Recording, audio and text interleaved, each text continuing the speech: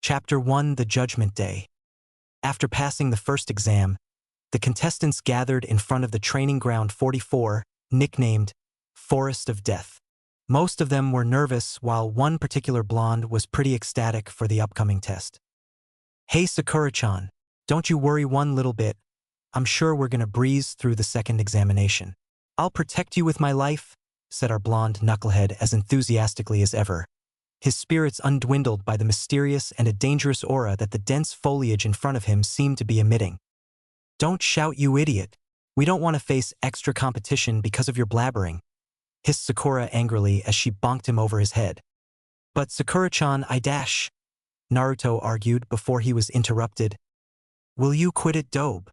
Seriously, you're such a loser," muttered Sasuke in a forced tone, his voice as calm as usual. "Shut up, team. I was only trying to lighten the mood here.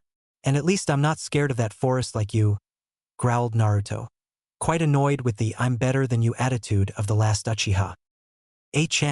Watch what you say, loser. I'm an Uchiha, an elite who has already awakened the Sharingan at such a young age. You don't even have a bloodline limit?" said Sasuke smugly with an arrogant smirk, making Naruto grit his teeth. "Yeah, watch what you say, Naruto baka.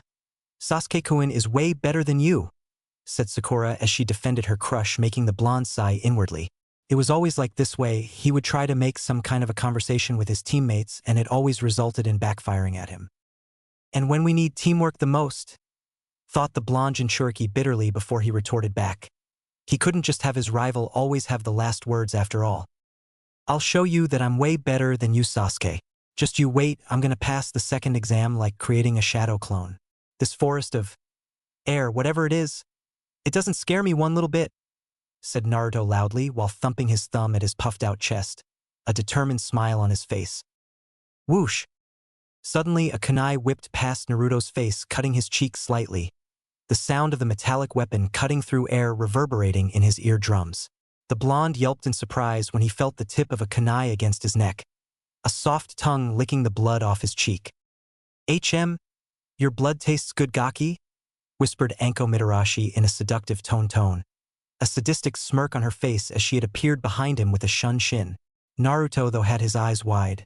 Her warm hands on his cheek combined with her seductive soft voice made a certain part of his anatomy twitch in response, heat reaching his cheeks as he gulped in a little bit of fear. "This proctor is crazy.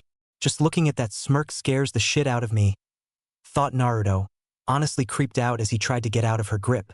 However, it would seem she was holding him to herself with an iron grip, her generous bust squishing against his back, making his blush grow darker in shade. "Be careful what you say, Genin-chan.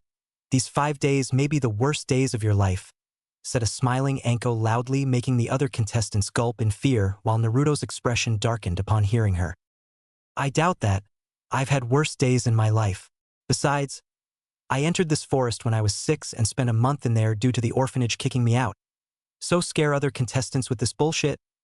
whispered Naruto a bit angrily, his voice low so that only the snake mistress could hear him. Anko's face, though, saddened after hearing him. She knew he held the QB. She was one of the few people who didn't see him as the prisoner, rather its jailer. She knew what the boy must feel every day, having to fight that demon to keep it at bay every second of his life, having to withstand the glares of the pathetic villagers, having to be made fun of his dream of becoming Hokage. After all, she too held the cursed seal thanks to that snake bastard, having nightmares every day, sometimes the cursed seal acting on its own, sending bolts of pain throughout her body, having to be called names like snake whore or snake bitch. It hurt very much, and she knew that pain with every fiber of her being. Anko wore the mask of some Fuscatic kunoichi enjoying torturing people, but that was far from truth though, because every time she interrogated someone, she would just imagine the face of Orochimaru in front of her and would start torturing like there was no tomorrow. She always followed Naruto whenever she had time, helping him from the mob of villagers who would beat and pick on him, but by transforming into an umbu. She feared that he would treat her like every villager, so keeping distance from him was the best choice she could come up with. And besides, even if she wanted to meet him, she couldn't. The Hokage had prohibited from meeting him after all, along with her other 3 best friends. She liked the boy's attitude, never giving up, never backing down from any challenge, having the strength to pick himself up whenever he failed. He was the only inspiration for her that kept her going, or she would have committed suicide a long time ago from pain the villagers caused her. More importantly, the Snake Sannin's apprentice along with her friends were the only one who knew of the mask the boy wore. Not even the Sandame knew about it. Also, over the years she had developed a crush on the boy, so latching on to any chance she got of any physical contact with him was in her must-do checklist like one at the present. Naruto-kun, you should drop that mask of yours. You cannot fool me, whispered Anko, letting her mask slip for a second, making Naruto freeze at the spot, his eyes widening. Wah dash, said the blonde in pure shock that someone had seen through him. I said Daro dash. She was interrupted when Akusa Nin appeared behind her, surprising her that a genin was able to sneak up to a prodigy jounin like her.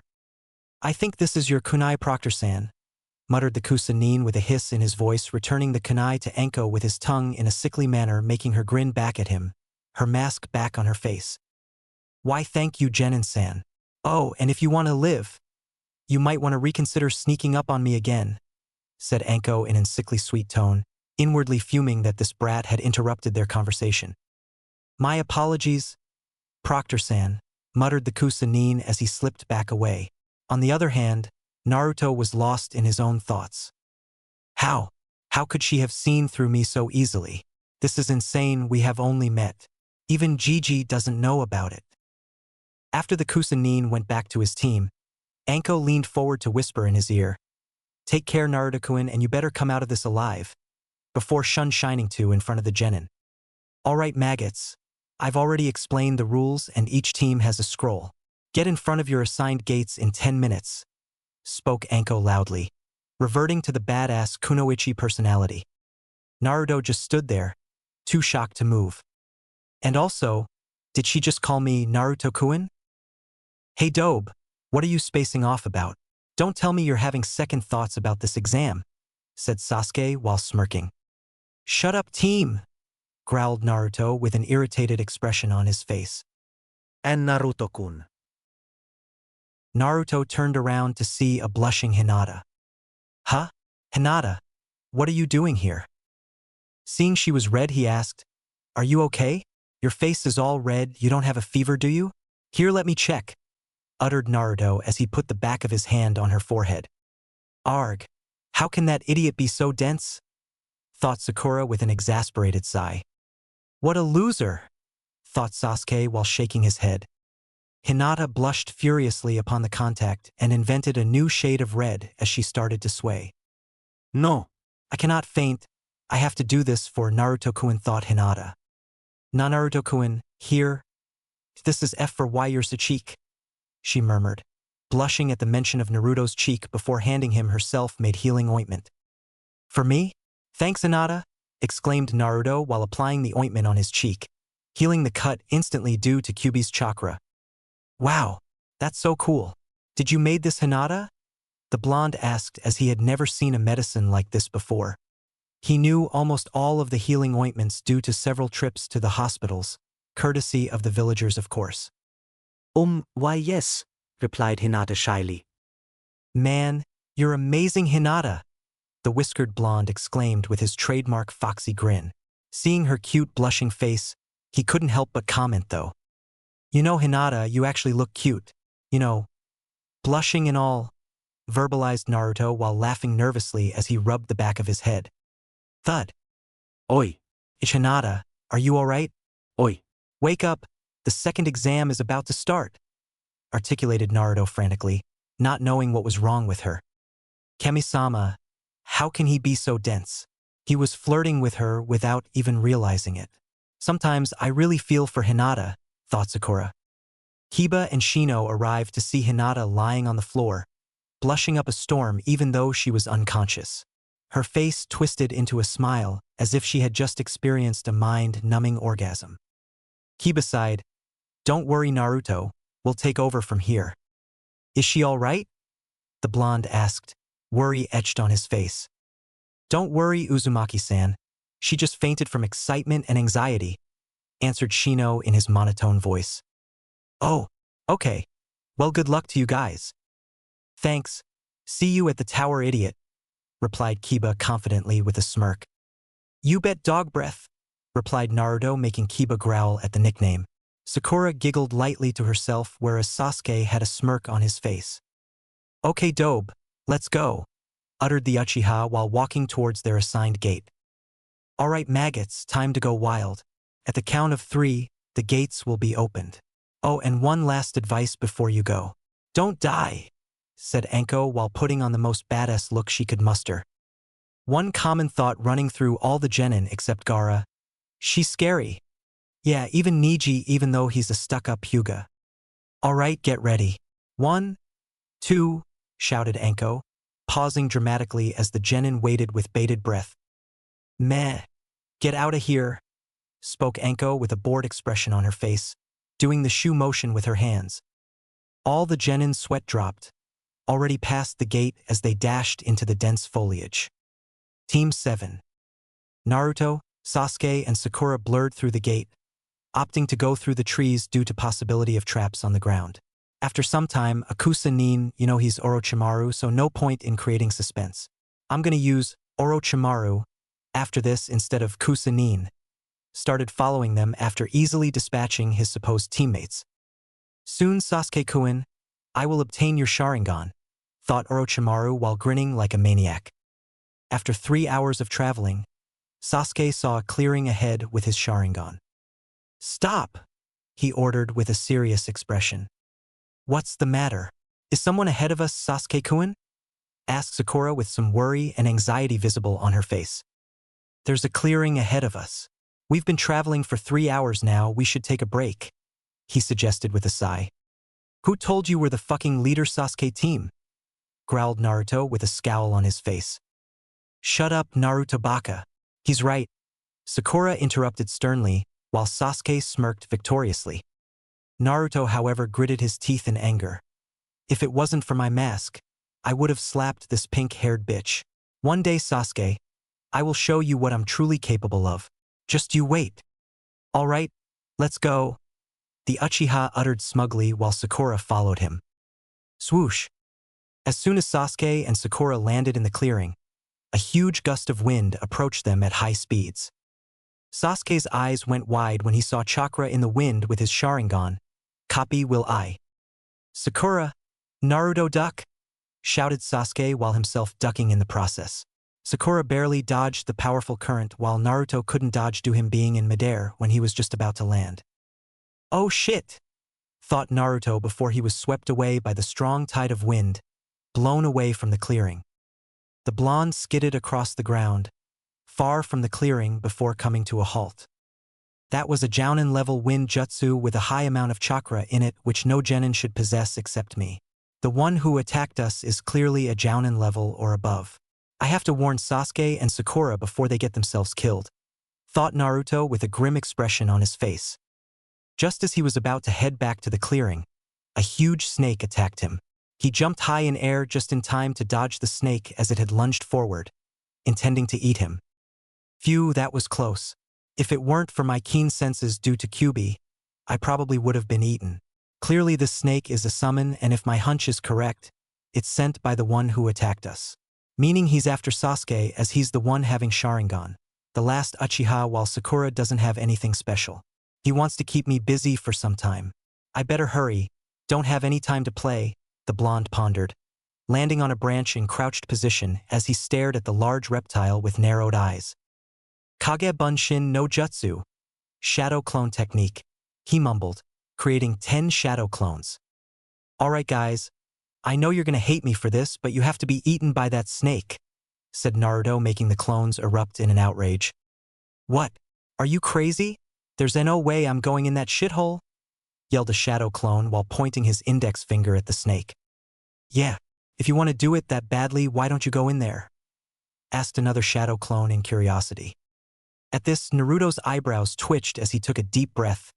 I'm the real one, so there's no point in me getting killed if I can use you. Now get hell outta here, you lazy bastards, or no ramen for you.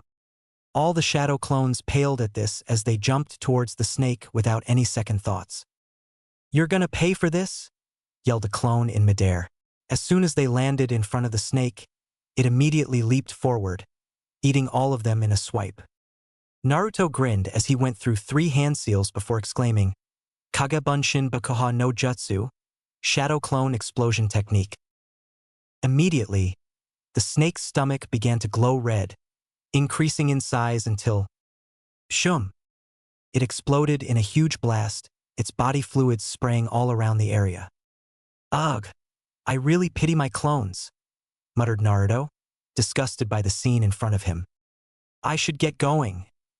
He spoke to himself before leaping in the direction of clearing where his team was. Sasuke and Sakura after Naruto was blown away.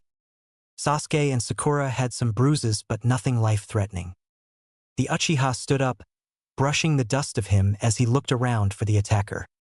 Hello Sasuke-kun, greeted Orochimaru, suddenly landing in front of the duo. Sasuke and Sakura's eyes widened upon seeing the same Kusanin from before. You are that Kusanin who returned the kunai to the proctor, the pink-haired genin pointed out in realization. Why yes little girl, and I know you guys have the heaven scroll in your possession, said Orochimaru. How did you dash? The Uchiha trailed at the end in surprise. So, you genin want the earth scroll huh? Asked the snake Sannin with a smirk, showing them the earth scroll before gulping it down his throat. Sakura almost threw up at seeing the sick display. If you want it, you'll have to fight me Sasuke-kun, the Sannin hissed while grinning, leaking large amounts of chakra. Sasuke and Sakura were immediately brought down to their knees, not being able to withstand the pressure as they panted due to the strain. This guy is way above genin level. We can't defeat him. We'll have to get out of here, thought the Uchiha in alarm. Orochimaru lowered his killing intent, wanting to fight the Uchiha. Both the Team 7's members were now breathing hard due to much-needed oxygen as they struggled to calm themselves down. Sasakura, when I say we will retreat, spoke Sasuke shakily with Sakura agreeing with him seeing that they could not handle this Kusa genin. Come on Sasuke-kun, don't tell me the last Uchiha is just a lowly genin, mocked Orochimaru, trying to rile up the last Uchiha. Sakura now, yelled Sasuke as the duo started to run in the opposite direction as fast as they could. So, you're weaker than Itachi after all, any Sasuke-kun? Upon hearing this, Sasuke stopped dead in his tracks. Well, that worked, thought the Sannin in amusement. What did you say? Growled Sasuke with barely contained rage in his voice. You are weaker than Itachi, Sasuke-kun. At your age, he was an Umbu while you still are a lowly genin. You have 2 tomos in your Sharingan while Itachi's Sharingan had fully matured by now. You are nothing compared to Itachi Sasuke-kun. You'll never be able to beat him and avenge your family. Even Naruto-kun is stronger than you. This made the Uchiha see red as he clenched his fists, gritting his teeth while glaring at the Sannin with his eyes blazing with Sharingan. I'm going to kill you, shouted a raging Sasuke as he dashed towards Orochimaru, eyes ablaze with his clan's Jujutsu, hate clearly evident in his eyes at the mention of Itachi and Naruto being stronger than him. Sasuke-kun, no, shouted Sakura, her plea falling on deaf ears. Upon reaching him, Sasuke went through a flurry of punches and kicks, going all out. Frontal attacks like these won't work Sasuke-kun, spoke a smirking Orochimaru, fluently dodging Sasuke's every single strike like a snake. Sasuke went for a right uppercut when Orochimaru flipped backwards, landing gracefully before dashing forward again. He aimed a blurred kick at Sasuke's midsection who dodged it barely before jumped backwards using chakra beneath his feet. If it wasn't for your Sharingan, you would have the air knocked out of you Sasuke-kun, the Sannin mocked with a cold chuckle making Sasuke growl, frustrated that he was not able to land even a single blow on him. Let's move this up a notch, shall we? Uttered the snake Sannin, the smirk ever present on his face. Sasuke's eyes widened when Orochimaru disappeared from his view. Wham! He felt an immense pain at his rib section, currently flying back at high speeds before crashing into the bark of a tree, getting the wind knocked out of him courtesy of the Kusa-nin appearing out of nowhere to deliver a powerful kick to his ribs. Sasuke spat some blood from his mouth, trying to stand as his legs wobbled a bit. What was that? I didn't see him move even with my Sharingan and his kick felt stronger than even Kakashi-sensei's, thought Sasuke in surprise. You are a disappointment Sasuke-kun. Do you really think you can kill Itachi at this level? It wouldn't even take him 5 seconds to beat you like this. The Sannin again mocked with a neutral expression on his face. Are you alright, Sasuke-kun? Asked a worried Sakura. She turned her head to glare at Orochimaru for hurting her crush like that. You want something, little girl? Asked Orochimaru in amusement, never leaving his eyes off Sasuke.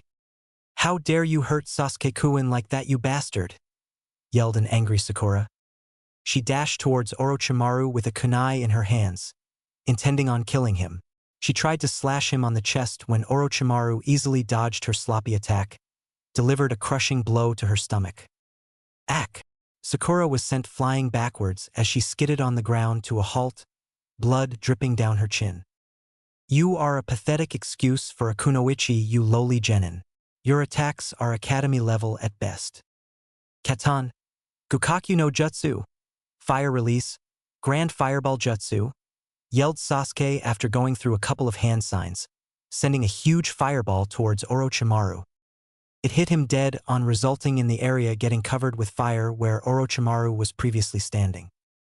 Sasuke smirked while panting as he had spent a lot of chakra on that last attack. That'll teach him to mess with an Uchiha, he thought smugly, a confident expression on his face. After the smoke cleared, Orochimaru stood there with 3-degree burns while the skin on his face was currently torn off to reveal a pale skin, eyes yellow with slitted pupils. Sasuke's eyes widened as he saw his face. What is he? Nice try, Sasuke-kun, but you'll have to do more than just basic jutsus, said a laughing Orochimaru before dissolving into mud. What? A mud clone? Thought Sasuke while frantically searching for the Kusanin with his Sharingan. Sasuke-kun. Behind you! Yelled an injured Sakura, making his eyes widened upon hearing her. You shouldn't let your enemies get behind you, Sasuke-kun, whispered Orochimaru in Sasuke's ear from behind. The Uchiha quickly turned around to receive a bone-shattering punch to his face as he was sent flying back. He flipped several times in midair due to force of the punch, rolling roughly on the ground before skidding to a halt. He could now feel several of his bones crack due to his roughly landing, coughing more blood along some teeth. Sasuke-kun, are you all right? Yelled a worried Sakura. Does it look like I'm all right? He shouted back in frustration, wiping the blood off his chin. Let me ask you, do you want power, Sasuke-kun? Asked Orochimaru with a serious expression on his face now.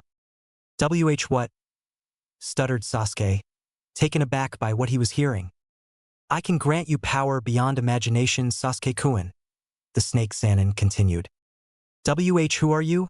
Asked Sasuke, clearly terrified of this mysterious entity. Orochimaru peeled off the Kusagenin's skin to show his pale complexion face. My name is Orochimaru of the legendary Sannin, he answered, a grave expression on his face. Sasuke and Sakura's eyes widened upon hearing this. No doubt we were no match for him. He's a freaking Sannin, thought Sasuke, having read about them in the academy. He must be the traitor the textbooks didn't mention about, thought Sakura in realization. What do you want with me? The Uchiha asked shakily. You'll know in due time, Sasuke-kun. For now, I'll leave you a parting gift, said Orochimaru with a smirk before his neck elongated to impossible lengths, giving Sasuke a hickey. Air bit him on the side neck before retracting his head. Sasuke screamed in pure agony, clutching his neck with his hand before falling on the ground unconscious. 3 black tomos forming a circle could be seen where Orochimaru bit Sasuke, indicating a heaven's curse seal. What did you do, Tio, Sasuke-kun, you freak? Shouted a horrified Sakura. Just a little gift. In time, he'll seek me for more power. Now, it's time for you to die, you annoying pest, spoke Orochimaru before dashing towards Sakura, intent on killing her, making her eyes widen in fear. Orochimaru was halfway through when a kunai attacked with a paper bomb landed just in front on him, though at a safe distance from Sakura. A paper bomb, thought Orochimaru. Boom! Before shining backwards just in time to avoid the blast. Looks like I made it just in time, spoke Naruto, currently standing on tree branch above Sakura. Naruto, what took you so long? Yelled a relieved Sakura, happy to see the blonde for the first time in her life. I had to take care of an annoying pest, courtesy of our friend Orochimaru here. The the blonde uttered as he landed in front on Sakura, who was still lying on the ground due to being injured. Ah, Naruto-kun, I was beginning to think you died out there. But I'm curious. How did you know I'm Orochimaru? I'm pretty sure the academy doesn't tell about me except Jiraiya and Tsunade, and you were not here when I told Sasuke-kun, asked Orochimaru, intrigued by the Jinchuriki. Well, your pale snake-like face is a dead giveaway. And Gigi told me about you too, the whiskered blonde answered.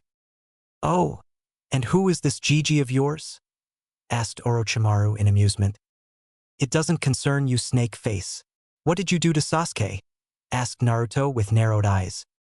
He's just unconscious as he couldn't take me on. I'm hoping for a better challenge from you, Naruto-kun. The Sannin verbalized with a cold, playful smirk. I am no match for him. I have to stall him and hope the guards around here were alerted due to such high amount of chakra he used in that wind jutsu, thought Naruto with a grim expression on his face. What are you waiting for, Naruto-kun? Don't tell me you're scared, mocked Orochimaru, amused by the Jinchuriki's lack of answer. Shadow clones and exploding shadow clones wouldn't work against a Sannin. Guess I have to use that style, although it's quite risky. But it can stall him for some time due to the element of surprise, thought Naruto, beads of sweat rolling down his forehead as he closed his eyes. All right, Naruto-kun, if you just want to stand there, then allow me to key dash. Orochimaru stopped when he saw red chakra start to leak out of Naruto, his hair becoming more spikier, his whiskers more defined now, eyes turning from cerulean blue to crimson red with black slits in the middle while his nails and canines became elongated, pointed at the edges. The ground he was standing on cracked under the pressure of demonic chakra, creating a small crater greatly shocking the snake Sannin. How is this boy intentionally using the Kyuubi's chakra? It's not possible for any Jinchuriki to control a Bijuu's chakra at such a young age. This boy is supposed to be the dead last of his generation. How can he control the bloodlust that the Kyuubi is emitting right now? Still, he's no match for me, but the power he's radiating is at least mid-jounin level. It's a relief I created a sound and chakra barrier around this clearing, or else everyone in the village would have sensed the foul chakra. I suspected the boy to use a bit of Kyuubi's chakra, but not like this, thought Orochimaru, clearly amazed by the Jinchuriki. This chakra, I've felt it before in the wave country while we were on the bridge. Feels so dark and evil. How can Naruto have two types of chakra? Normal chakra is blue and barely visible, yet this chakra is red and clearly visible. Naruto, what are you hiding from us? Thought Sakura in wonder. All right, I cannot remain in this state for long. I have to stall him for as long as possible, thought Naruto with gritted teeth. All right, you bastard. You want a better challenge, that's what you will get, exclaimed Naruto in a demonic tone, getting down on all fours with one tail of red chakra waving behind him. He dashed towards Orochimaru at such speeds that even Rock Lee would have hard time following him with his weights off and third celestial gate open. To Sakura, he was a blur. Orochimaru was surprised by his speed, but quickly composed himself as he met the Jinchuriki in a clash, locking both of his hands with Naruto's, forming a crater beneath them due to the force of the impact. For a boy, his strength is amazing, even for a Jinchuriki, thought Orochimaru, surprised at the blonde's strength. The Sannin's eyes widened when he saw the red chakra tail coming towards him. He immediately ducked down, although barely releasing the hand's lock in the process. Naruto used his tail to support himself on the ground while he was in midair and went for a kick at Orochimaru's face. The Sannin caught his leg and hurled him upwards. Naruto regained his balance while in mid-air and placed his foot on a tree's bark. Using it as a springboard, he launched himself at high speeds towards Orochimaru while forming a hand sign, crisscross. Kage Bunshin no Jutsu? Exclaimed Naruto as 10 shadow clones appeared, each having the same chakra cloak and heading onto a collision course with Orochimaru along with the original. Orochimaru smirked as he just stood there. Futon, Kukaburasudo no Jutsu, wind release, air blast technique, he muttered, firing a concentrated blast of wind-natured chakra towards Naruto and his clones. Poof! NNGH. All his clones were dispelled instantly while he was sent flying back. Wham! The blonde slammed into a rock boulder, his eyes widening in pain. He didn't even use any hand seals for that jutsu. I have to resort to taijutsu. I'm no match for him in ninjutsu and I don't any jinjutsu, thought Naruto while standing up shakily, the chakra cloak still covering him. I'm surprised you can stand after that blow, Naruto-kun, spoke Orochimaru, deeply impressed by the boy's endurance. Naruto said nothing as he dashed towards the snake Sannin, again engaging him in a fierce taijutsu battle. They were a blur to Sakura as they traded blows with each other, punch for punch, kick for kick, sending strong currents of winds throughout the clearing. Sakura was bracing herself from the violent winds, still lying on the ground. I can't even see them. Was Naruto always this strong? Sasuke-kun is no match for him. Am I the weak link of our team? Thought Sakura, now regretting every time she hit Naruto and thought of him as annoying on the line to save her, or she would have died a while ago. Naruto winced when he felt his muscles straining under the pressure of Kyuubi's chakra. I can't last for much longer now. It's now or never, the blonde thought as he jumped back to create some distance between him and Orochimaru. Alright, here we go. Demonic Fox Claw, muttered Naruto to himself. I've never heard of a style with that name, thought Orochimaru in curiosity. Naruto opened his fists and crouched his fingers, making claw-like hands because of his elongated nails. His one arm was in front of him while the other was behind him, pointing it upwards, making an approximately 30-degree angle with the horizontal. His knees were slightly bent, demonic chakra, Yuki, concentrated on his nails, which were now a denser red in color, thus settling into his taijutsu stance. He then dashed towards Orochimaru on all fours and upon reaching, unleashed a flurry of claw strikes with a fox's agility. What is he doing? He's only trying to slash me. His nails cannot do enough physical damage, thought Orochimaru while dodging his strikes. Meanwhile, Sakura had slipped into unconsciousness due to fatigue and her injuries. When one of Naruto's nails slightly slashed one of Orochimaru's hands, Naruto smirked and flipped backwards. What's so funny, brat?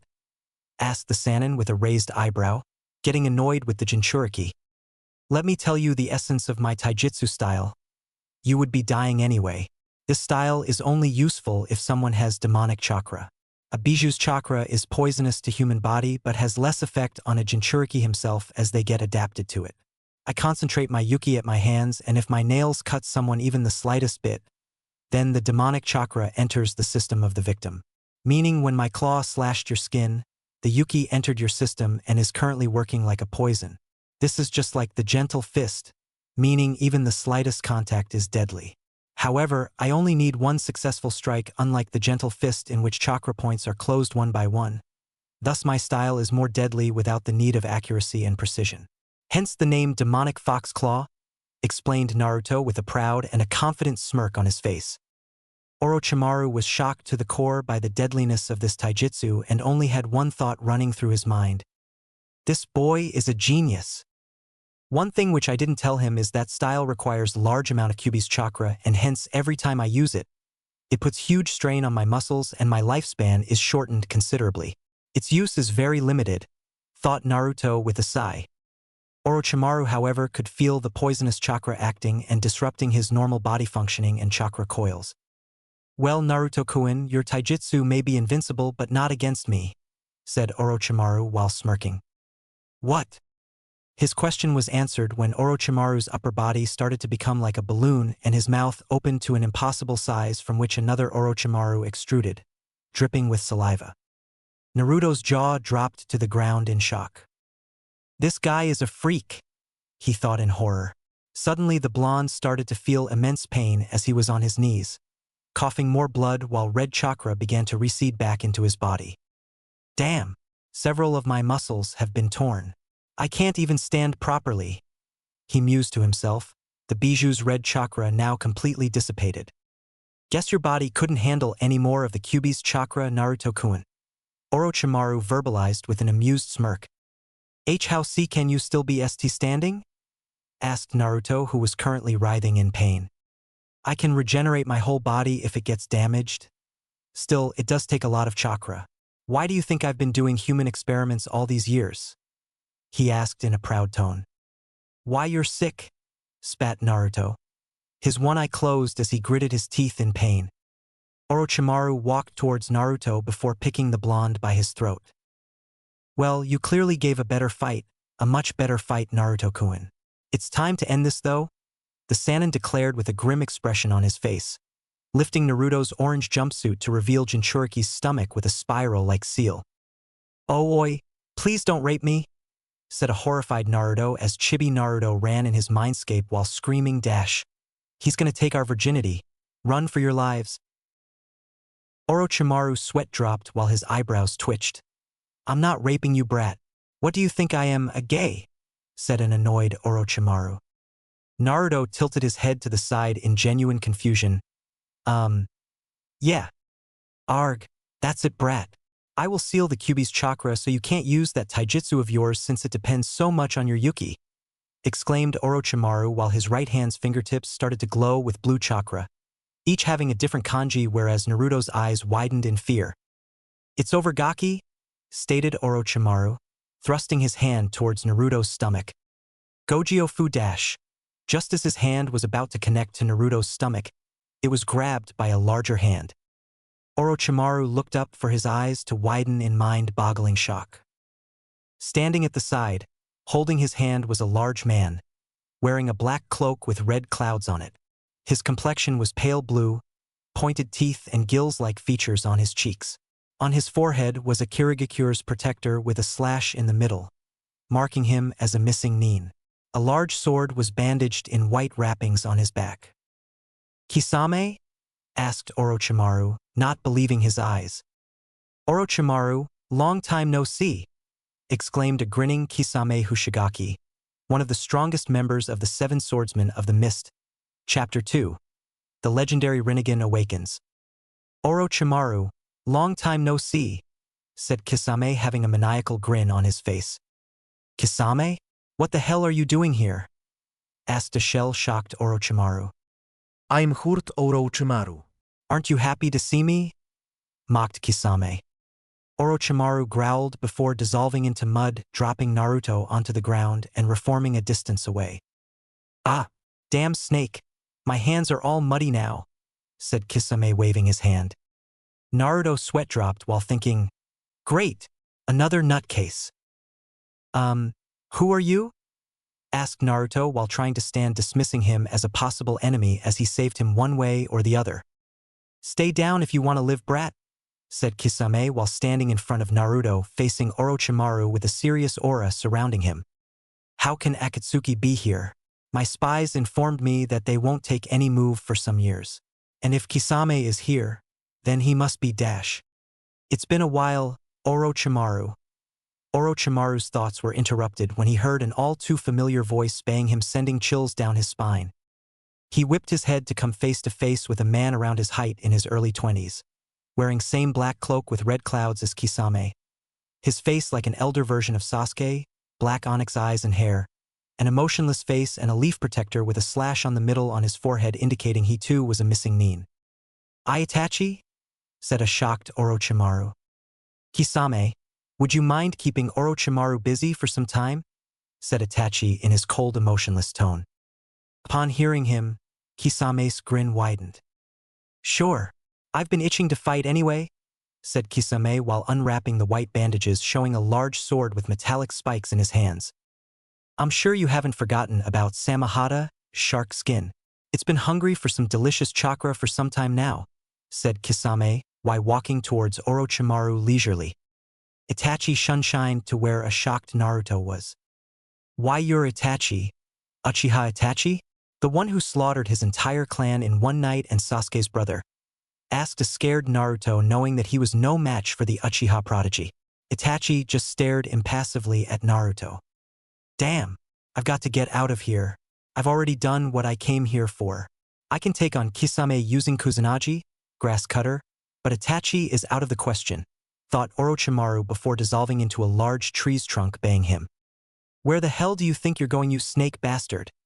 yelled Kisame dashing towards the tree where Orochimaru dissolved. "Leave him, Kisame. He's a master of camouflage jutsu. There's no point in chasing him. He's already gone past the barrier. Besides, we came here for Naruto-kun," said Itachi. "Fine. But next time I see that snake, I'm gonna shove Samahata up his ass," growled Kisame. What do you want with me?" asked Naruto fearing for his life. Itachi closed his eyes to reveal a fully evolved Sharingan. 3 tomos in each eyes which turned into a black shuriken. There's a 4th stage to Sharingan, thought a gaping Naruto. This is Manjikyu Sharingan, kaleidoscope copy will I, Naruto-kun, said Itachi as if reading his thoughts. Are you here to kill me? Said Naruto, who was scared shitless now and in pain due to his muscles being teared. I'm sorry for what I'm about to do, Naruto-kun, but this is the only way, said Itachi, regret visible in his eyes as he stared into Naruto's eyes. Tsukiyomi, goddess of the moon. Naruto's eyes widened as the world around him faded. World of Tsukiyomi. He noticed that he was tied to a cross-like post, sky blood red with a moon. In front of him stood Itachi with a wakizashi. This is the world of Tsukiyomi where I control everything. For the next 72 hours I will kill the people you care most about in front of you repeatedly until you awaken it, said Itachi. Awaken what? Said a confused Naruto. Itachi said nothing as Hiruzen Sarutobi appeared in front of Naruto. Gigi, what are you doing here? Get out of here, yelled Naruto. I've always thought of you as my grandson Naruto-kun, said the aged Hokage with serene smile on his face. Itachi starting moving towards the Sandaime Hokage. I know, but we don't have time for this. Itachi is right behind you, yelled Naruto, getting restless by the second as Itachi approached the Hokage. When Itachi reached him, he lifted the wakizashi. No. Ji, behind you. Itachi, I swear if you even toe you dash. Naruto was cut off as blood splattered all over his face, the beheaded Hokage's head falling at Itachi's feet in a pool of blood. Tears started pouring out of Naruto's eyes as his mind went into overdrive. Why you killed him? Why you killed my Gigi? I'm going to fucking kill you, bastard. Naruto. Tears freely leaking out of his eyes as he violently thrashed against the invisible bindings trying to break free. Then suddenly Ayame and Tuchi appeared in front of Naruto. Naruto-kun, I've always considered you my Otudo, said Ayame with a sweet smile on her face. Hey kid, ramen's on the house today? Said Tuchi, offering him a bowl of ramen. Oh no, no, no, no, no, not you too Ayame-chan, Ojisan. Please Kami and O, shouted Naruto, desperately trying to break free. Naruto tried to close his eyes but found that he couldn't. Once again, he was forced to watch as Tuchi and Ayame were beheaded in front of Naruto. Blood again splattered all over Naruto and Itachi, the ramen mixing with the pool of blood. Nu, please, stop it. I beg you. If you want to kill me, just get it over with, cried Naruto in desperation, tears rolling down his blood-laced face, not being able to bear to see his loved one die. I'm sorry, Naruto-kun, but I have to do this. Kushina-sensei, I will not fail your son unlike Hatake, thought Itachi. Itachi winced as he saw the murderous glare Naruto was giving him, his eyes full of hatred and disgust. I hope he does not walk the same path which my idiot of a brother took, thought Itachi, apparently disappointed in his brother, for he was walking the same path all the Uchihas in the past took. Superiority practically was Sasuke's middle name. Well, back to Itachi's torture session. Naruto's eyes widened when a person appeared he really didn't want to be killed. And Naruto-kun, I love you, said a sweetly smiling Hinata with a cute blush on her face. Naruto was shocked upon hearing the confession. He was not surprised by the confession itself, but rather how Itachi knew she loved him. How did you know? Asked Naruto, staring at Itachi's, his eyes red and cheeks stained due to a mixture of blood and tears. I did not know, Naruto-kun. Tsukiyomi automatically reads the mind of the victim, finding the ones he cares most about or loves deeply, said Itachi, glancing at Hinata while saying the last part. Yes, Naruto knew Hinata loved him and loved her very much, even though he acted like a dense idiot. It was just a part of his mask to act like a moron, being oblivious to Hinata's feelings. Due to his heightened senses, he could easily feel the presence of Hinata every time she followed him. What Hinata didn't know was that sometimes Naruto followed her too, curious to know about his stalker, what she liked, what she disliked, her hobbies, etc., and over time fell in love with her. He loved her smile, her kindness, her scent, her lavender eyes, Her blue hair, everything about her. She was the purest soul he knew. And now to watch her get killed in front of him, he could not even bear to think about it. Damn it. I'm sorry, Hinata-chan, said Naruto while fresh tears leaked from his eyes. I couldn't protect my precious ones. What good of a Hokage would I become? Said Naruto in a heartbroken tone, like his world was shattered in front of him. It's over for her, Naruto-kun, said Itachi as his sword pierced through Hinata's heart, instantly killing her. Blood oozed out of Hinata's mouth, light leaving her eyes as her body dropped in a pool of blood and laid there motionless. Naruto's face went blank as his mind still couldn't believe that his Hinata-chan was now dead. A few moments later, seemingly never-ending tears started falling from his face. Hinata-chan is dead, thought Naruto over and over again. A few moments later, pure white chakra started leaking out of Naruto's body, forming a chakra cloak around him. Itachi smirked at seeing the white chakra. Great, it worked. He's awakening it. Our plan dash.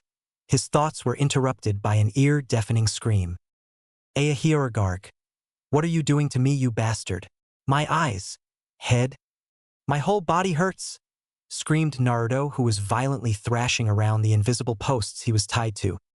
I'd better end Tsukiyomi now. I have to preserve as much chakra as I can, for we need to come back here in a few minutes, thought Itachi before ending the genjutsu. Outside the clearing, Kisame had no idea what was going on. 1 second, Itachi and the blonde brat were standing, and the next, white chakra was leaking out of the brat's body while he was screaming in pain. Tsukiyomi is not supposed to do that, is it?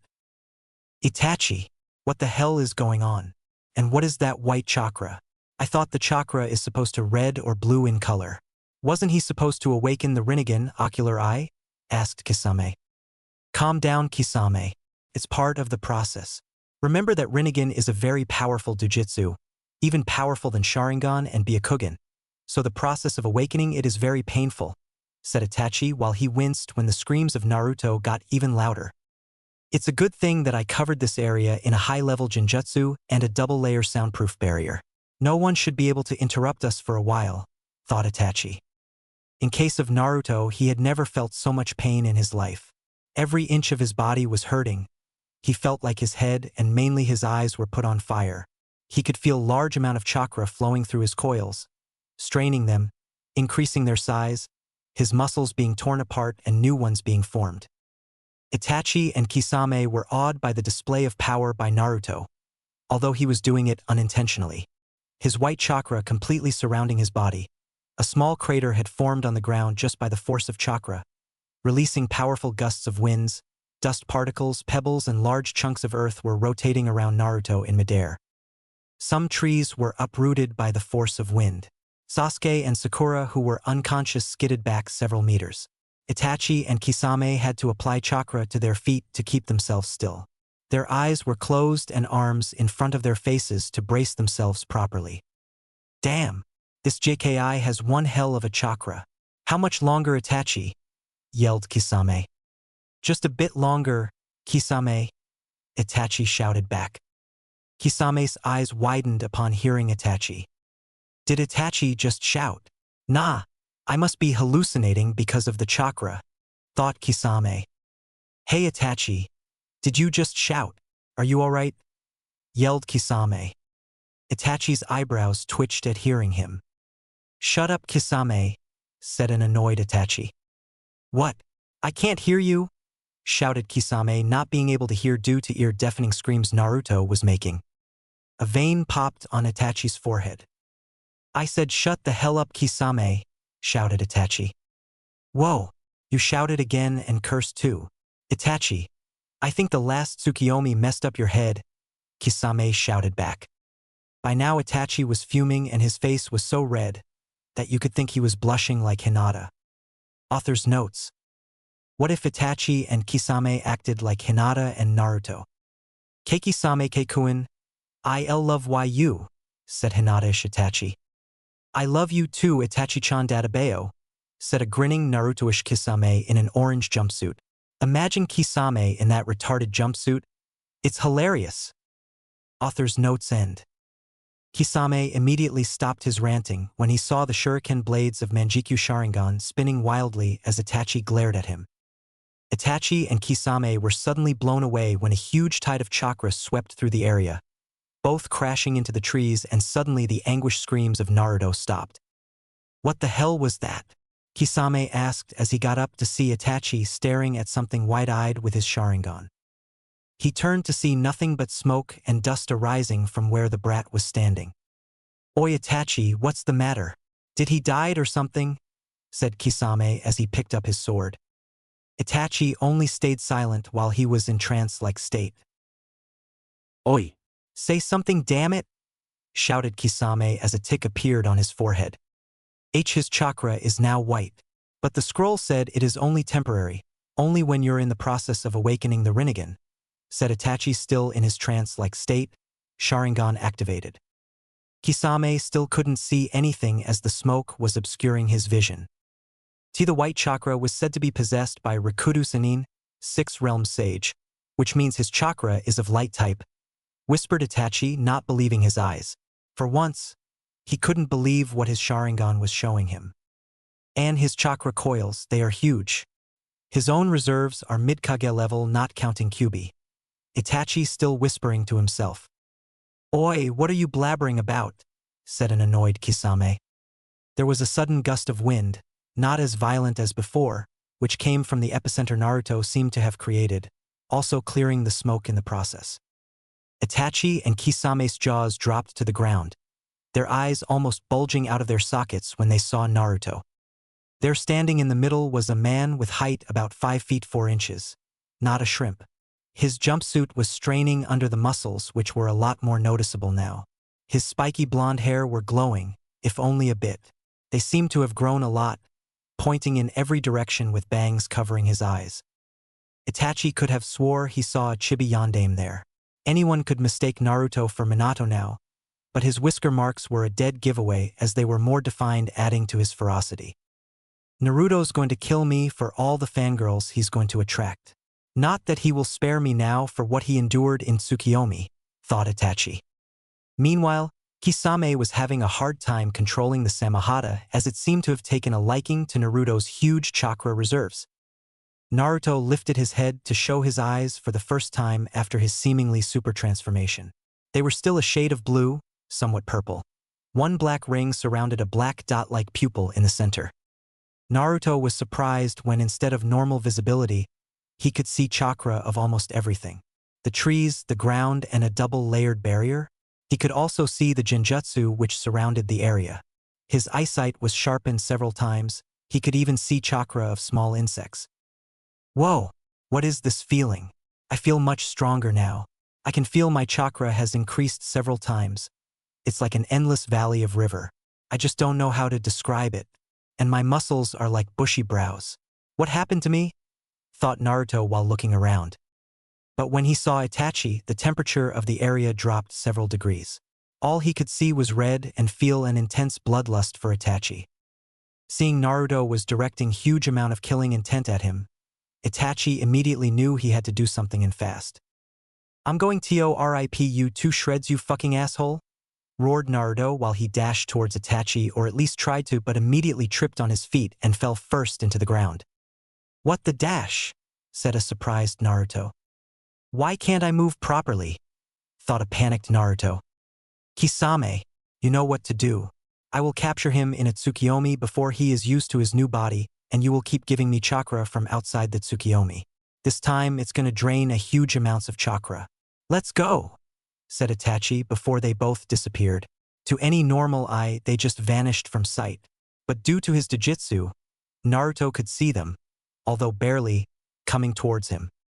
Kisame appeared baying Naruto, picked him and held him in a bear hug-like grip from behind. Itachi appeared in front of Naruto, staring him in the eyes. "What are you dash?" Naruto was cut off. "Tsukiyomi." "Oh shit, not again," thought a groaning Naruto as forest around him faded. "Here you go, Itachi," said Kisame, keeping his right hand on Itachi's shoulder, and started giving him his chakra while he held on to Naruto with one arm. World of Tsukiyomi. Naruto again found himself tied to same posts with same red sky and same moon with Itachi standing in front of him. "What do you want, Itachi? Why am I here again?" spat Naruto. Itachi sighed. "All right, Naruto-kun. From this point you will listen to me," said as he placed a silencing jutsu on Naruto. "You've noticed the changes in your body, haven't you?" asked Itachi. Naruto went wide-eyed after hearing him. "You can shake your head, Naruto-kun," said Itachi. "His eyes are just like pain. The only difference is that he has 3 rings and Naruto has 1 ring," thought Itachi while observing Naruto's Rinnegan. Naruto nods. "Now I want you to close your eyes. Concentrate and tell me if you feel chakra in your eyes," said Itachi. Naruto narrowed his eyes at Itachi. "Please believe me, Naruto-kun. If you don't believe me, then look at this scroll," said Itachi while showing him a scroll. Naruto's eyes widened upon reading the scroll. It said, "Dear Naruto-kun, "I know you are thinking Itachi killed us, but it was just a high-level Genjutsu Tsukiyomi, an ability granted to the Uchihas when they acquire the Manjikyu Sharingan. It affects all your 5 senses, plus your perception of time. So whoever was killed is alive and well. Now, as a genin of Konohagakure no Sado, I order you to fully cooperate with Uchiha Itachi and his companion Hoshigaki Kisame.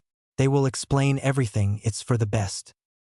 Your Jiji, Hokage of Konohagakure no Sado." Beneath was the official stamp of the Hokage. Tears of relief started flowing from Naruto's eyes. "Thank you, Kami. Thank you, Kami. Everyone's alive. Hinata-chan too," thought Naruto happily, like he was just offered ramen on the house. "Now, do what I told you, Naruto-kun," said Itachi while putting back the scroll. Naruto nodded as he closed his eyes and started concentrating. "Do you feel any chakra?" asked Itachi. Upon seeing Naruto nod, Itachi explained, "That's what it feels like when you have a Dojutsu.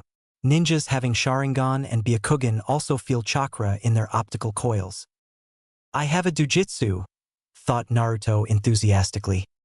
"You, Naruto, have one of the strongest Dojutsus ever seen, the Rinnegan, which was said to be possessed by the Sage of the 6 Paths. I presume you know about the creator of ninjutsu," said Itachi. Naruto nodded. Finally, those secret hours of boring reading in the library is coming in handy, thought Naruto. Now your Rinnegan can be turned off like Sharingan and Byakugan. To deactivate it, close your eyes and try to remove chakra from your eyes. "It's pretty easy, try it," said Itachi. Naruto nodded and closed his eyes. After a few moments, he opened his eyes to show the same cerulean blue color. "Your Jujutsu is far stronger than Sharingan or Byakugan, but that doesn't mean you are stronger. You are only mid-Chunin at best right now," said Itachi seriously. Upon seeing Naruto nod, Itachi continued. "Before I go any further, I want you to promise me that you would not show any hostility against me when I unbind you. Or else, you know what I can do to you in Tsukiyomi?" said Itachi seriously, while his Manjikyu Sharingan spun wildly to make his point clear. Naruto gulped and nodded frantically. "Geez, he's even scarier than that crazy proctor," thought Naruto. Immediately, the cross posts that were holding Naruto disappeared while Itachi undid the silencing jutsu. Naruto fell on the ground. He tried to stand but found it difficult as he was not able to control his body movements properly. When he stood, his legs became wobbly and he fell/sat on a chair. "Where did this chair come from?" asked Naruto aloud. "In Tsukiyomi, I control everything including space and time. I can make anything happen here," said Itachi, amused by the blonde's perplexed expression. "Cool. This jutsu is amazing. I wish I could do this technique," said Naruto giddily. "All right, Naruto, do you have any questions before I continue, because I don't want to be interrupted when I speak?" said Itachi seriously. "Right, I have many questions. Let's start. Why the hell can't I control my body properly? Why did you torture me by making me see my precious people getting killed? Who is that shark face with you? Why are you wearing matching costumes? Why did Orochimaru attack Sasuke? Why did we come in this Tsukiyomi again? Why did Jiji ordered you to do this? I thought you were a missing Nin. And if you're still following the Hokage's orders, That means you're a good guy. And if you're a good guy, why did you slaughter the entire Uchiha clan? And if you had to kill them, why didn't you kill Sasuke team? Seriously, he's such a pain in the ass, shouted Naruto before panting to catch his breath. Did the Rinnegan expanded his vocal cords too? Thought Itachi with a raised eyebrow. Well, first I will answer those questions which are not linked to your Jujutsu. Before I answer these questions, I want you to know that some of the answers are SS class secrets instated by the Sandaime-sama. So you'll have to keep the answers to yourself only. Do you understand, Naruto-kun? Asked Itachi. Upon seeing Naruto nod, Itachi closed his eyes and continued. Many years ago, Konoha was formed by the Uchiha and Senju clan. The leaders of these two clans were Uchiha Madara and Senju Hashirama. Both wanted to be the Hokage, but ultimately, Senju Hashirama was chosen to become the Shodaime Hokage. Wanting to throw a coup, Madara tried to coax the Uchiha clan members into joining him. They, however, strongly influenced by the Shodai's words, didn't join him. Fueled with anger and betrayal, the leader of the Uchiha clan left the village. After some years, he came back to destroy Konoha, which led to the duel between Hashirama and Madara. It is said that Madara died in that battle, but I have my suspicions. After that, the Nidaime was chosen as Senju Tobirama, brother of Senju Hashirama, then the Sandaime Hokage and then the Yandaime Hokage. But not a single Uchiha ever became the Hokage. This hurt the pride of Uchiha clan greatly, and some years after the Kyuubi attack, they started planning a coup d'etat against the Sandaime Hokage. I became aware of their plans and found that the whole Uchiha clan was involved except some few people like Sasuke and my mother, so I reported to the Hokage. I was given a S-ranked mission to annihilate the entire Uchiha clan, but inwardly I knew that I wouldn't be able to kill Sasuke and my mother. But before I could stab that bastard of my father, he pulled my mom in front of him. It was too late for me to stop the attack and she was killed. She was an excellent shinobi and probably stronger than Fugaku, but due to the situation she was caught off guard, or she could have easily stopped me. I put Sasuke in a comatose state for 2 weeks using Tsukiyomi and made him believe only power mattered to me. I intended for him to hate me and not follow the path what my arrogant ancestors took, but instead he became a power-hungry Uchiha. Now I'm regretting my decision to let him live, explained Itachi with a sigh. Naruto was shell-shocked as he came to know the circumstances behind the Uchiha massacre. That was really a huge sacrifice on your part for the village. You have my utmost respects. I'm sorry for calling you a murderer before, said Naruto in regret. No need to apologize, Naruto-kun. It's nothing compared to what I did to you in Tsukiyomi before, said Itachi, dismissing his apology. But who is your partner? Asked Naruto, still sitting on the chair. He is Kisame Hoshigaki, one of the members of the 7 Swordsmen of the Mist. Don't worry, he's on my side. We both are a part of an organization called Akatsuki. It's a group of very strong S-ranked missing nins which aims to collect all the 9 bijou in the world, said Itachi. Naruto's eyes widened upon hearing him. But we won't let them do anything to you. Kisame and I are assigned to capture you, so you're safe for now. We are acting as undercover agents for the Hokage and report to him about the Akatsuki's movements. The black cloak with red clouds signifies we are the members of Akatsuki. Akatsuki members always travel in pair, supporting each other's abilities, and hence it's difficult to defeat them, said Itachi. But what does this organization wants to do with all the tailed beasts? Asked Naruto. Even we don't know its true motives, but whatever it is for, it sure is not good, said Itachi grimly. Okay, so far I understand, but I still can't understand why did Gigi ordered you to come here in the middle of Chunin exams? Asked a confused Naruto. Hokage-sama wanted you to awaken your bloodline limit as soon as possible because of the growing threat the Akatsuki poses, and after seeing Orochimaru today, I believe it was the right decision. But still, he took a gamble as he was not sure if you would awaken it. You need to get strong as fast as possible, Naruto-kun, for you're no match for Orochimaru or the Akatsuki right now, said Itachi. Naruto nodded with pure, undeterred determination in his eyes. As for why Hokage-sama particularly sent me to awaken your bloodline, it's because to activate Rinnegan, one must see the people he cares the most about die. But Hokage-sama couldn't do that to you, so he sent me to use Tsukiyomi on you, make you see your loved ones die and in the process activate Rinnegan. It was an ingenious idea if I must say so, said Itachi. Wow, Gigi's really smart, ain't he? Said an impressed Naruto while Itachi nodded. Now comes the important part. After seeing Orochimaru attack your squad, I'm suspecting he is planning something big, so you're gonna need everything to tackle whatever there is for you in the future. Hokage-sama also ordered me to train you Naruto. Right now? Said Itachi while Naruto's eyes widened. But, I don't have time to train. Chunin exams are going on, remember? Said a confused Naruto while Itachi smirked at his perplexed face.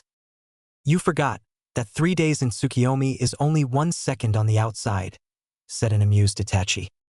Naruto's jaw dropped to the ground. If this is true, then he could get 3 days worth of training in only 1 second. The applications of this jutsu are limitless. But this jutsu uses a lot of chakra and I can only do it twice a day, meaning 6 days in the Tsukiyomi. But my partner Kisame is constantly giving me his chakra, meaning the time we can spend training in here will be increased, and believe me when I say he has huge chakra reserves. He's called a bijou without a tail, said Itachi while enjoying the look of Naruto's gaping expression. How much time? Asked Naruto in barely contained excitement. Kisame can use about 10 times chakra as me and can still take on a jounin. Therefore, we can spend 60 days in Tsukiyomi, meaning 2 months, said a smirking Itachi. Now Naruto had trouble picking his jaw from the ground. Amazing. This means that on the outside only 20 seconds would have passed, said Naruto in awe. You're right, but remember, in Tsukiyomi you can only train in ninjutsu and jinjutsu. It's because you can only train your mind here while your body is only standing in the real world, so physical training would be useless. But you can practice some taijutsu styles to memorize them, explained Itachi. But what use a taijutsu style is if I don't have the required strength, agility, precision, and speed for it. Even if I master all the katas of the taijutsu, it still wouldn't as effective as it should be, said a confused Naruto while Itachi nodded. That's where I answer the question why you are not able to properly control your body. You see, Naruto-kun, when you awaken the Rinnegan, your genes and body structure changed drastically. It's like you have a completely new body now. All your old muscles and tendons were destroyed in place of new ones. That's why you felt so much pain coursing through your body before. These new changes result in drastically increased speed, strength, reflexes, agility, flexibility, almost anything you can relate to taijutsu. But your mind is not used to this upgraded body of yours. You have to train your mind so it can be in synchronization with your body. Tsukiyomi is a perfect place for your training now. Your body now is ready for almost all the mid-level taijutsu styles that the shinobi world can throw. Though I prefer you only learn one and completely master it, explained Itachi. So you're saying that I'm a 2-year toddler now who can't even control his body properly, muttered an annoyed Naruto, but Itachi clearly heard him. Don't be so down, Naruto. It may seem frustrating, but you'll see how big of a physical upgrade you got. Your body is now that of a rookie jounin. It takes years of hard work for a Chunin to get this level of fitness, which you only got in a matter of minutes, said Itachi. But isn't it unfair for other shinobi who train so hard every day of their life? Before a couple of minutes, I was one of them, a genin with no talent at all, and then suddenly this. Although bloodlines are cool and all, but I never really liked them. It seems to give unfair advantages to bloodline users. For instance, your Sharingan, you guys just copy jutsus and predict our movements before we even know what our move will be. It takes sweat and blood to learn those techniques, to hone our reflexes and skills, but the Uchihas just copy them in a couple of minutes, said an angry Naruto, making the Uchiha in front of him sigh. You should know, Naruto, a bloodline limit does not make a shinobi invincible. Even though the Sharingan can copy a jutsu, it does not master it, for which you have to do your own hard work. For example, let's take a simple fireball jutsu. If you copy it with your Sharingan, it only shows the required hand seals and the amount of chakra to be applied. So when we do it after the copying it, we do the weakest form of the respective jutsu. To improve it, we have to do our own training so that we can burn as much oxygen as we can using our fire-natured chakra without using excess amount of chakra than required.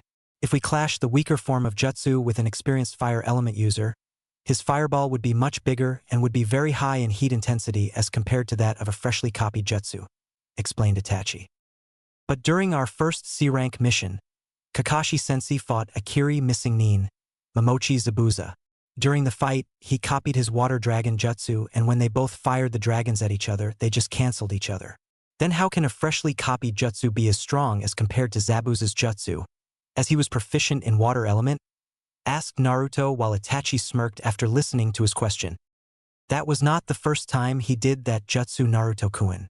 In fact, I have seen him use that jutsu many times when he was in Umbu. He was only bluffing so that the enemy may think that his Sharingan can perfect any jutsu that he throws at him.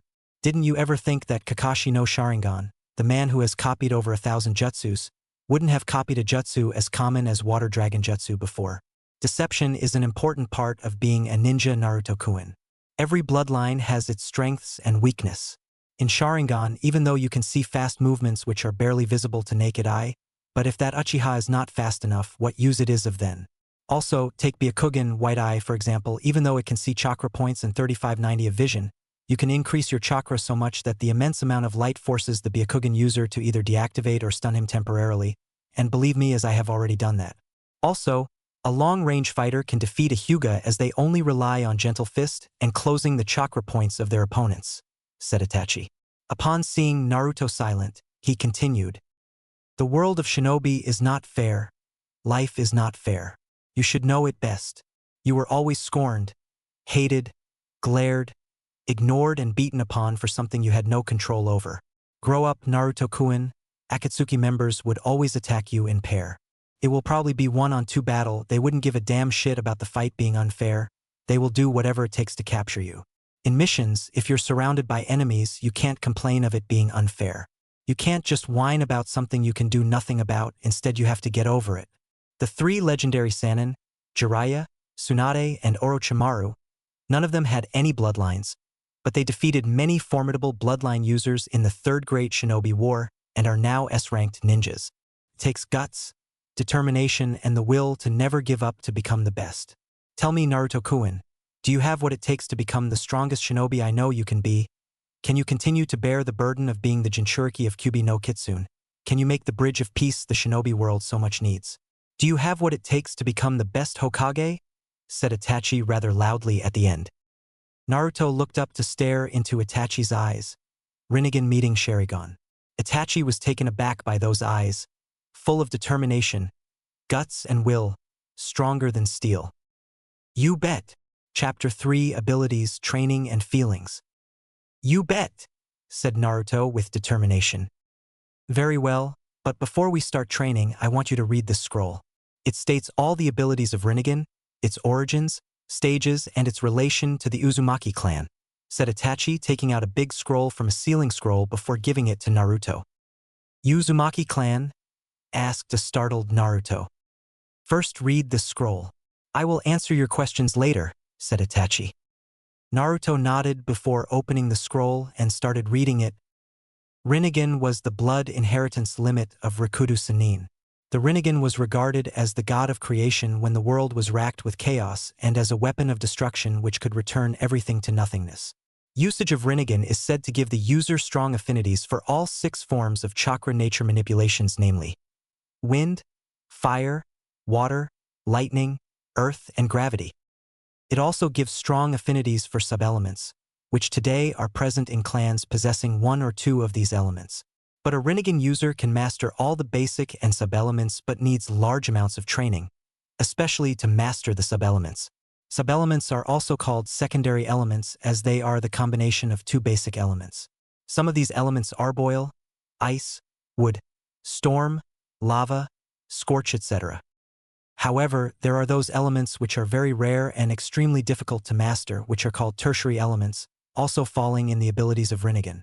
At the present, there are only 3 present known tertiary elements: dust, crystal, and steel. Some shinobi or clans have been known to use these rare elements, either by the process of Kiki Tota, bloodline selection, or they already have bloodline limit for these elements. These elements are a combination of 3 elements. Following are given the composition of the commonly known secondary and tertiary elements. Boil fire plus water, fire and water in 2:1. Otherwise, they will simply cancel each other. Ice wind plus water, wind and water in equal amounts. Wood earth plus water, earth and water in equal amounts. Storm water plus lightning, water, and lightning in 3:1. Lava, earth plus fire, earth and fire in equal amounts. Scorch, wind plus fire, wind and fire in 2:1. Dust, earth plus wind plus fire, earth, fire and dust in equal amounts. Crystal, wind plus water plus lightning, wind, water and lightning in equal amounts.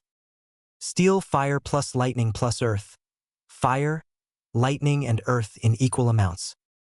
Rinnegan has 4 different levels. These are: Level 1. When Rinnegan is activated, the user is automatically on Level 1 identified by one black ring around the black dot-like pupil.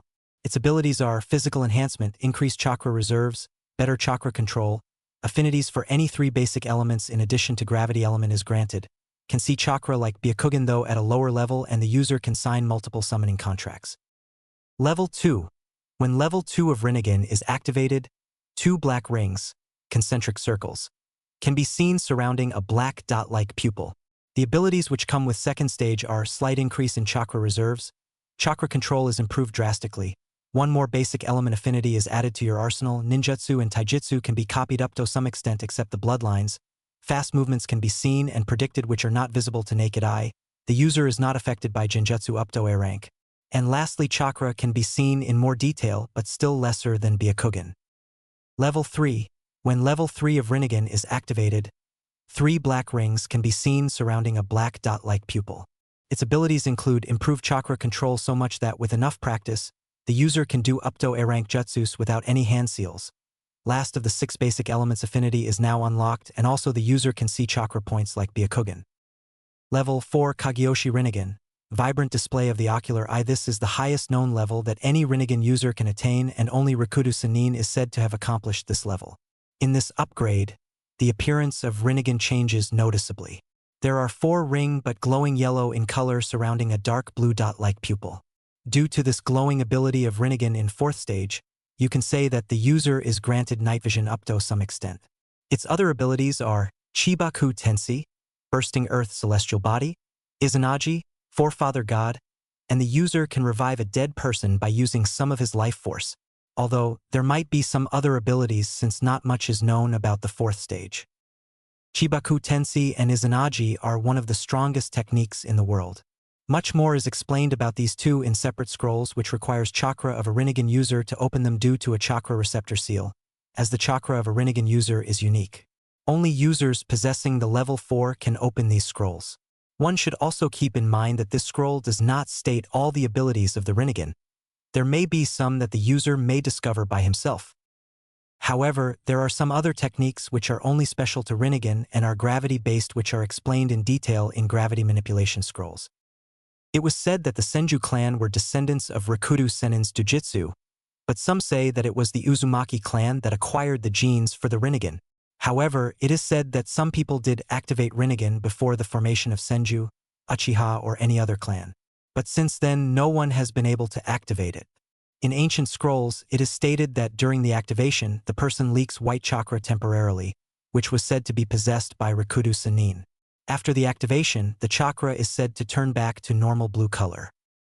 It is also said that when the user sees someone close to him die, the pain causes him to awaken the Rinnegan. But today the existence of Rinnegan is denied by almost all of the shinobi, stating that as only a myth. One last thing is that nobody knows how to unlock the 2nd, 3rd, and 4th levels, just like the tomos of Sharingan. It might happen when a user experiences immense pain, emotional stress, or during the heat of the battle. Some abilities of Rinnegan are still unknown, but it truly is the most powerful Jujutsu in the world. Naruto just remained silent after reading the scroll, contemplating on the information he just read about his Jujutsu and what Itachi told him until now. Itachi stared at the new transformed Naruto, wanting to see how Naruto would take such info. Yeah! The author was interrupted by a loud shout of joy as Naruto hooped his fist in the air, in the process dropping the large scroll. I've got the best Jujutsu in the world. Ah, take that, Sasuke team. I have a bloodline, and guess what, it's better than yours. I'll become the strongest shinobi in Konoha and then the Hokage. That old monkey really needs a retirement, database, said Naruto as the dam of emotions he's been keeping in check broke. Itachi to restrain himself from laughing at that last comment. He totally agreed with Naruto. Konoha needed Minato's successor. He really is your son, Kushina-sensei. I see he inherited some of the anxiety and excited quirks you had, thought Itachi, while remembering his sensei's habits. So what are you going to teach me, Itachi-sensei? I know my 3 basic elements would be awesome. Are you going to teach me some ultra-cool super jutsu? And how do I control my Rinnegan? Tell me, Dadabayo, said an excited Naruto with stars in his oceanic blue eyes. Although Naruto was far mentally matured than anyone of his age, he was still a sucker for ninjutsu, and boy was he excited about his bloodline abilities. Itachi-sensei, I like the sound of that, thought Itachi. Calm down, Naruto-kun. First we're gonna work on synchronizing your body and mind with each other. You still can't control your body, remember? Said Itachi, not wanting Naruto to jump the gun. Damn! Naruto slumped in his chair. First, Naruto-kun, I'll explain to you the benefits of shadow clones and the reason it is stated in the Forbidden Scroll, said Itachi. I already know them. When a shadow clone dispels all its memories, experiences, or in case of training mentality progress, is transferred to the original user. One shadow clone cuts the time required to train in something in half as compared to that of only original user. But in my case, if I summon 500 shadow clones, it will take me 1/1000th time to train in something than the original time required. Hence, it's a gift from Kami for shinobi with large chakra reserves. But its downsides are that it causes a huge headache when mass shadow clones are dispelled after training due to rush of information, and it can kill people with low chakra reserves due to chakra exhaustion. Another reason it is stated forbidden because if it falls into the hands of a shinobi from another village, will you get the point? And before you ask me why didn't I train with shadow clones is because I had nothing to learn, and the only thing I could do was try and improve my chakra control using the tree climbing exercises, said Naruto seriously. Itachi blinked, then blinked again. How did you know all that? It's not even stated in the Forbidden Scroll, asked a surprised Itachi that a genin had learned the secret of shadow clones so quickly, and you should know that if you are able to surprise Itachi, then heads off to you. Well duh. I have been using a large amount of shadow clones since I became a genin. You have to be a total idiot not to figure it out. And the rest, well, it's pretty obvious, said Naruto offhandedly. He's a genius, not to mention he has amazing analytical abilities. I can't believe how much talent he used to hide under all that acting, thought an amazed Itachi. Okay. Now tell me, earlier when you used half of your chakra reserves, how many shadow clones were you able to make? About 250. Why? He is mini Kisame in terms of chakra, thought Itachi. Now you again use half of your chakra reserves. Let's see how many shadow clones you are able to make, said Itachi while Naruto shrugged. Taju Kage Bunshin no Jutsu, Mass Shadow Clone Jutsu. Neither of them were prepared for what they saw. They were at least 500 shadow clones yelling obscenities at Naruto as they were not able to stand. Holy shit! Both thought simultaneously. This is half of your chakra reserves, questioned Itachi dumbly. Whoa, my chakra reserves have skyrocketed along with my chakra control. I could easily mold my chakra this time, said an excited Naruto. After coming over his initial shock, Itachi ordered Naruto's clones to start training to control their bodies. All you could see were a bunch of 12-year toddlers trying to walk properly while the original Naruto was still in his chair. Itachi-sensei, whenever I use chakra after awakening my Rinnegan, I get this warm feeling. I feel very peaceful when it flows through my chakra coils. My chakra is so light but at the same time very strong. I just don't know how to describe it, said a perplexed Naruto while Itachi nodded. I don't know how, but your chakra nature has changed. It is now white in color like the Rikudo Sannin. I also felt it when you used chakra. While using Sharingan, all I can see is white chakra flowing through your coils with a mixture of red in it. But how? White chakra was supposed to be temporary, not permanent. But it's not bad, is it? Asked Naruto, but it sounded more as a statement. Absolutely not, Naruto-kun. The fact that your chakra is white means you have light-type chakra, which is very pure, and only the Rikudo Sannin was said to have possessed it in the past. Guess I have to ask Gigi about this, pondered Naruto. While your clones train, Let's check which basic elements you have now along with gravity, said Itachi, handing him a chakra paper. When Naruto channeled his chakra through the chakra paper, first it started floating in midair, then 1/3 part of the paper crinkled and burst into intense sparks of electricity. Then 2/3 part of paper was completely dissolved in water almost to molecular level, and the last part was torn to millions of small bits of paper due to the unreal amount of cuts it received. Itachi whistled at the display. As expected, you have very strong affinities for all your current elements as stated in the scroll. Your current elements are wind, water, lightning, and gravitation. The other elements are ice, storm, and crystal, said Itachi. I'm so awesome. So Itachi-sensei, what jutsus are you going to teach me? Will I able to use ice jutsus like Haku? Huh? Said Naruto as he was practically beaming with excitement. You shouldn't take your training lightly, Naruto-kun. Nature manipulation of even basic elements takes years to master, let alone secondary or tertiary elements. Seeing Naruto down, he continued. But with around 1,000 shadow clones for 2 months, I'm sure you can master ice and storm along with basic elements. I'm not sure about crystal though, as it is a tertiary element and as such extremely difficult to master, said Itachi while Naruto's clones were training. Don't know if you can call trying to walk training.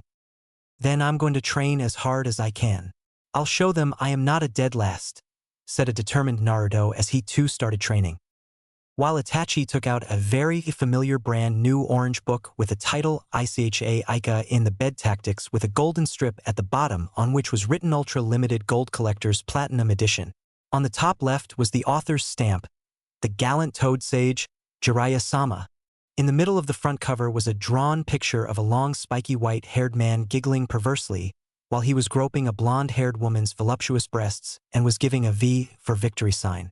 The blonde-haired woman had her hair in 2 thin ponytails. Guess who the woman is and get a cookie. Just below the picture was written, Heaven hath no pleasure like a blondie fucked. Why does this chick seem familiar? Thought a suspicious Itachi. He shrugged and opened the book as he started reading while giggling perversely as blood started seeping out of his nose.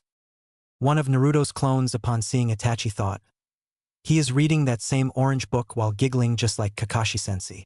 I've got to find out what's so funny. Time skip. After half an hour in Tsukiyomi. After relentlessly practicing for half an hour with 500 shadow clones, Naruto was finally synchronized with his body and his shadow clones were now sparring among themselves. He was surprised to find out the increase in his strength and speed. He was expecting his body to be stronger but not that much. Itachi too was surprised a bit. His speed and strength is up to low jounin level right now, but he can be easily taken down in taijutsu by an experienced jounin, thought Itachi after observing Naruto for a while. Alright Naruto, that's enough. Now dispel all your shadow clones, 20 at a time, said Itachi as he put his precious book back in his robe. Naruto nodded as he dispelled all his clones after some time and felt a mild headache. Well, that wasn't much, said Naruto before his stomach groaned as he blushed in embarrassment. Hey, why am I feeling hungry? Asked a confused Naruto. Genjutsu affects all your 5 senses, Naruto-kun. Hence, Tsukiyomi is making your mind believe that all that workout you did was real, thus you feel hungry. You should eat something, said Itachi. I'm okay. But before that, can you change my clothes? This orange jumpsuit is pathetic, said Naruto. Itachi was surprised after hearing him. But I thought you liked your clothing, said Itachi. I guess it's due to the changes in my DNA, shrugged Naruto. Of course, due to the altercations in his DNA, his personality would change too. But I'm surprised he still has retained some of it, thought Itachi.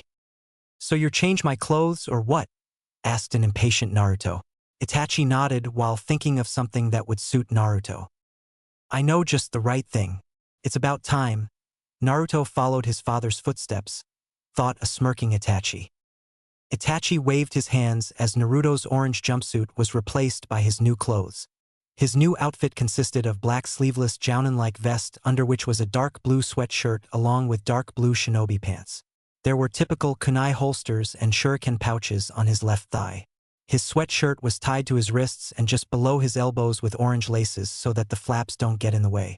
He had an white high-neck cape reaching to just below his knees. On the back of his cape was the Uzumaki clan symbol, circular concentric swirls, In purple and black flames were licking his cape at the bottom and at the bottom of short sleeves of the cape. He took a look at his outfit. Cool. Do you have the same clothing out there? Asked an excited Naruto. As a matter of fact, Hokage-sama did give me this specific outfit for you. He stated that it was time for a change, said Itachi while Naruto nodded as he began to check out his cape. Naruto-kun, what would you want to eat? Asked Itachi, expecting a change in his answer from before. Ramen, shouted a grinning Naruto as he pumped his fist in air while Itachi's face vaulted. Even the legendary Rinnegan couldn't defeat his obsession for ramen, thought Itachi, while a table appeared with several bowls of steaming ramen. Naruto had stars in his eyes as he began wolfing down ramen like it was soon going to go extinct. After a few minutes, he was finished as he patted his stomach. Man, that was good. I should come here more often, said Naruto with a contented sigh. I cannot do this jutsu when I just feel like it. As the powers of Manjikyu Sharingan are used, over time the user gets blind. However, what matters is the quantity and not durability. For example, if I use Tsukiyomi numerous times, I will get blind easily. But if I use the Tsukiyomi for the same amount of time but only once, it will have less effect on my eyes, which is the exact thing I'm doing right now, explained Itachi seriously. Naruto's eyes widened as he heard the side effects of Manjikyu Sharingan. He was even more surprised that someone would do this for him even if he was ordered by the Hokage, as an S-ranked mission could be declined. I really appreciate you using such jutsu for me, Itachi-sensei, said Naruto with a lump in his throat as he bowed his head. No worries, Naruto-kun. But enough talk. From now on you will train extensively for 2 months. Also, I want to tell you that with your improved chakra control, you can also learn Jinjutsu, although at this point of time you can only learn up to C rank once. Now, first you have to completely master you 3 basic elements before moving to your secondary or tertiary elements. First, create 1,000 shadow clones, said Itachi as the environment around him changed to that of a beautiful forest. There were green lush trees everywhere surrounding them with a huge waterfall in the middle. Naruto was not too sure about the Jinjutsu part, but for the first time in his life someone was willingly teaching him something and he would be damned if he wasted this opportunity. So he nodded as he created 1,000 shadow clones and was panting by the end of it but recovered via food pill while Itachi unsealed 3 scrolls each having a kanji for wind, water and lightning. Good, now I want 3 groups of 250 shadow clones to take a scroll of each element and train according to the instructions. The rest 250 will come with me for Jinjutsu training, said Itachi as he went with other clones to start 2 long months of training, or rather 20 short seconds, in the outer world. At Hokage's office before the Orochimaru's attack. Hiruzen Sarutobi sat in his office behind his desk while smoking as he rubbed his temples. This is really not my day. Why do I have to face the wrath of those 4? They sure aren't going to spare me when they hear what I have planned for Naruto-kun in the Forest of Death, thought the Hokage while he was sweating bullets. In front of him stood the famous 4 ice queens of Konoha, who have never gone on a date with any man. While they were only 19 years old, they had the body of a goddess, each having her own traits. They were the hottest and most wanted kunoichi in the village and probably the most dangerous. They were always found in group and watched each other's backs. All of them were prodigies in their own way, having made jounin at the age of 16 and were best friends. The first was a woman of striking beauty with milk creamy flawless skin. Her black curly hair, red lipstick, bluish eyelids and crimson eyes only added to her appearance. She had all the curves in the right places with luscious D-cup breasts, slim waist and toned legs. She wore a red short-sleeve loose shirt over which were white wrappings covering the upper half of her body to her upper thighs while having a leaf hitai-8 on her forehead. The second was a sexy woman with a tan flawless skin having purple pineapple-like hair, no lipstick and brown eyes.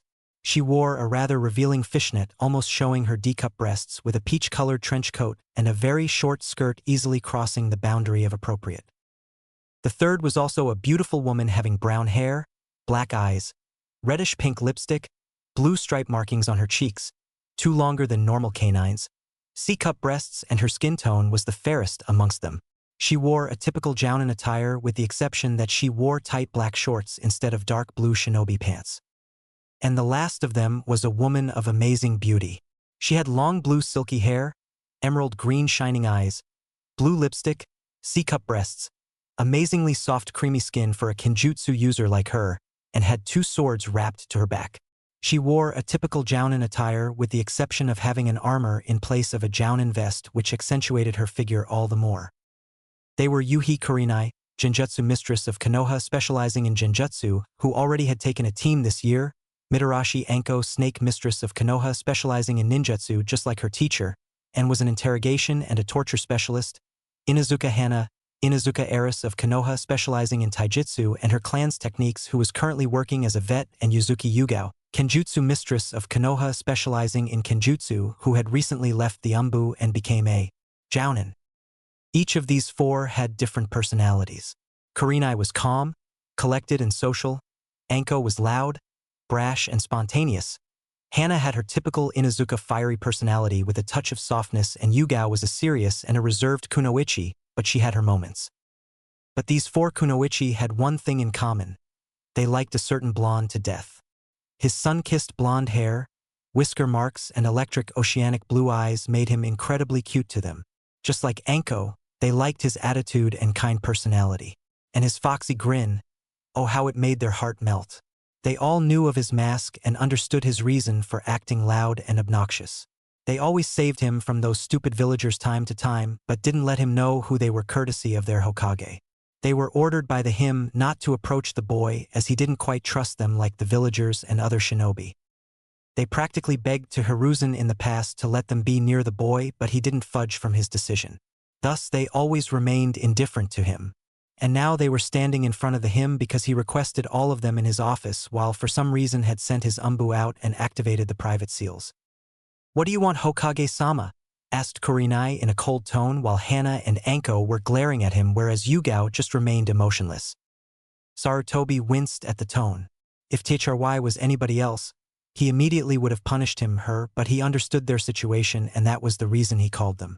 He sighed before speaking the only words that would get their full attention. "It's about Naruto," said the aged Hokage as he closed his eyes. The next thing he knew, he was barged with questions from them at the same time. "What happened to Naruto-chan? Is Naruto-kun all right? Grr, what did they do this time? If the villagers did something to him, I'm gonna rip their heads off with my blades," said Anko, Kurinai, Hana and Yugao simultaneously, worry written all over their face for their favorite blonde. Relax, relax. I assure you nothing has happened to Naruto-kun yet," said Sarutobi nervously. Kurinai narrowed her eyes dangerously. "What will happen to him? You tell us right this instant or I'll trap you in a yaoi genjutsu with a naked guy," warned Kurinai while Sarutobi paled at the implications of the jutsu. "That genjutsu should be a forbidden S-rank," thought the nervous Hokage.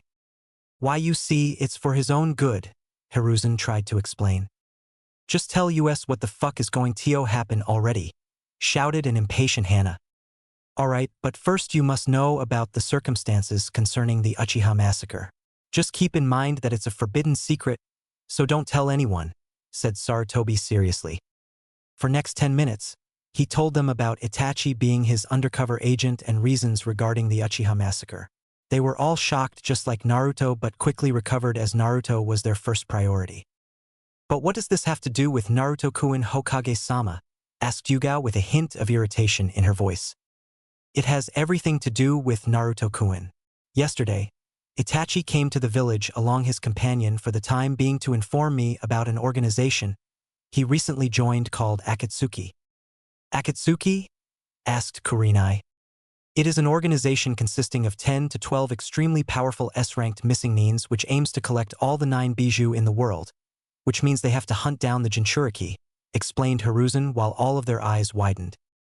"Then that means they're after Naruto-chan too," whispered Anko. "Indeed, and if they succeed in capturing Naruto and extracting the Kyuubi, he will die," said the aged professor with a frown with his hands folded under his chin. "If they even so much as touch a hair of Naruto-kun, I'll rip them to shreds," growled Hana while showing her clawed nails. "I will protect Naruto-kun with my life," said Yugao seriously while the rest of 3 nodded with her. "But the good news is that Itachi and Hoshigaki Kisame, one of the 7 swordsmen of the mist who also works for me, are assigned to capture Naruto-kun. So, he's safe for now." All of them breathed a sigh of relief. At least they had some time to prepare. Then we must train him and make him stronger as fast as possible for the future battles, Hokage-sama, said Yugao. That's what's going to happen in the Forest of Death. He's going to get very strong in a couple of minutes, said Sarutobi, while inwardly smirking at their confused faces. What do you mean? Isn't he currently taking part in the Chunin Exams? Asked a confused Kurenai. Naruto has a jujitsu, said Hiruzen with a dramatic pause. Although, I'm not quite sure if he would awaken it, further thought the Hokage while all of their faces were priceless, as if they were told that they were pregnant with Naruto's child. I wish I had a camera, thought Hiruzen. Stuttered Anko. But we have never seen him any kind of bloodline limit. His eyes are always those beautiful, charming, exotic, and a magnificent shade of deep cerulean blue, said Kurenai with a dreamy sigh. Yeah, others said in unison with a faraway look on their faces while Hiruzen's sweat dropped at their antics. If they ever see someone hurt Naruto, may Kami save her from these four. After that thought, Sarutobi mentally grinned as an idea popped into his mind. I know just the right punishment for Itachi for stealing my brand new Ika book, thought Sarutobi evilly. After a cough from the Hokage, all the four Ice Queens came out of their dreamland. His jujitsu hasn't been activated yet. That's why I have sent Itachi to help Naruto in activating it. Wait, but what is his jujitsu and how can Itachi awaken it? Asked a confused Hana. For your first question, I will only tell you that it's the strongest jujitsu the world has ever seen, even stronger than Sharingan and Byakugan. Its name is Rinnegan. But Hokage-sama, that's only a myth, said Yugao, disbelief clearly evident in her voice and on the faces of her friends. Well, we just have to see if it's a myth or not, wouldn't we? Said the professor with a smirk. But what is the role of Itachi in this? Asked Kurenai. We shall see in my crystal ball. It is about time that Itachi and Kisame intercepted Team 7-inch, said Hiruzen as he went over to his crystal ball with the four of them following him. But they weren't prepared for what they saw. There standing in a clearing was Orochimaru, who was holding a bruised and a battered Naruto by his neck. Naruto Kyuin, shouted Kurenai while Anko was clenching her fists like she was ready to tear the crystal ball apart. Damn you snake bastard. If my Naruchan dies today, I'm gonna torture you so bad that your experiments would look like a dango, thought a furious Anko while Hana and her dogs were growling. Hokage-sama. We have to save him. I can't afford to lose him, said Yugao frantically. Curse you, Orochimaru. You four, we're going there, now, yelled the Hokage. Just as they were about to leave, Sarutobi saw a glimpse of the present scene in the crystal ball. Wait! What now, you old coot? Naruchan can die any second now, shouted a frustrated Anko. Calm down.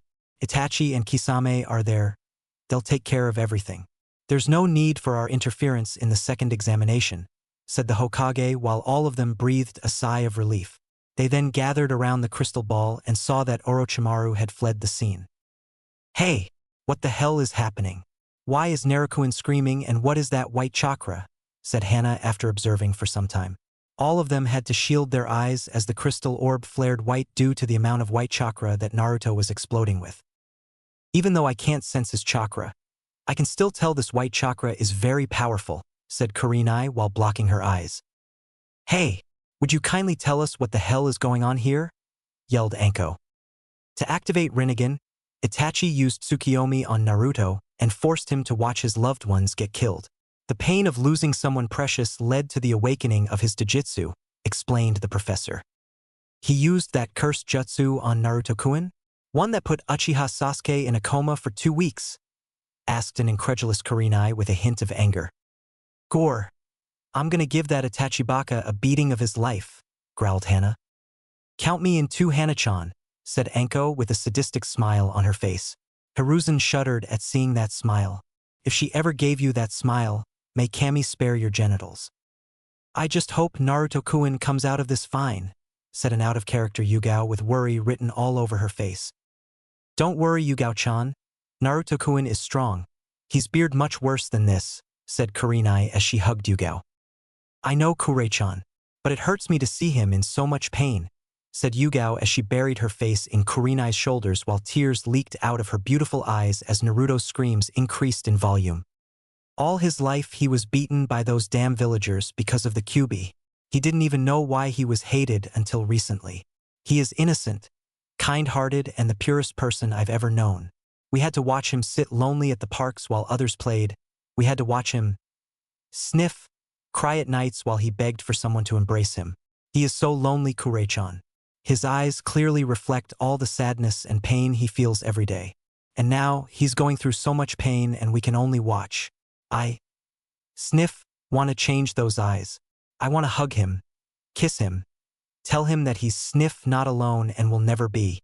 I love him so much even though he's younger than me. I just want my Naruto-kun in my arms.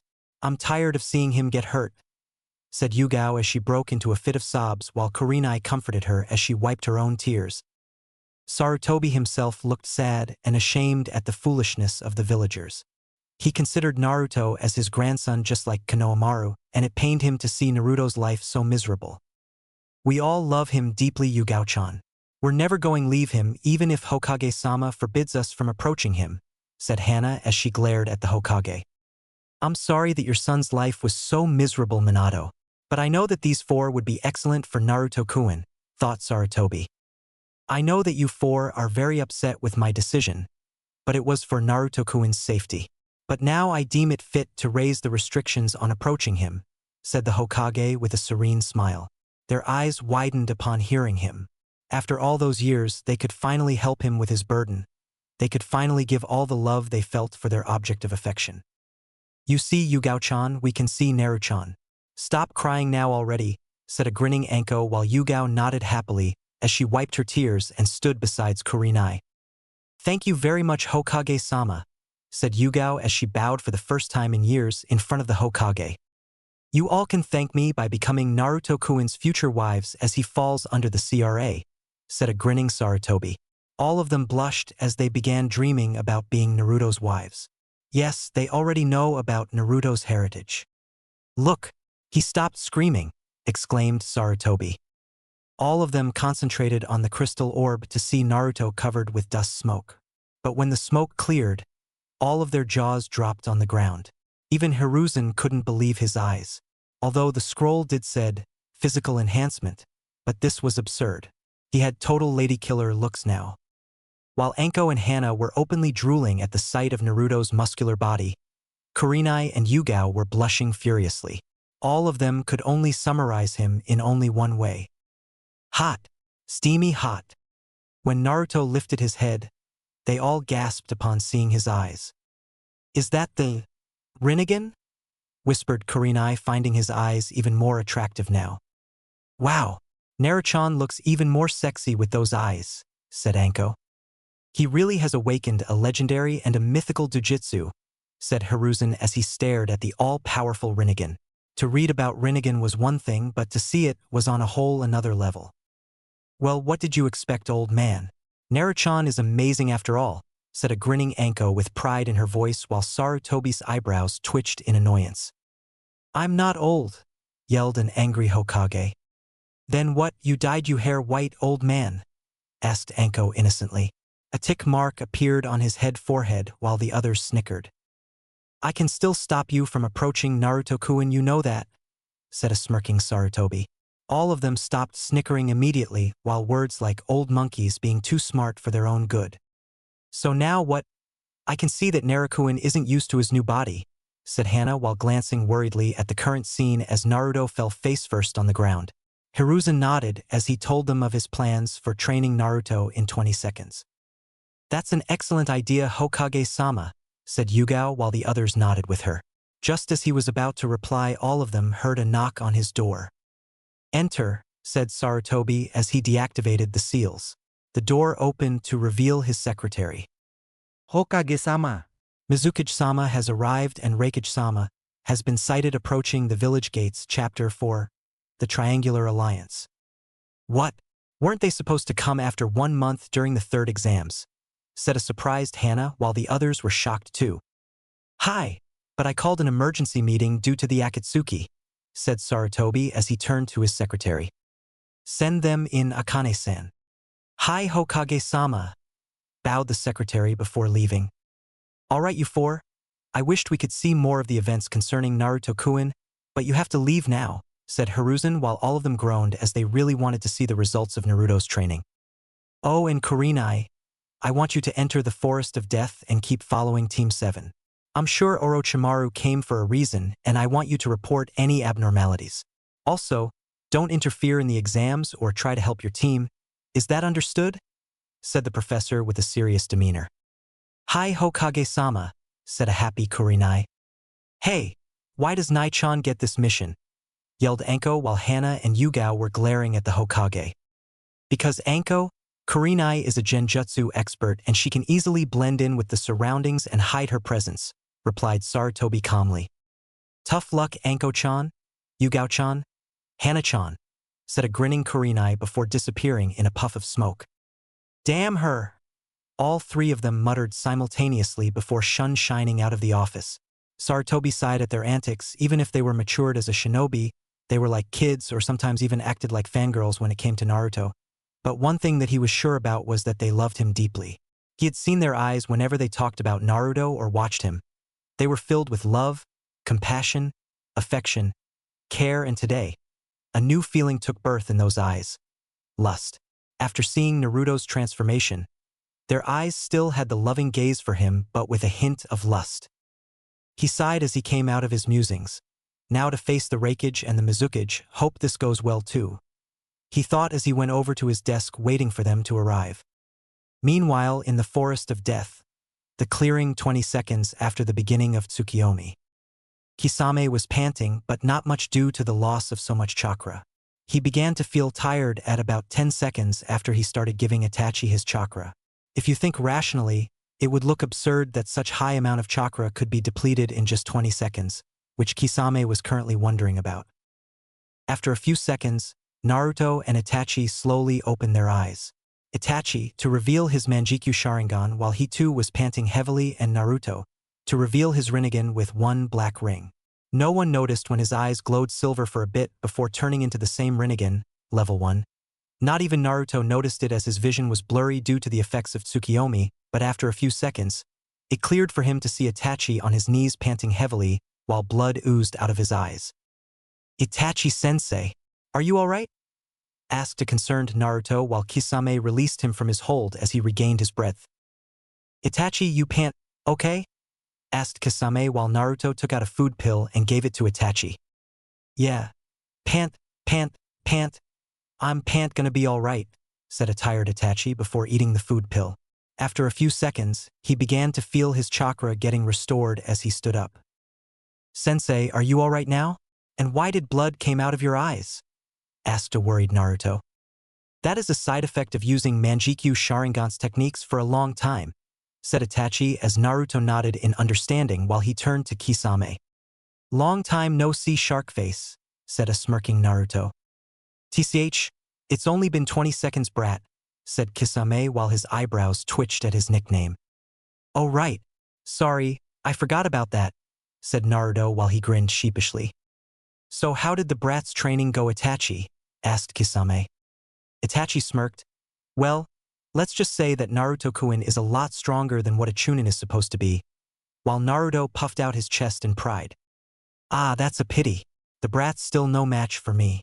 And I was thinking he would get more stronger, mock frowned Kisame.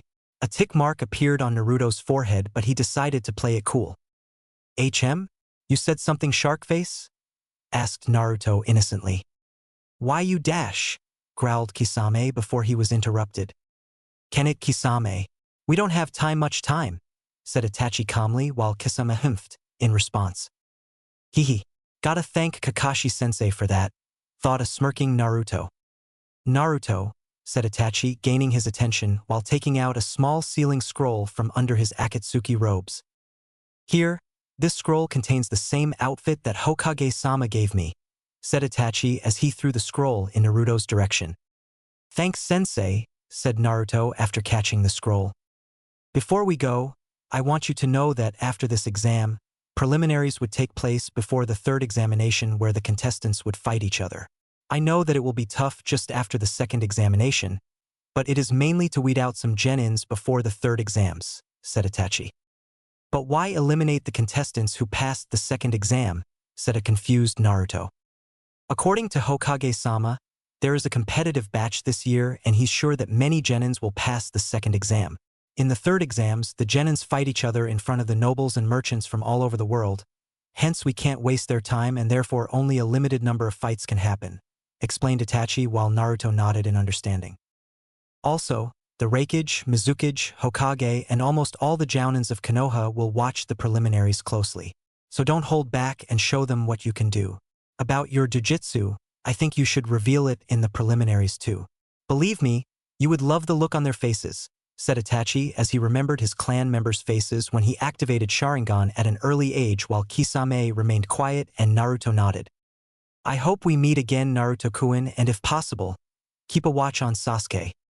I will try, sensei, and thanks for everything, said Naruto as Itachi nodded. Until next time, brat, said a grinning Kisame before the Akatsuki duo shined out of the clearing, while Itachi did some hand seals to deactivate the barriers. Naruto could only sigh as he recalled all the events that happened since the start of the second exams. First that Orochi team attacks them and then Itachi and Kisame interfered. Who would have thought? The disgraced child of the village possessing a legendary jujitsu such as Rinnegan. Oh, he would enjoy the look on their faces, but right now he just wanted to get some sleep. Guess I'll have to wake Sakura up. But I should change my clothes first, said Naruto as he looked around the clearing/battlefield to find a large tree with a big cave in its trunk. He went in there and after a couple of minutes came out in his new favorite shinobi wear. He then went over to Sakura to wake her up, wondering how will Sakura and Sasuke and most of the village will take to his newfound abilities. Hey Sakura, wake up, said Naruto as he nudged her on the shoulder. She had some bruises here and there, but was otherwise all right. Just 1 minute, mumbled Sakura. Come on, we're in the forest of death. Remember, said Naruto as he lightly flicked her forehead. Eventually Sakura opened her eyes to see Naruto bent down in front of her. Naruto, what happened? Asked Sakura with blurry eyes as she slowly remembered all the events that took place while her eyes widened. Hey, where's Orochimaru and what happened to Sasuke-kun? Asked Sakura frantically as she quickly stood up. Sasuke's right there, said Naruto as he pointed in Sasuke's direction. Before following his finger, she saw Naruto properly for the first time after she woke up. She immediately blushed a furious red upon seeing him. Whoa, who's this hunk? Said inner Sakura. Who are you? Asked Sakura with a blush while Naruto's sweat dropped as he thought. Did I really change that much? Naruto, Uzumaki Naruto. Nice to meet you, said Naruto in a mock greeting while he extended his hand. Oh, it's nice to meet you, Uzumaki-san. Wait, what? Exclaimed Sakura, who first shook his hand, but then realized a bit too late while in Naruto's head. A chibi Naruto was laughing his ass off. She fell for it. Oh damn. I can't believe it. Naruto, what happened to you? You've suddenly grown and what's the change in your clothes? Asked a surprised Sakura, but he was even more surprised by her reply. He thought that she would lash at him any minute now while screeching like Sasuke-kun is much better than you. Well, let's just say I underwent a transformation during my fight with Orochimaru and I became tired of my jumpsuit. To answer your previous question, Orochimaru fled the scene due to the circumstances I can't tell you, said Naruto with a frown as he knew where this was going. But why can't you tell me? I'm your teammate and we should trust each other, said a hurt Sakura. After witnessing some of Naruto's fight with Orochimaru today, her views of Naruto somewhat changed. She could now clearly see that Naruto was easily the strongest member of the team and even though he was obnoxious and rash, he deserved some respect. Since when were we teammates, Sakura? What you're stating now is something you should have said on the day of team selections, which I did said to you, but the only reply I got was a lump on my head. Since when was it about teamwork, especially with me? You guys never bothered to even acknowledge me as a teammate. On the day of the bell test, when my shadow clone came to your hiding spot, you didn't even bother to listen to me, instead just dispelled it by punching it. The same happened to the shadow clone who approached Sasuke, stating that I was a loser and would only hinder his progress. Do you know why I came to you guys? Huh? Do you? I came to tell you about the actual meaning of the test I.E. Teamwork while I fought Kakashi-sensei, said Naruto. But I thought you were just trying to be the hero, taking a jounin head-on, stuttered Sakura. Just because I acted loud, obnoxious, and stupid doesn't mean that I was one. The first time during the academy I approached you, I wanted to be friends with you, but you just ignored me. I always strived for acknowledgement and recognition. I had no one to take care of me while you had parents, relatives, and friends. You can't judge a person just by his appearance. Take our Hokage for example. Does he look harmful to you? I'm sure you would have thought oh he's just a grandfather material. What can the old coot do? He would probably break his back if he bends even once. But he's Hiruzen Sarutobi, the famed professor, trained by the Night Aim and the teacher of 3 legendary Sanins. The man who survived the 2 great shinobi wars and has mastered every ninja art of this village. He can still take on an army of jounins without a sweat. Appearances are the biggest deceptions for a shinobi. Seeing Kakashi-sensei's lazy attitude, you would have thought he would be taken down rather easily by a surprise attack. But he's always dead on alert and ready for any kind of attack. If you would have tried to know me, you could have seen the real me. You guys, the Rookie 9 don't have the flukest of idea about what kind of burden I carry every day. My life has no place even in the most hellish nightmares you have ever seen. I dare you or anyone in this village to live my life for at least 1 month. Then you'll know what Uzumaki Naruto is all about. Then you'll know the story of the so-called dead last, said Naruto angrily while Sakura was shocked to the core. All that was just a mask? A mask that none of us could see through? We always thought that he was the weakest of us, but in reality he was the strongest, much stronger than us. But the bottom line is that you've nothing to gain my trust, Sakura, and you know it. So don't even bother asking anything, said Naruto in a cold tone while he went over to Sasuke and slunged him on his back. Meanwhile, Sakura bowed her head in shame as she remembered all the times when she looked down on Naruto for no apparent reason. She will make sure that she'll at least be able to remain friends with him. I'm sorry, Naruto, but from now on, I'll treat you with the respect you deserve even if Sasuke-kun objects to it, thought Sakura. Come on over here. I found a cave for us to rest up a bit. We still have 4 days left, said Naruto while pointing to the large hole in a tree trunk. Sakura followed while she felt more sad as she noticed the lack of chan to her name. He laid Sasuke down while Sakura entered the lightly lit cave, seeing that the sun was now setting down. Those clothes look good on you, Naruto, said Sakura with a sincere smile. Naruto was surprised when he heard the compliment. Sakura had never said anything nice to him. What was up with her all of a sudden? I know that I treated you very badly ever since I met you, but I'm now determined to change and earn your trust and friendship, said a determined Sakura.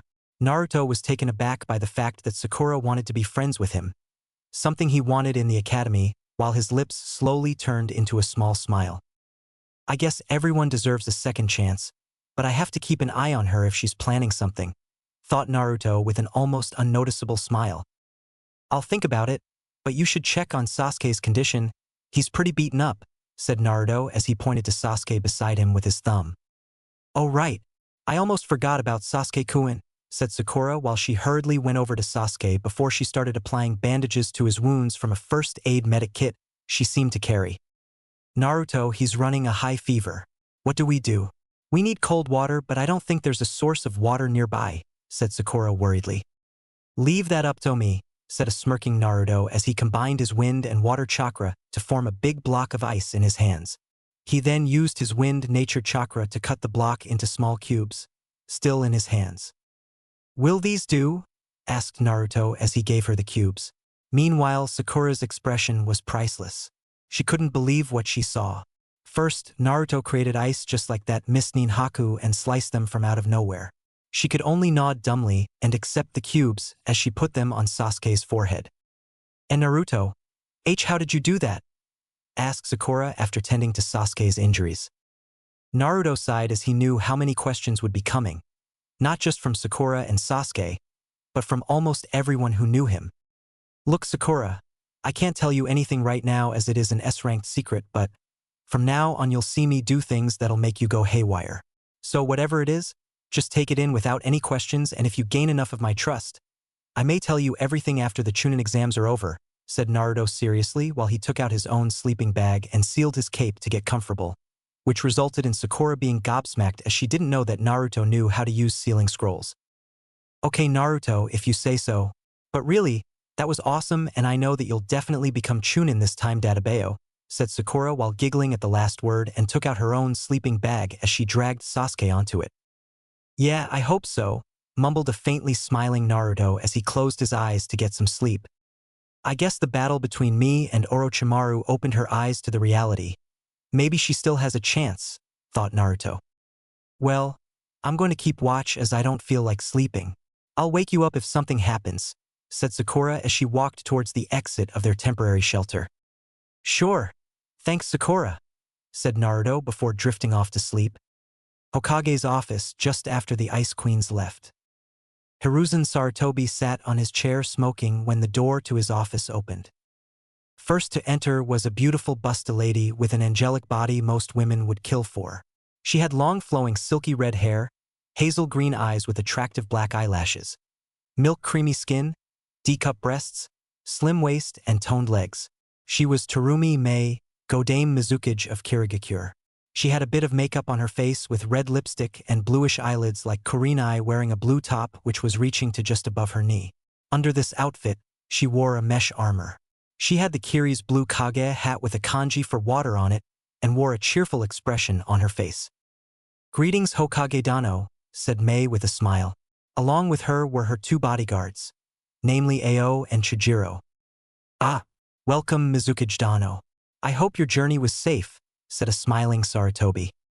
Of course, Hokage Dano, replied the Mizukage cheerfully before signaling Ao and Chijiro to come forward. These are my bodyguards, Ao and Chijiro. We are honored to be in your presence, Hokage-sama, said Ao while bowing, whereas Chijiro also bowed, somewhat timidly without saying anything. This was the famed Hiruzen Sarutobi after all, the professor and the man who survived two great shinobi wars. He was a shinobi of virtue and wisdom, trained by the best and trained the best, so naturally they were somewhat nervous. At ease, you two. No need to be so formal, said the smiling Hokage while radiating a warm aura. Understood, Hokage-sama, said Ao as he bowed again. Mei and Hiruzen sweat-dropped. He understood nothing, both thought simultaneously. The door opened again, and the next one to walk in was a tall and a dark muscular figure. He wore a loose kage robe revealing his front muscular chest and abs. He wore black shinobi pants, gum metal boots, heavy metallic bracelets on his forearms, and had white hair. He was a Yandame Reikage of Kumogakure. With him entered 5 more people. Among them was a man with similar physical characteristics as only differences being his attire with black shades, a white bandana and a blue tattoo on each cheek. He was Karabi/Killer B, Jinchuriki of the Hachibi. Next was a 17-year-old teen with long blonde hair, greenish-yellow slitted eyes with an orange contrast to the pupil. She had red lipstick, her hair in a single ponytail. She wore a jounin attire and had a Kumo Hitai 8 on her forehead. She was Yujito ni, Jinchuriki of the Nibi, and was an epitome of beauty, having an hourglass figure, C-cup breasts, and flawless tan skin. Next was her adoptive sister, Samui ni, having short blonde hair, light blue eyes, and was rather well endowed for her age, especially her chest region. She had D-cup breasts often leading to cramps and aches in her shoulders, was 14 years old and wore a Chunin attire. Next to her were her two dark-skinned 14-years-old teammates, Karui and Omoi, who wore identical Chunin attires. Karui had an "will take no bullshit" look on her face, while Omoi was sucking on a lollipop, having an anxious look on his face. Hokage Dano, Mizukage Dano, bowed in respect along with his companions. Hiruzen too stood up from his chair and bowed. I'm glad that you could take time from your busy schedule to attend this emergency meeting, said the Hokage with a smile. I hope your journey was safe, Reikage Dano, said Mei with her usual cheerfulness. Of course. Who do you think I am? I am best taijutsu user in the Lightning Country after all, said A with a grunt. Yujito's sweat dropped. Has he ever heard of the word modest? Geez, thanks for stating the obvious. With all those overgrown muscles, who wouldn't think of him as a taijutsu specialist? Thought Mei sarcastically while still smiling on the outside. True, Reikage Dano, but let's get to the business, said Hiruzen as he suddenly became serious. I presume those two are among the 5 of your bodyguards behind you, continued Hiruzen as the Raikage nodded seriously. All right, please take a seat all of you and don't worry.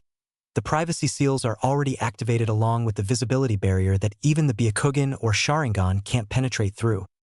All of them sat around the table while Ao quietly checked the seals with his Byakugan, but Hiruzen noticed it. Meanwhile, the Raikage introduced his brother. This here is my little brother Karabi, said a while pointing towards Killer B. Yo, the name's Killer B, and I can see that although you're an old bunch, you still pack quite a punch, said Karabi as Yujito slapped him on the backhead. You idiot! This is an important meeting and we don't have time for your horrible rapping, hissed Yujito angrily while Mei, Chijiro and Ao were surprised at the blunt greeting. Forgive my idiot brother Hokage Dano, apologized a while glaring at Karabi. I can see that he's the lively one in your group, said a chuckling Hiruzen. But also, he's the Jinchuriki of the Hachibi and can control it up to 5 tails, said a seriously while the Kiri group's eyes widened. To control 5 tails of a Bijou was no easy task. Even their Yonde Mizukage, Yagura of the Sanbai had sometimes trouble in controlling the 3rd tail, while Hiruzen remained calm.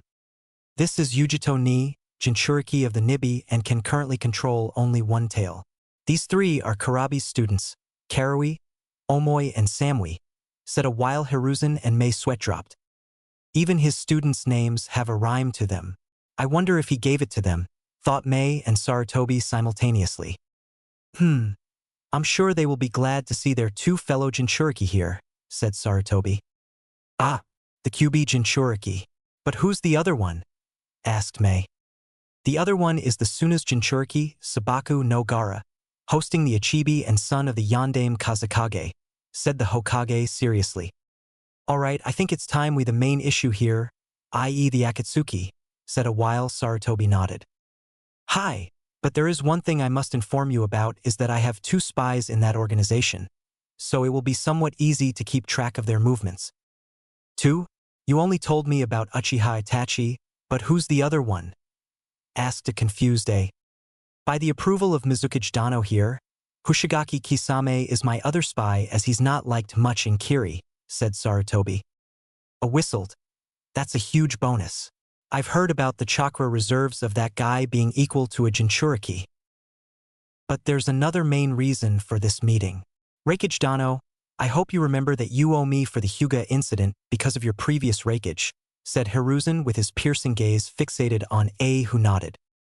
And Mizukage Dano, I'm sure that after the bloodline war just being finished, that Kiri is in its weakened state right now and you would be looking for some alliances, continued Sarutobi. Mei nodded. But what are you dash? But she was interrupted by a loud cry and the sound of glass being broken. Dynamic entry. Sarutobi face palmed himself while crying anime tears, muttering things like, "Why now? And what have I done to deserve this?" Everybody, except the Hokage, turned their heads to see the most horrible sight in their ninja careers that would haunt them in their most vicious nightmares for the rest of their lives. There standing in front of them was the weirdest human they had ever seen. A male with a tight green spandex, bowl-shaped hair, had the biggest and thickest eyebrows in the history of Homo sapiens. What added more to his nightmarish appearance was that he was standing in a thumbs-up pose and his teeth were shining so much that even Amaterasu and Tsukiyomi would feel jealous. So much shine was there that all of them had to cover their eyes. Even Killer B, who had his shades, couldn't pierce through this strange flash illumination effect.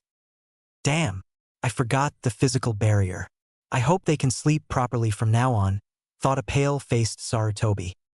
YOSH. Hokage-sama. My youthful ears have picked up some youthful information that Raikage-sama and Mizukage-sama have arrived. Shouted this epitome of weirdness. Shit, shit, shit, damn shit. I should have warned those 4 about keeping this to themselves. Mentally cursed the Hokage who was currently sweating bullets on how to handle the situation. Hey, that was a cool entry fuzzy eyebrow, although you look like shitty scarecrow. Tried to wrap the Jinchuriki followed by a typical punch to his head by the fellow Jinchuriki, resulting in him falling face first on the ground. However, this time Yujito couldn't say anything as she was stunned into silence. Even Nibi was panicked. Kitten, stay away from this thing. Ah, we're gonna die. screamed Nibi in Yujito's head while she could only nod with her.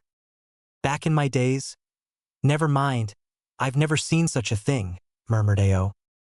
That is not cool, said a surprised Samui while Mei and Chijiro were rendered speechless. Yujito-san, you shouldn't hit B-sensei like that. If you punch him that hard, what if he gets angry, resulting in him releasing the Hachibi? Then it will go on a rampage, slaughtering us all and destroying Konoha in the process, which would further result into a fourth great shinobi war and ultimately leading to the extinction of the human race, said Omoi while he anxiously sucked on his lollipop. A vein popped on Karui's forehead, followed by a punch to his head, resulting in him throwing his lollipop in the direction of Guy. Oh, thought Karui. What is this unyouthful thing? Said Guy after catching Omoi's suck toy and was currently inspecting it. All eyes were on Guy, wanting to see his reaction, but what he did next threw them for the loop. He put the lollipop in his damn mouth and started sucking on it. Wosh, twish thwinged saist shouthful, said Guy, who's sucking on the lollipop and was grinning like an idiot. Please tell me this is not happening, thought Mei with a look of dread on her face. Nu, how dare you eat my lolly-chan? Yelled Omoi with a look of horror on his face while pointing an accusing finger at Guy. Your flames of youth have dampened my boy. You should share such youthful things with youthful people. Like hell I would share something with a freak like you. And what's this youthful crap you're blabbering about? Screamed Omoi, whereas Karui was surprised as she had never seen him so worked up. No wonder Konoha is the strongest village. With people like him here, wars can be won with just his appearance, thought as Omoi and Guy continued to argue. Hokage Dano, I would advise that you send this man out and continue with this meeting, said a smiling Mei while her eyebrows twitched constantly. She was really resisting the urge to melt this man's unyouthful balls. Hiruzen nodded and ordered Guy to leave the office. As you wish, Hokage-sama. Reverse dynamic entry? Yelled Guy before leaving the office and breaking another window in the process. The cursed lollipop still in his mouth while a tick mark appeared on Sarutobi's forehead. He just had to break another window, thought the Hokage while Omoi was sulking at the corner muttering words like, Lolly-chan getting raped, and all. Let's not waste any more time, Hokage Dano, said A after regaining his composure. Hi, but what were you implying before the disturbance, Hokage Dano? Asked Mei while everyone else paid attention at that. Right, said Sarutobi while clearing his throat. I, Hiruzen Sarutobi, Sandaime Hokage of Konohagakure no Sato, propose an all-out triangular alliance with Kiri and Kumo consisting of military, trade, and political alliances, said Sarutobi with a smirk while his Kage hat shadowed his face, creating a rather dramatic effect. Everyone else's jaws dropped on the ground and their eyes as wide as saucers. What? Stuttered Mei.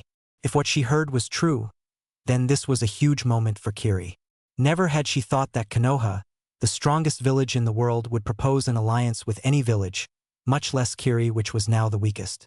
She herself was going to talk about a possible alliance in this meeting in hopes that the Hokage might agree. If she accepted this alliance, not only will they be alliance to Konoha but also Kumo. It would be like hitting two birds with one stone. And what more, it was a complete traditional alliance consisting of military, trade, and political alliances, meaning that the villages would get full access to each other villages' military, resource cooperation, and they could share their political affairs with each other. Meanwhile, the Raikage was also thinking along the same lines, but he was a bit skeptical. But what's the catch, Hokage Dano? Surely a village as strong as Konoha would like to remain neutral and not risk war with our enemies. You wouldn't want an alliance for nothing, would you? Said the suspicious Raikage. There's no catch about it, Raikage Dano. I simply want this alliance to confront Akatsuki, our common enemy, protect our Jinchuriki, and prevent a possible fourth great shinobi war, said Hiruzen seriously. I, Mizukage-sama, and you have all experienced wars. We know that it is an endless cycle of hatred, fear, and pain. I just don't want this generation to go through it, continued Sarutobi while glancing in the direction of Karui. Omoi and Samui as A and Mei too nodded with sadness. So, what do you say, Raikage Dano, Mizukage Dano? Asked Hiruzen. Sure, Hokage Dano. Kiri would be happy to go along with this multi-village alliance with Konoha, said a cheerful Mei. Well, Kumo does follow militaristic approach and I also owe one, so I guess we'll go with it.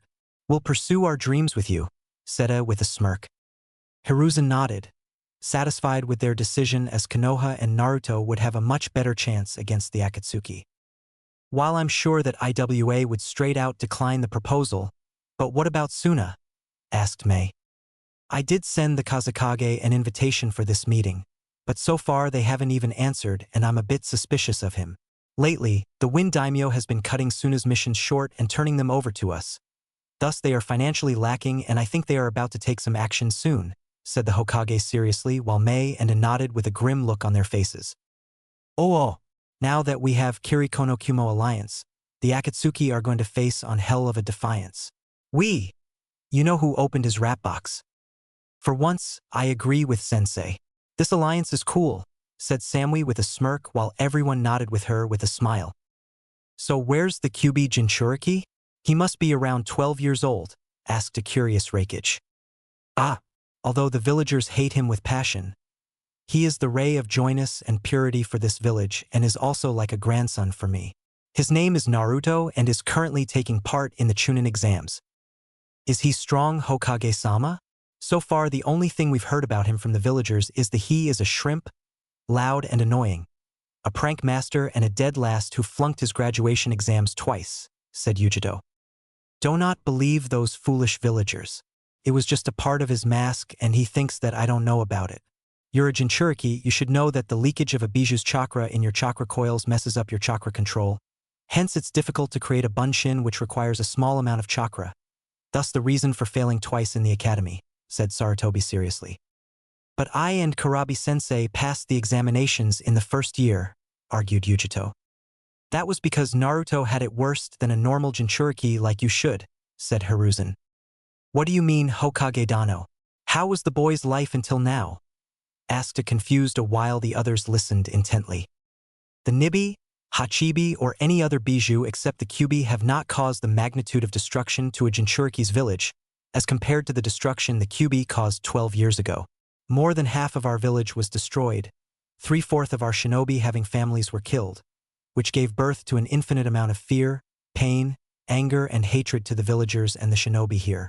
They had to vent their anger on someone, which resulted in Naruto being the scapegoat of their hatred. I'm not justifying their actions, just telling you. For Jinchuriki like you, although people in your village still hate you, they only prefer to keep their distance from you and ignore you. But in Naruto's case, I'm not going to go into the details, but he was treated much harshly than you guys.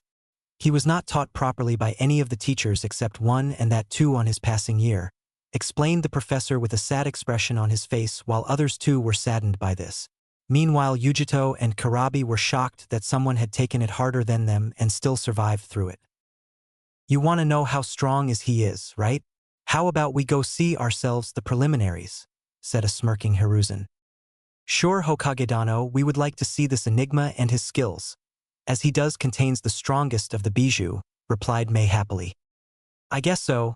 I've been itching to watch some fights anyway, said a while all of them stood up. The preliminaries would be held in 4 days. Until then you're free to do anything as you wish with my umbu trailing you for security purposes. So please cooperate with them.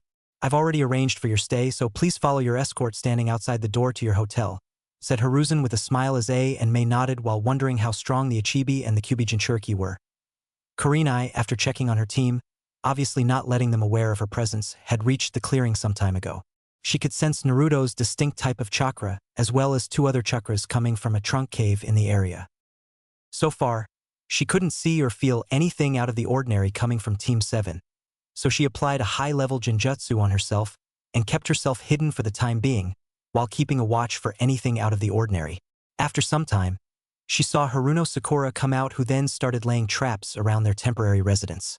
The traps were nothing special, but good enough for a bunch of weak genins.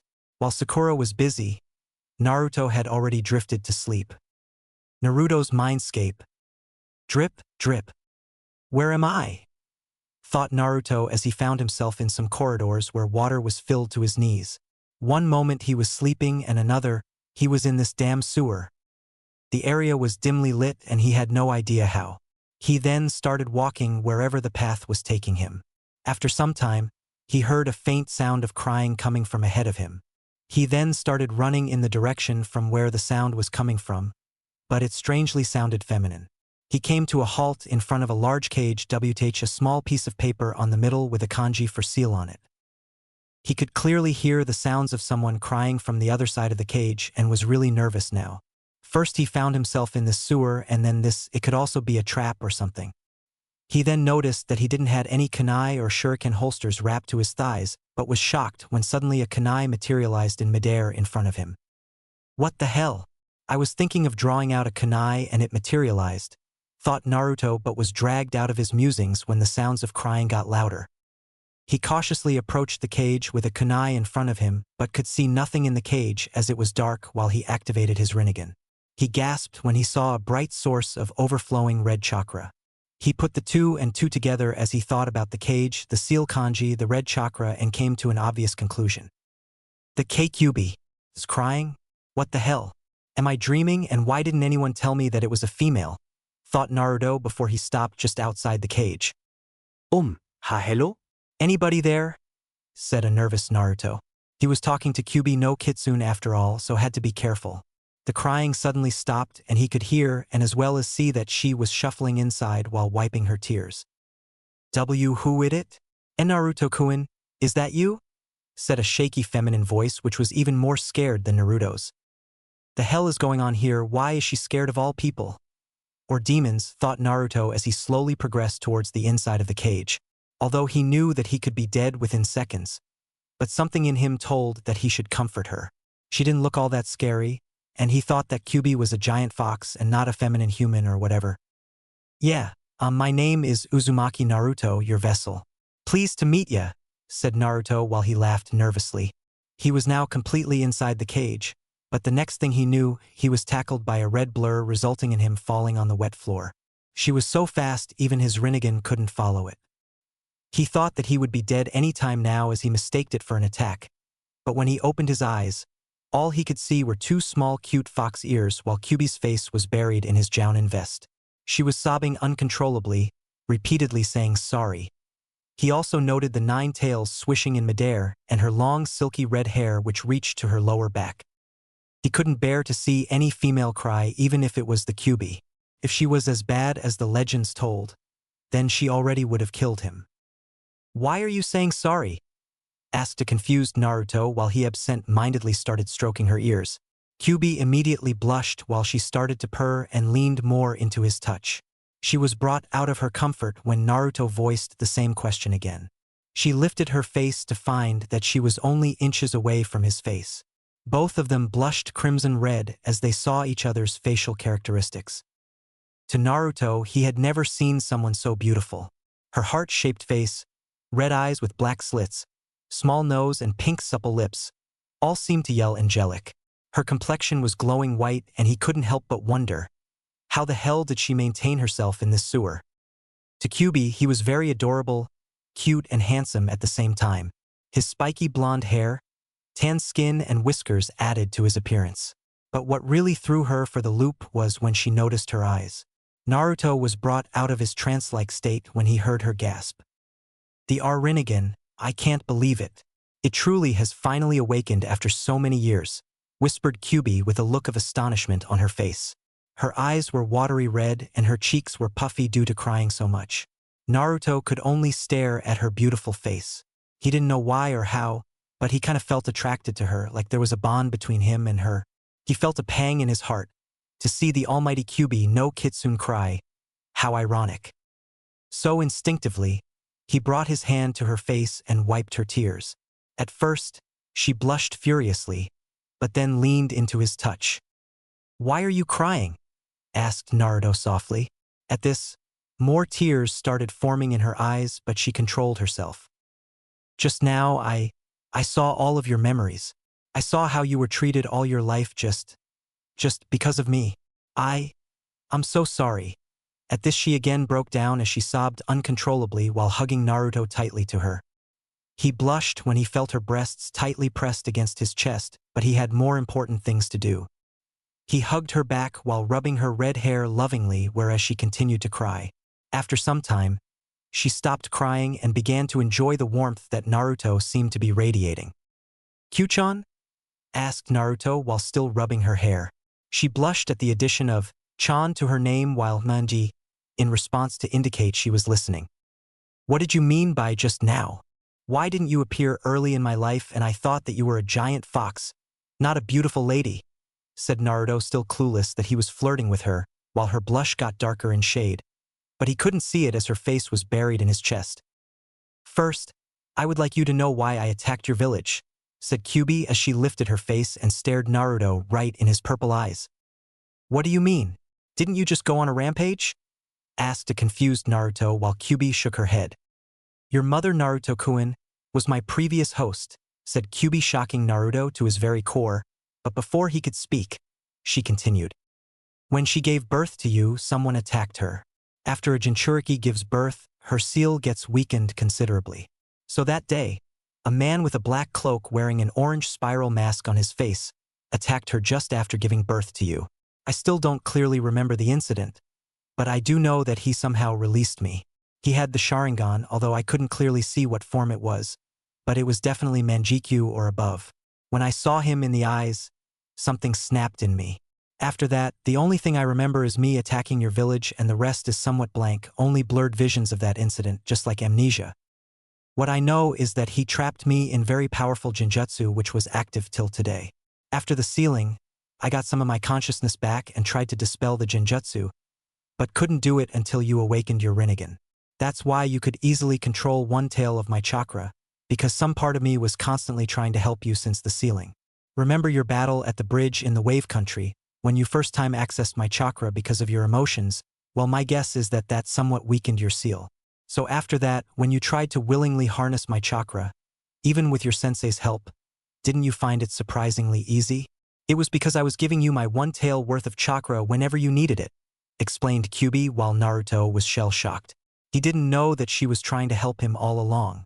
He always chased academy teachers or other shinobi for any kind of help, but she was all along helping him. Whenever he was injured, she made extra effort besides the seal to heal him as quickly as possible, as the seal didn't leak much of her yuki to heal critical wounds. Tears slowly started forming in his eyes as he tightly hugged her to his body again. "Q-chan, I thank you very much. You don't know how much it means to me," said Naruto happily. "With what you have endured, Naruto-kun, I would do anything for you to redeem myself," said Kyubi while blushing as she could feel his tight muscles under his black jounin-like vest. Meanwhile, Naruto started to rub her back soothingly, but he noticed something odd. Instead of cloth fabric, he could feel soft flesh. Then he realized. Oh, Kami. She's naked. Now she's going to kill me thinking that I'm a pervert. Thought a scared Naruto, but was surprised to hear a moan escape her lips while he still unconsciously continued to rub her back. "Naruto-kun," moaned Kyubi as she drew closer to Naruto's face while he himself started to close the gap. But what about Hinata? He knew that he shouldn't be doing this, but he also couldn't resist her pretty face and her angelic voice. Finally, their lips touched in a chaste kiss while there was a rush of warmth throughout their bodies. Her lips were so soft, he could practically feel his lips melting in the tender embrace of her warm lips. It was just like how two hot molten metals fuse with each other to form a whole new element. Never had he thought that a simple kiss could feel so good. Well, if you had your first kiss with a boy who radiated the superiority of the combination of his whole dead clan and the broodiness of a guy who lost his dick at the hands of his brother's wakizashi, who wouldn't? Foolish little brother, your dick will always be weak. It's best if you get rid of it. My goal is to cut the dick of a certain someone. Yeah, that kind of brooder. Well, back to the kiss. Soon they deepened their kiss while Naruto started to rub her lower bare back and Kyubi started to rub his scalp lovingly. They were on the 9th cloud right now. But he was surprised when her tongue touched his lower lip. He didn't know what to do but followed his instincts by opening his mouth.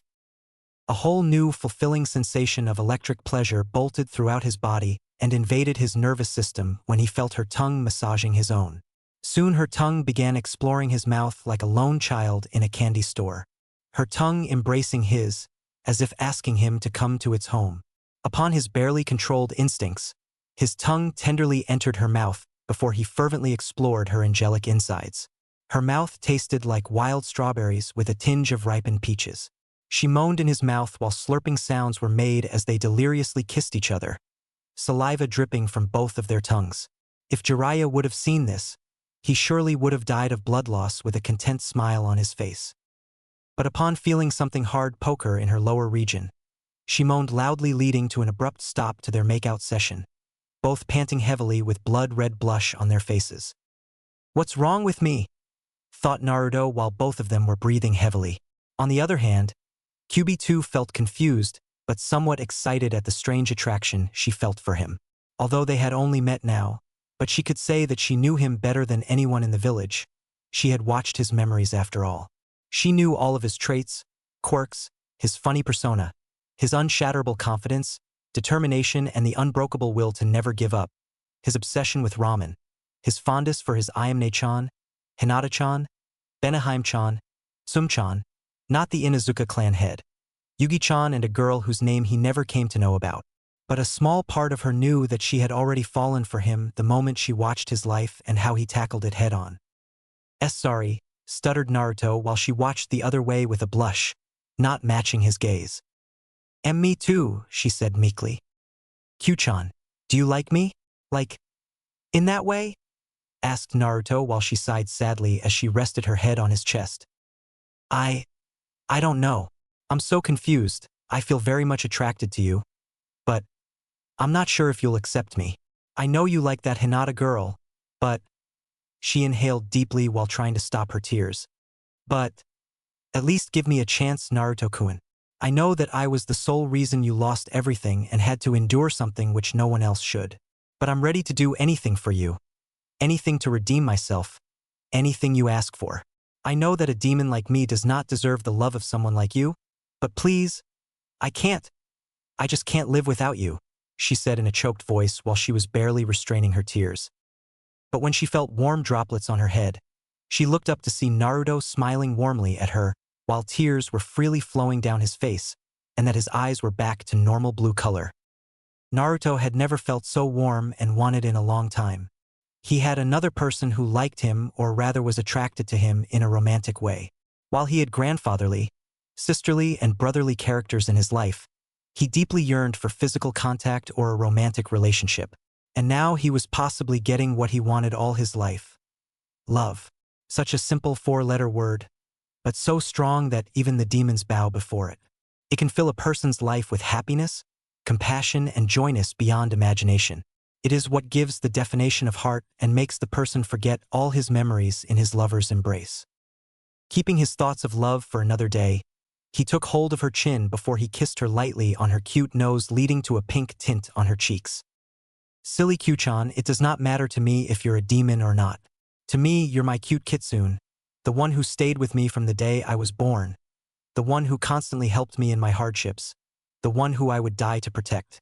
Although I too feel attracted towards you, but I would like to know you, to be your friend, and if possible maybe more.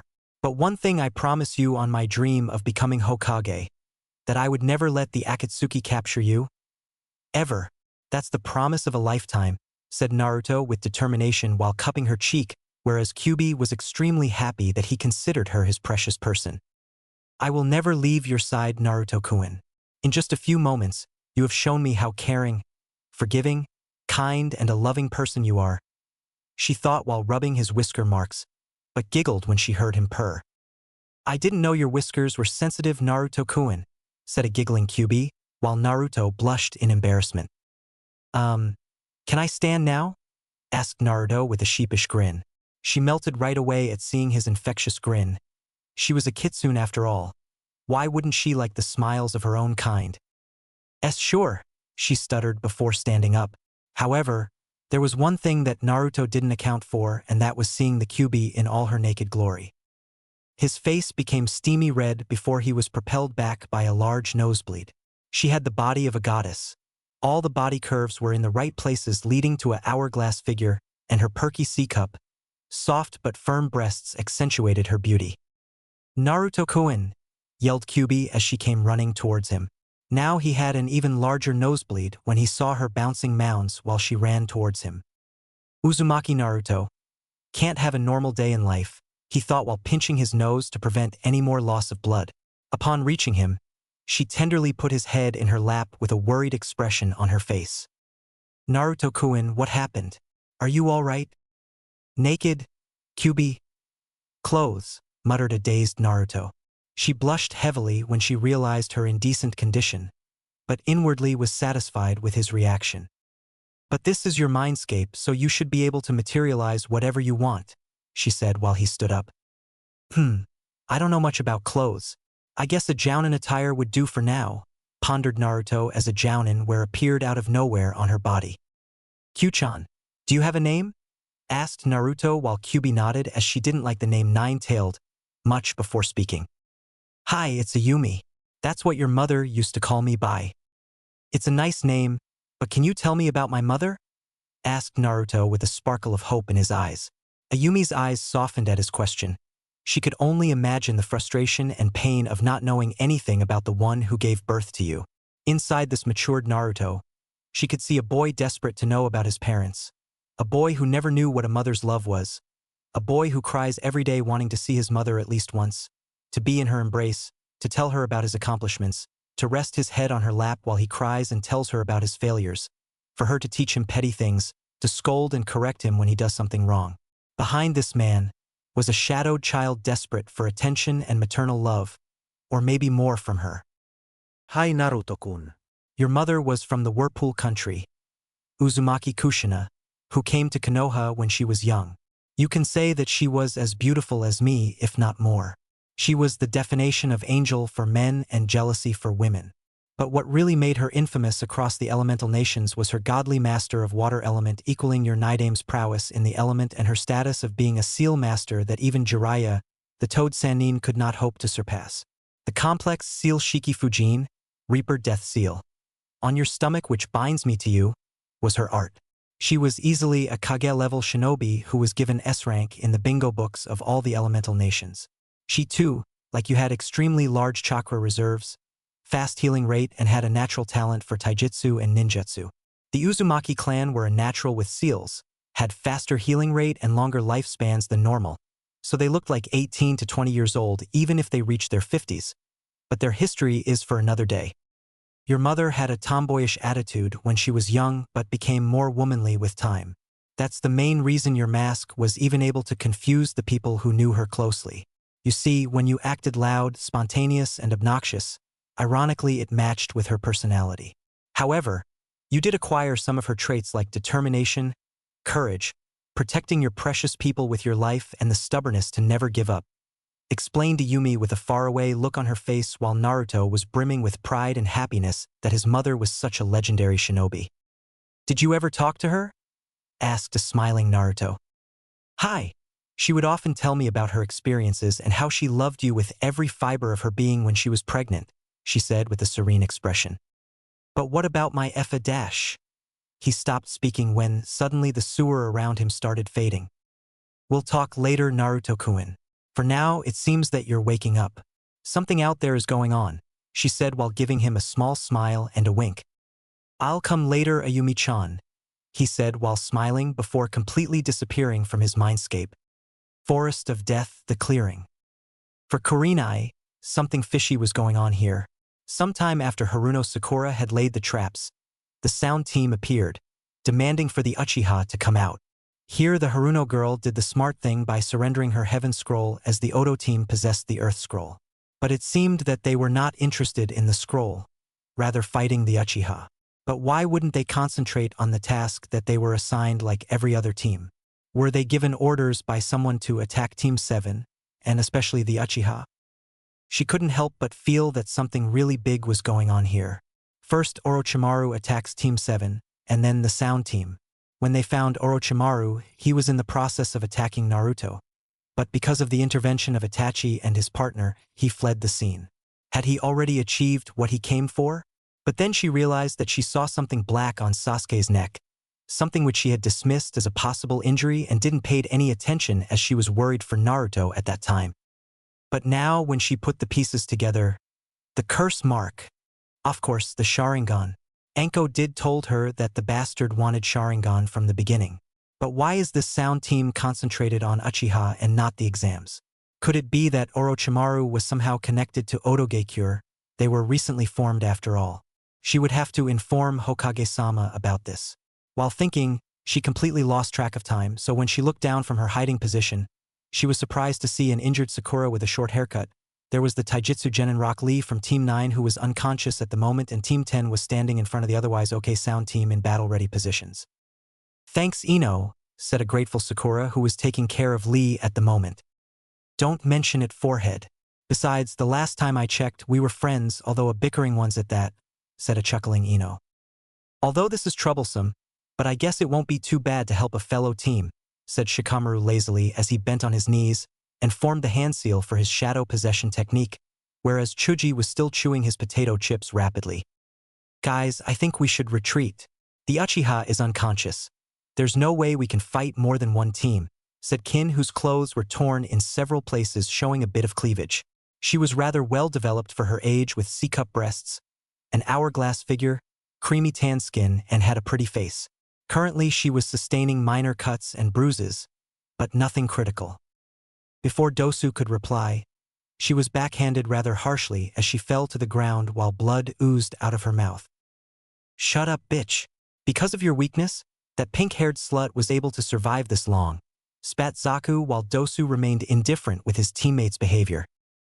But you two dash." She was interrupted by a kick to her ribs, breaking several of them while she cried out in pain. "You dare say that, you bitch? Ha!" he said while he continued to stomp on her. Meanwhile, all of them except Dosu were disgusted by what they were witnessing. "How can he treat his teammate like that?" thought a shocked Ino with a look of horror on her face. On the other hand, Kurenai was barely restraining herself from killing this genin. Chunin exams or not, she couldn't see any female treated like that. Just as she was about to do something, a malicious and an evil aura washed over the area. Zaku too immediately stopped his stomping when he felt this evil chakra. But Dosu was familiar with this chakra, the same chakra he always feel whenever Orochimaru or anyone possessing the curse mark was around. All of them turned their heads to see Sasuke coming out of the cave while black stripe markings covered his face and forearms. The genins were rooted at their spots in fear of this powerful and an evil aura that he was emanating. Sasuke had a psychotic grin on his face while he scanned his surroundings, Sharingan activated with bloodlust clearly evident in his eyes. "This strength, what is this amazing power that I'm feeling? This is what I wanted all along. Just you wait, Itachi, you will get killed by my hands very soon now," thought Sasuke with an arrogant smirk. "So the great Uchiha decides to grace us with his presence, eh? Had a nice nap?" asked Zaku with a cocky smirk on his face. "Zaku, I think we should really retreat now. We're in no condition to fight," said Dosu, who could feel Sasuke's cursed chakra growing stronger and more potent with every second. "What? You two. Just wait a second while I take care of Dash." Before Zaku could continue further, he was punched in the gut so hard that he instantly lost consciousness while he coughed and his eyes rolled back in his head even before touching the dirt. Except Kurenai, nobody saw him move. At one instance he was walking slowly, and at another, he just vanished to appear in front of Zaku. "Tsh, pathetic," remarked Sasuke with a smirk. "Troublesome," thought the lazy genius. "Sasuke-kun, what happened to you?" thought Ino and Sakura simultaneously. "He's fast. I didn't even see him. We have to get out of here," thought Dosu while Sasuke kicked Zaku in his stomach, who was currently laying unconscious on the ground, whereas Kin was trembling in fear of the bloodlust that Sasuke seemed to be emanating. But her blood ran cold when Sasuke's blood-red eyes turned to her before he started walking towards her. He wanted to test his newfound strength. "Weaklings like you don't deserve to live. You should be honored to die by the hands of an Uchiha," said a smirking Sasuke as he started going through a couple of hand seals. Everyone's eyes widened at hearing him. While it was common to die in these exams, here it was no need to kill her. She was already severely injured and was no threat to them. "Sasuke-kun no!" screamed Sakura, but it fell on deaf ears. "Somebody please help me. I don't want to die," thought Kin while tears formed in her eyes. Before Sasuke could finish the hand seals for whatever jutsu he was going to throw at her, he sensed a huge chakra spike behind him while a calm, peaceful, and a serene aura washed the area, overpowering his dark demeanor and bloodlust. All of the genins and Kurenai felt a strange feeling of calmness flow through them and oddly made all of their worries go away. Kin could almost no longer feel any pain, which was currently being overwhelmed by this sense of peacefulness and comfort. This is not troublesome, thought an unusual Shikamaru while Chuji was still eating his damn chips, albeit a lot slowly than before, and his eyes were closed in contempt like it was getting a blowjob while eating, the dream of every Akamichi. Meanwhile, Sakura, Dosu, Ino, and Kurenai too were feeling the effects, whereas Lee was still unconscious. However, Sasuke couldn't feel anything due to the curse mark's effects except the chakra spike. He turned to where he felt the spike, but didn't see anything except the trunk cave. "Stop this, Sasuke." His eyes widened when he heard an all-too-familiar voice from where he was facing before, meaning where Kin is. He whipped his head back so fast that you would have thought he broke his neck. Sasuke's and everyone's eyes widened when they saw Naruto standing there in front of Kin facing Sasuke, his hair and cape flowing with the breeze, while his ice-cold blue eyes pierced through Sasuke's Sharingan. Naruto? What happened to him?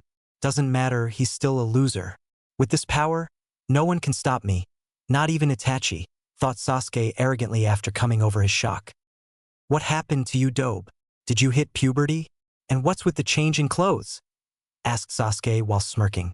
Meanwhile, Kurenai was also smirking, but for a different reason. Looks like the hero always arrives at the last moment. Let's see how much you've improved, Naruto-kun. It does not concern you, Sasuke. Don't think acting all cool and mighty will get you anywhere, said Sasuke arrogantly while Shikamaru's sweat dropped. You're the one to talk, troublesome guy. I don't care, just leave the girl and her team. They're already injured and would give us their Earth Scroll, wouldn't they? Asked Naruto as he turned back to glare coldly at Dosu. Meanwhile, Dosu flinched at seeing that icy glare. His eyes were hollow, devoid of any emotion, and promised a lot of pain if he disagreed. He nearly pissed his pants when Naruto's eyes changed to purple color with one ring circumscribing the pupil just for a moment before reverting back to his normal cerulean blue color. However, nobody noticed this except Dosu and Kurenai. Damn, he looks even more hot when he does that, thought Kurenai as she found herself a bit turned on. Oh, of course, stuttered Dosu before throwing the Earth Scroll in Naruto's direction, who caught it before putting it in his shuriken pouch. Meanwhile, Team 10 couldn't believe their eyes, especially Ino, who was blushing furiously. They were all having trouble identifying this genin until their eyes landed on his whiskers, resulting in their jaws getting dropped. Holy cow, is that Naruto? What is going on here? Thought a blushing and a perplexed Ino. You're the most troublesome person I find besides my Ka-san Naruto, thought Shikamaru.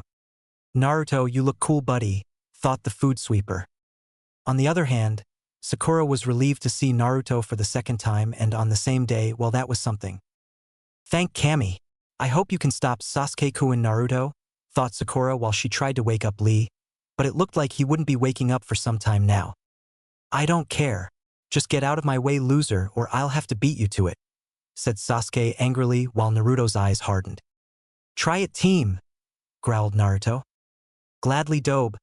I always wanted to beat the shit out of you, said a smirking Sasuke as purple chakra flared around his body before he dashed towards Naruto.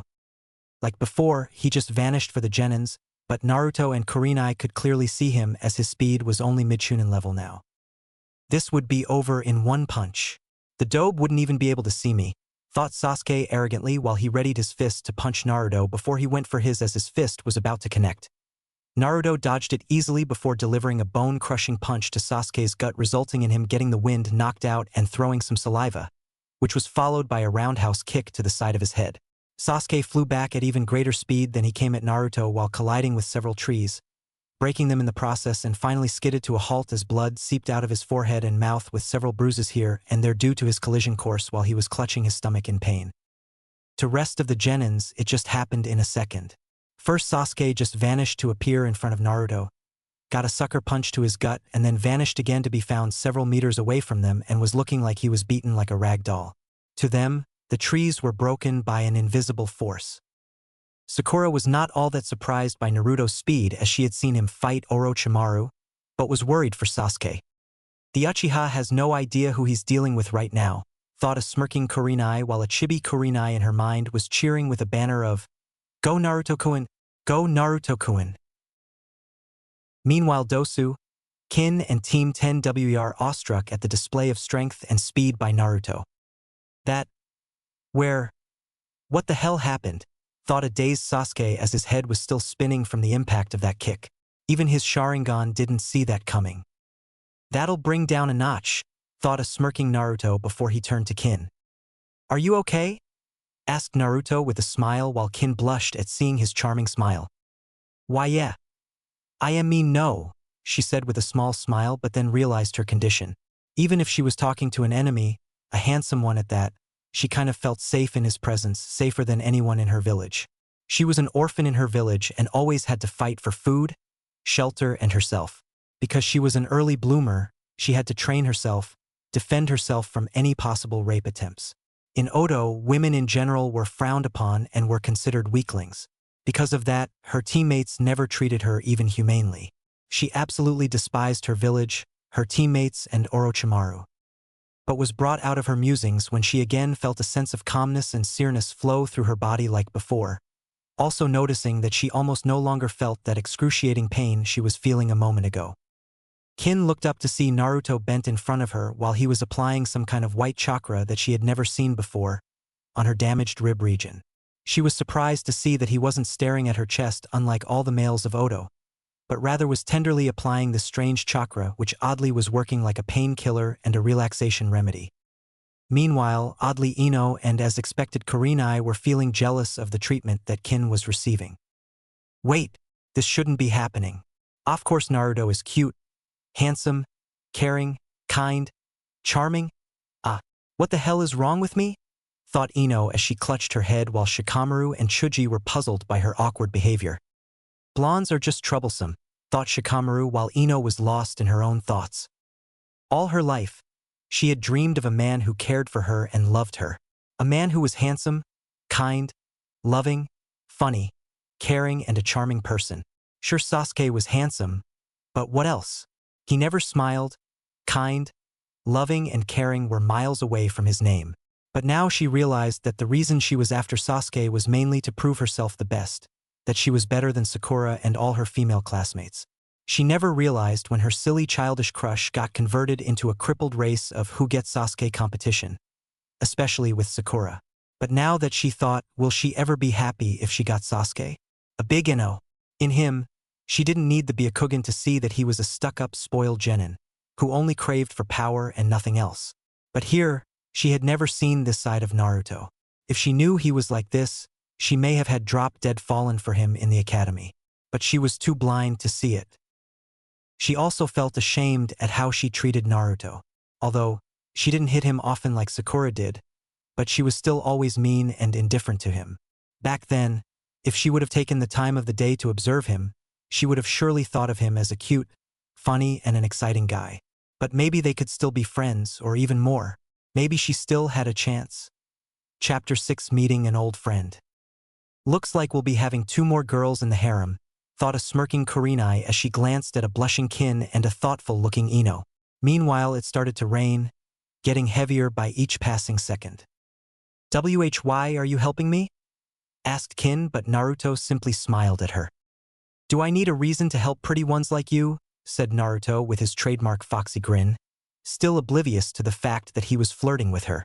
She blushed at his reply but started to shiver in cold when the rain started to pour heavily. Naruto, seeing her torn clothing, covered Kin with his cape. He was about to stand when he heard Sasuke yell, "Katan, Housenka no Jutsu, Fire Release, Mythical Fire Phoenix Technique." Kin's eyes widened when she saw numerous compressed fireballs coming their way. What a fool, using fire jutsu when it's raining. Sometimes I question his sanity, thought Naruto as he picked up a blushing Kin bridal style and easily dodged the fireballs. "Alright team, it's time to end this. I've wasted enough time with you," growled Naruto as he created 3 shadow clones. Kin still in his arms, who was unconsciously snuggling into his chest. Right now, I'd give anything to be in her position, thought Kurenai longingly. "Shut up, Dobe. I'm an Uchiha. You should be honored that you're fighting me," spat Sasuke as his purple chakra flared. "I would rather be honored to kick that stick deeper into your stinking ass," said Naruto with a bored-like expression on his face while everyone present except Sasuke and Sakura were struggling to control their laughter. That curse mark is getting out of control. I have to do something and quick. I should preserve my chakra so sub-elemental jutsus are out of the question, but the basic ones, he'll just copy. No way I'm giving him anything on a silver platter. But wait, yeah, that might work, thought Naruto as an idea popped into his mind. Why you loser dash, growled the Uchiha before he was interrupted by Naruto. Look, Itachi, behind you, yelled Naruto while pointing his finger behind Sasuke. What? Where is he? I'm gonna kill that traitor, exclaimed Sasuke as he looked around frantically behind him. Meanwhile, Naruto signaled his first shadow clone, who went through a couple of hand signs at mid-Chunin pace. On the other hand, Naruto and Kurenai were having trouble controlling their laughter. The Uchiha prodigy fell for a lame trick. Unfucking believable, both thought simultaneously. Machen. Narakumi no Jutsu. Demonic Illusion. Hell Viewing Technique. Sasuke's eyes widened when he saw Itachi shimmer into existence with the dead bodies of his clan laying at his feet. You'll always be weak, Otuto, said Itachi in a monotone voice. Sasuke immediately became enraged and was about to attack Itachi when his Sharingan noticed the chakra fluctuations around his surroundings. A genjutsu, thought Sasuke as he immediately dispelled it. Hee, too late, Sasuke team, said the real Naruto, who was currently holding Kin, while the shadow clone who casted the genjutsu had his palm open to face Sasuke. Banzho Tenin, all creation attraction. Sasuke's eyes widened when he felt an invisible attracting force on his body and was pulled towards the shadow clone at high speeds. Meanwhile, the second shadow clone was already going through a short set of hand seals. Suetun, Suijin Hiki, water release, water encampment wall, whispered the second shadow clone as he slammed both of his palms onto the ground, and using the water from rain, created a water wall in front of them while the third clone also went through a couple of hand seals. Let's fry the team, thought the third shadow clone with a smirk. Raitun, Kaminari Kengekiha, lightning release, thunder inspiration wave, exclaimed the clone as he shot a concentrated wave of intense white electricity from his index finger into the water wall, the other hand holding the wrist of his attacking hand.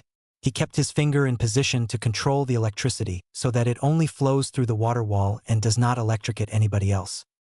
When Sasuke collided with the wall, he could only scream from the intense pain he was feeling, his whole body twitching due to the shockwave while the others flinched at his condition. The curse mark receded back while Sasuke slipped into unconscious as he fell on the wet ground with a thud. Naruto dispelled his shadow clones while everyone's jaws were on the ground. He just pulled off a feat that not even Chunins are capable of.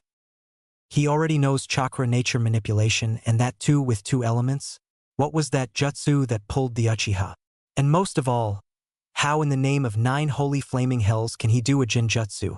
Thought Kurenai as she rubbed her temples in frustration. He's on a whole other level than us, thought all the genins except Kin, who was currently enjoying the warmth of Naruto's body. At the same time, Neji and Tenten arrived to see the current scene. Tenten went over to wake up Lee while Neji landed in front of Naruto. He had seen the fight between the Uzumaki and the Uchiha from his Byakugan and was surprised to see Naruto's skill. But still, fate has decreed this genin a loser. Fate has decreed you a hindrance, Uzumaki, said Neji in his cold tone as he glared at Naruto, his Byakugan blazing to add to the effect. And fate has decreed you a stuck-up asshole, Hyuga, growled Naruto as he glared back while Kin restrained herself from laughing at the comment. Neji, let's go, Lee's not waking up, we'll have to carry him, said Tenten, but not before blushing when she saw Naruto. Know this, that your fate has already been decided, said Neji as he left the area with his teammates. Phew. Well, that went well, said a grinning Naruto. Kin, what do you think you're doing laying in his arms? Let's get outta here, you weakling, spat Dosu. Naruto frowned at the way Dosu talked to her. He could tell she was not treated well by her teammates, if her shivering in fear was not any indication to go by. He looked at her when he felt her clutch him tightly to her and was surprised to see her eyes. They were pleading, almost begging him to not let her go, just like his were when he was with the Hokage after an attack from the villagers. Her face looked so pretty and cute. Small glistening raindrops on her lips and her sparkling black eyes made him want to kiss her, and he almost did. She'll not be going anywhere. We'll take her with us to the tower. You already have one injured teammate to deal with? I'll take care of her, said Naruto with authority while glaring at Dosu. But she's our teammate dash. Dosu was interrupted was Naruto. And you don't treat her like one. Now get out of here before I kick your ass like the team, said Naruto with a threatening glare. Dosu did not argue much. Rather took an unconscious Zaku and got out of the area. Meanwhile, Kin was barely holding back tears of happiness. For the first time in her life, someone had helped her and treated her humanely. Well, except for her best friend Tayuya. Tich, thank you so much, said a blushing Kin as she felt him clutch her to his chest tightly. Not a problem, Kin-chan. By the way, my name is Uzumaki Naruto, said a grinning Naruto while Kin nodded with a smile and a pink tint on her cheeks. He then gazed towards Sasuke and sighed. Why wouldn't you learn, Sasuke? I know you suffered at the hands of Itachi-sensei, but power isn't everything. I promised Sensei that I would look out for you, but if I have to break every bone in your body for you to see the reality, then so be it, thought Naruto with sadness while eventually it stopped raining. Yo, troublesome guy, got a minute there? Said Shikamaru in a bored tone as he waved at Naruto. He turned his head and a smile graced his lips. Him, Shikamaru, Chuji and Kiba were best friends in academy. Although he and Kiba had a friendly rivalry, but Shikamaru and Chuji were in a sense true friends for him. They played together in the academy, ate together and bunked classes together, but later went their separate ways. However, Shikamaru and Chuji were still best friends. But among the rookie 9, ones that Naruto trusted the most were Chuji, Shikamaru, and Hinata. Hey there, lazy ass, said Naruto with a goofy grin. Ramen, greeted Chuji with a smirk. Ah, barbecue. I see you still managed to sneak some food from the proctors? Said Naruto as he glanced at the potato chips packet in Chuji's hands. So Naruto, no offense but tell me one thing, are you the strong, genius, and a prodigy one we saw a moment ago, or the weak, idiot, and a dead last we've seen in the academy? Asked Shikamaru with rare curiosity in his voice. Oh, so I've confused the Shugi genius, that counts for a party Well, for your question, mix both the personalities, what do you get? Asked a grinning Naruto. An enigma, said a bored Shikamaru. That's what I am, Shika. That's what I am, said Naruto while Kin could only blink at the awkward conversation going between them. This was the Chunin Exams, damn it. Every team for itself and they were acting like nothing was going on. But she could tell that Naruto was on his guard if they tried to attack him. So Naruto, care to tell us about your changes? Asked Chuji. That you'll have to ask the Hokage. But that aside, you aren't going to try anything funny, are you? 'Cause I don't want to hurt my longtime friends, said Naruto in a serious tone. We aren't that low to attack a fellow squad who's already crippled. Besides, if we would have wanted your scroll, we wouldn't have intervened. So yeah, you can keep the scrolls, said Shikamaru in a lazy tone while Naruto nodded with his reason as he found no deception in his words, but still wasn't going to relax until they left. He knew Shikamaru was a genius and wasn't going to underestimate him. Hey Naruto, said a meek voice. Naruto tilted his head to see Ino standing behind her teammates. Instead of greeting her like he always did because of his mask, a deep frown etched on his face. What are you planning, Ino? If you think that your nice scroll act would get you the scrolls, then you're dead wrong, said Naruto seriously while Team 10's and Kin's eyes widened at his hostility. What are you talking about, Naruto? We told you dash, spoke Chuji, but he was interrupted. I don't care. I trust you and Chuji but not her. Never, spat Naruto, his insecurities rising to the surface. He could accept Sakura's sudden change in behavior due to the trauma of fighting a Sannin and that she was his teammate, but here Ino, who wasn't even his teammate, just coming out of the blue and greeting him like that, he couldn't trust her.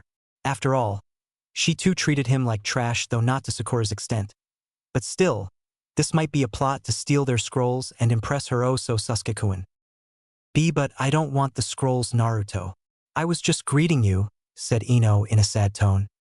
Stop your bullshit, Ino. You mean to tell me that after all these years you're properly greeting me now? When the Chunin exams are going on? I don't believe that crap. Why shouldn't I think that you're trying another lame trick to impress Sasuke?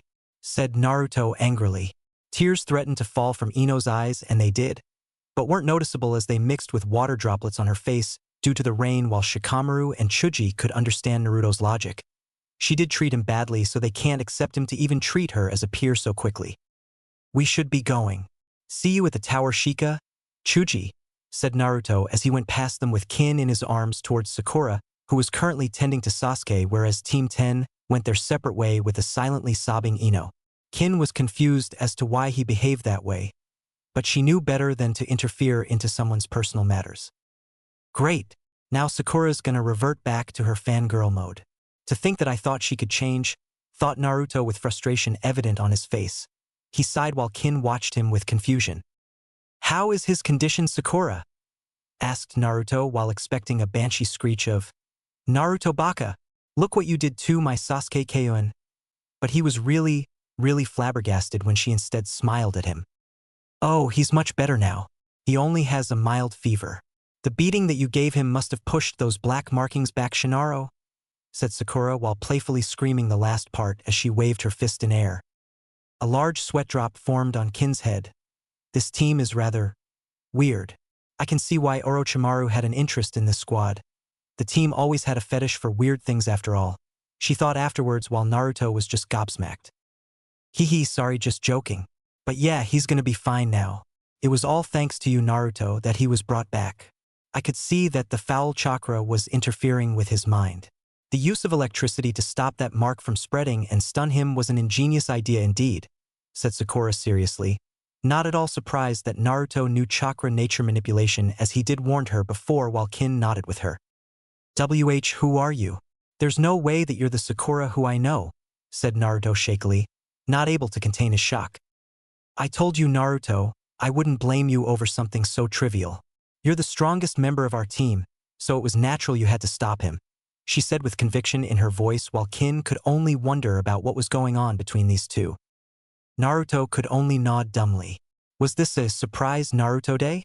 First that Proctor says that she knows about his mask, then that snake freak attacks them, then a good Itachi comes to save the day who was supposed to be a psycho killer lusting for power, then he comes to know about his Jujutsu, Uchiha clan and whatnot, then he learns that Sakura was willing to change, which was in a sense a rigid metal trying to bend its shape. Then the biggest shocker, the Kyubi no Kitsune, the supposed almighty demon so fearsome that even the Kage-level shinobi pissed their pants in its presence, was a female, a damn hot female, and if that was not enough, she was attracted to him. Oh, no doubt, he would always remember this day. The day that changed his life drastically. The Chunin Exams day. He could only describe this day in only one word: troublesome. I need my ramen, damn it, thought Naruto as he inwardly cried anime tears. The other shinobi may find it funny, but ramen was his stress buster, his way of coping with so much stress and depression in his life, along with training, of course. That aside, he was brought out of his musings when he felt a soft hand on his cheek, whisker marks to be specific. Naruto-kun, are you alright? Naruto. What? Asked a blushing Naruto when he felt Kin's soft touch and heard her soft voice followed by a shout from Sakura. Sheesh, what's wrong with you? I was asking you about what should we do next? Asked Sakura with an annoyed expression while Naruto laughed sheepishly. Meanwhile, Kin was as red as a tomato. What's wrong with me? We've just met, and I'm already calling him Naruto-kun. Seeing his tired expression, she couldn't help but worry for him. Seeing his cute whisker marks, she couldn't resist but touch them. Seeing his sheepish smile, her heart fluttered. What was this strange feeling, emanating from the pit of her stomach which spreads through her body like a wildfire? Sorry, but I think we should get to the tower as fast as possible, seeing as we already have both scrolls. There's no need to rest here or the other teams might attack us. We have 3 days to reach there, so we can head there at a steady pace, he explained while Sakura nodded. But what about her? She's our enemy and attacked us. She tried to kill me even though I offered our scroll, said Sakura while glaring at Kin. I am really sorry, but I had no choice. If you didn't notice, I was constantly holding back against you and fought you myself so that my teammates couldn't injure you badly. I was trying to stall time as much as I could. When your fellow team came to assist you, I advised my team to leave in hopes that they would agree, but they only treat me like some useless pile of trash, said Kin as she sobbed at the last part while clutching Naruto's cape to her chest tightly, which was currently acting as a blanket for her. Sakura looked at her with pity and sadness. She could only wonder what would happen if Naruto and Sasuke treated her like that. She's just like me. I'll make sure to at least protect her from those idiots, thought Naruto as he clutched Kin to his chest tightly, while she snuggled into it and started crying louder. "Sho Kin-chan, don't cry. I'll make sure that they wouldn't lay a single finger on you," whispered Naruto in her ear. "Really?" asked Kin with teary eyes and a cute expression on her face. Naruto couldn't resist and kissed her on her petty nose, leading to a burning red face of Kin. "Absolutely," exclaimed a grinning Naruto who created 2 shadow clones, but with a little difficulty as Kin was still in his arms. "At times like these I wish I could do seal-less jutsus. Oh well, I guess I have to improve my chakra control or wait for the ascension of Rinnegan," he pondered. "Naruto, I think I should carry her or else you wouldn't be able to fight if another team attacks us," spoke Sakura while Naruto shook his head.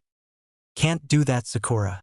I'm providing Kin-chan my chakra constantly, which is in a sense acting as a painkiller. Several of her ribs are broken and needs to be treated as fast as possible.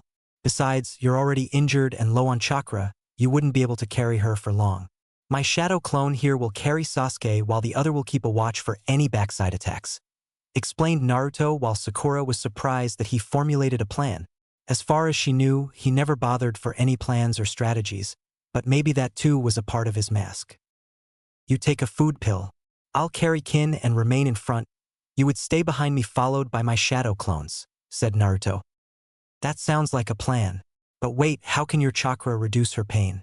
"That's not possible unless you know medical jutsus," said Sakura while Naruto glared at her. "Oh right, no questions," said Sakura as she put a finger on her lips, while the shadow clone slung Sasuke on his shoulder. "If we move steadily, we can reach there in a couple of hours excluding any attacks or hindrances," said Naruto, but noticed that Kin had fallen asleep in his arms, resulting in him smiling warmly at her peaceful face, whereas Sakura ate a food pill. "All right, let's go," said Naruto as they all left the clearing. All the while, Kurenai was listening to their conversation as she had moved closer to their position under a powerful jinjutsu. She pitied the Yamanaka's condition, but the girl had it coming. On the other hand, she was saddened after hearing about Kin's insecurities.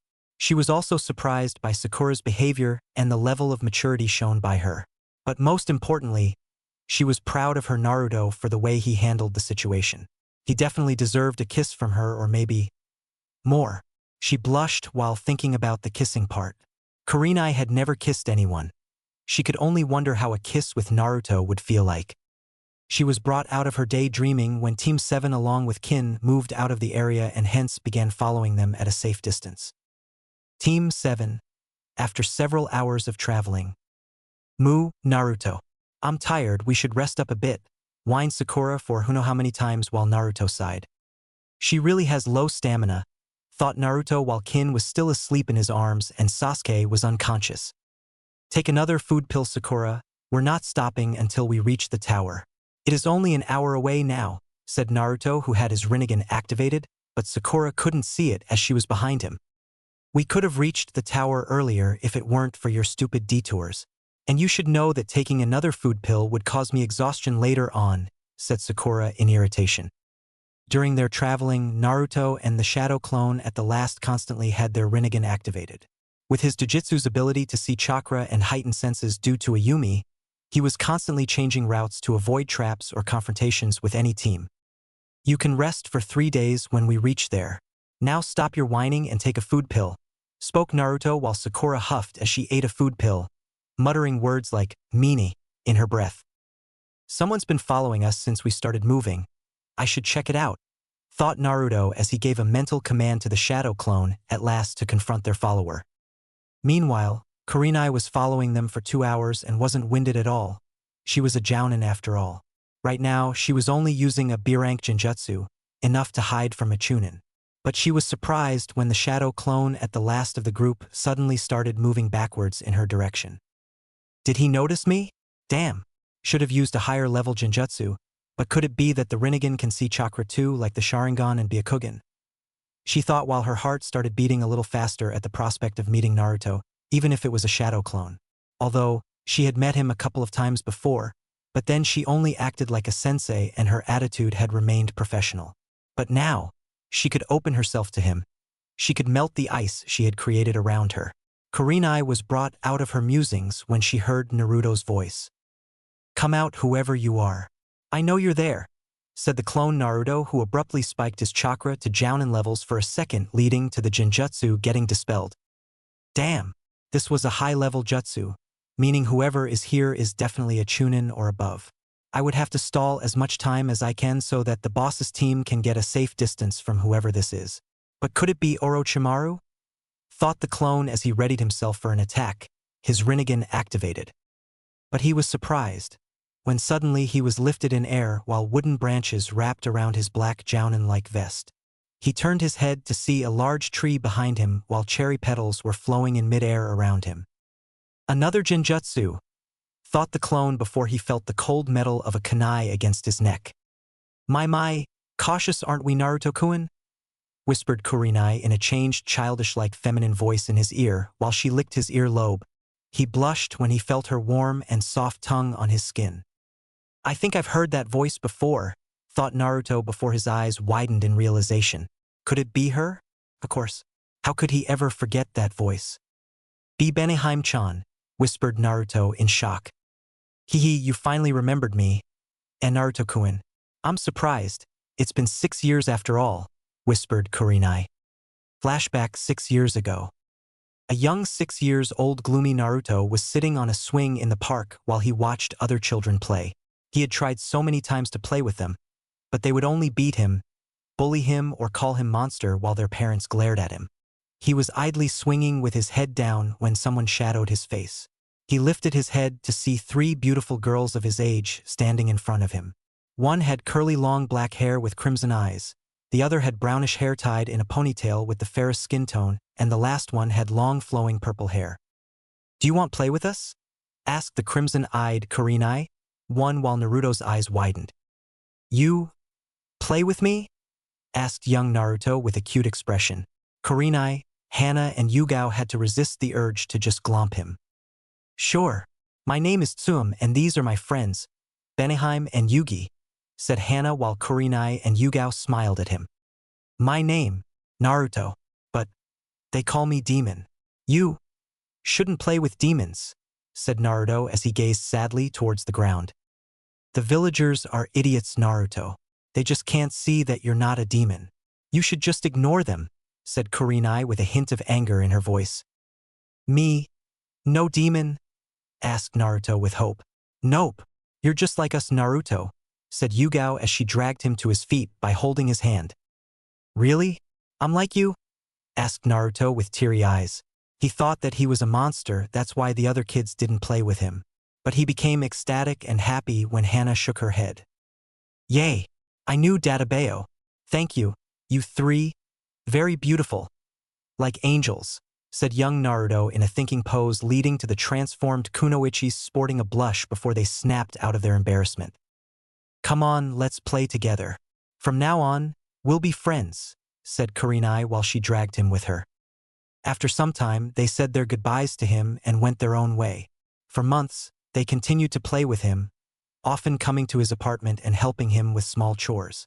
Over the months, they taught him how to speak, write, and read properly, cooking, etc. They couldn't do much as they were 13 years old only right then, but they made sure to help him as much as possible. Over time, they fell in love with him, but were ashamed to admit it because of the age gap while Naruto too became fond of them. But eventually, Hiruzen caught just of it and prohibited them from meeting him again.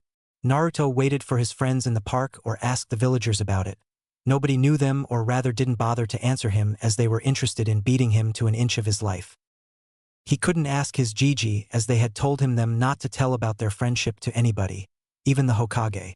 Meanwhile, Hiruzen didn't believe Hana, Yugao, and Kurenai as they were only 13 years old and somebody may have tricked them in befriending Naruto and then attacking him.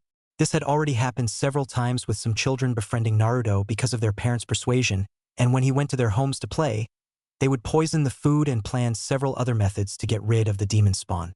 So the Hokage had to be absolutely sure that Naruto stayed in trusted company.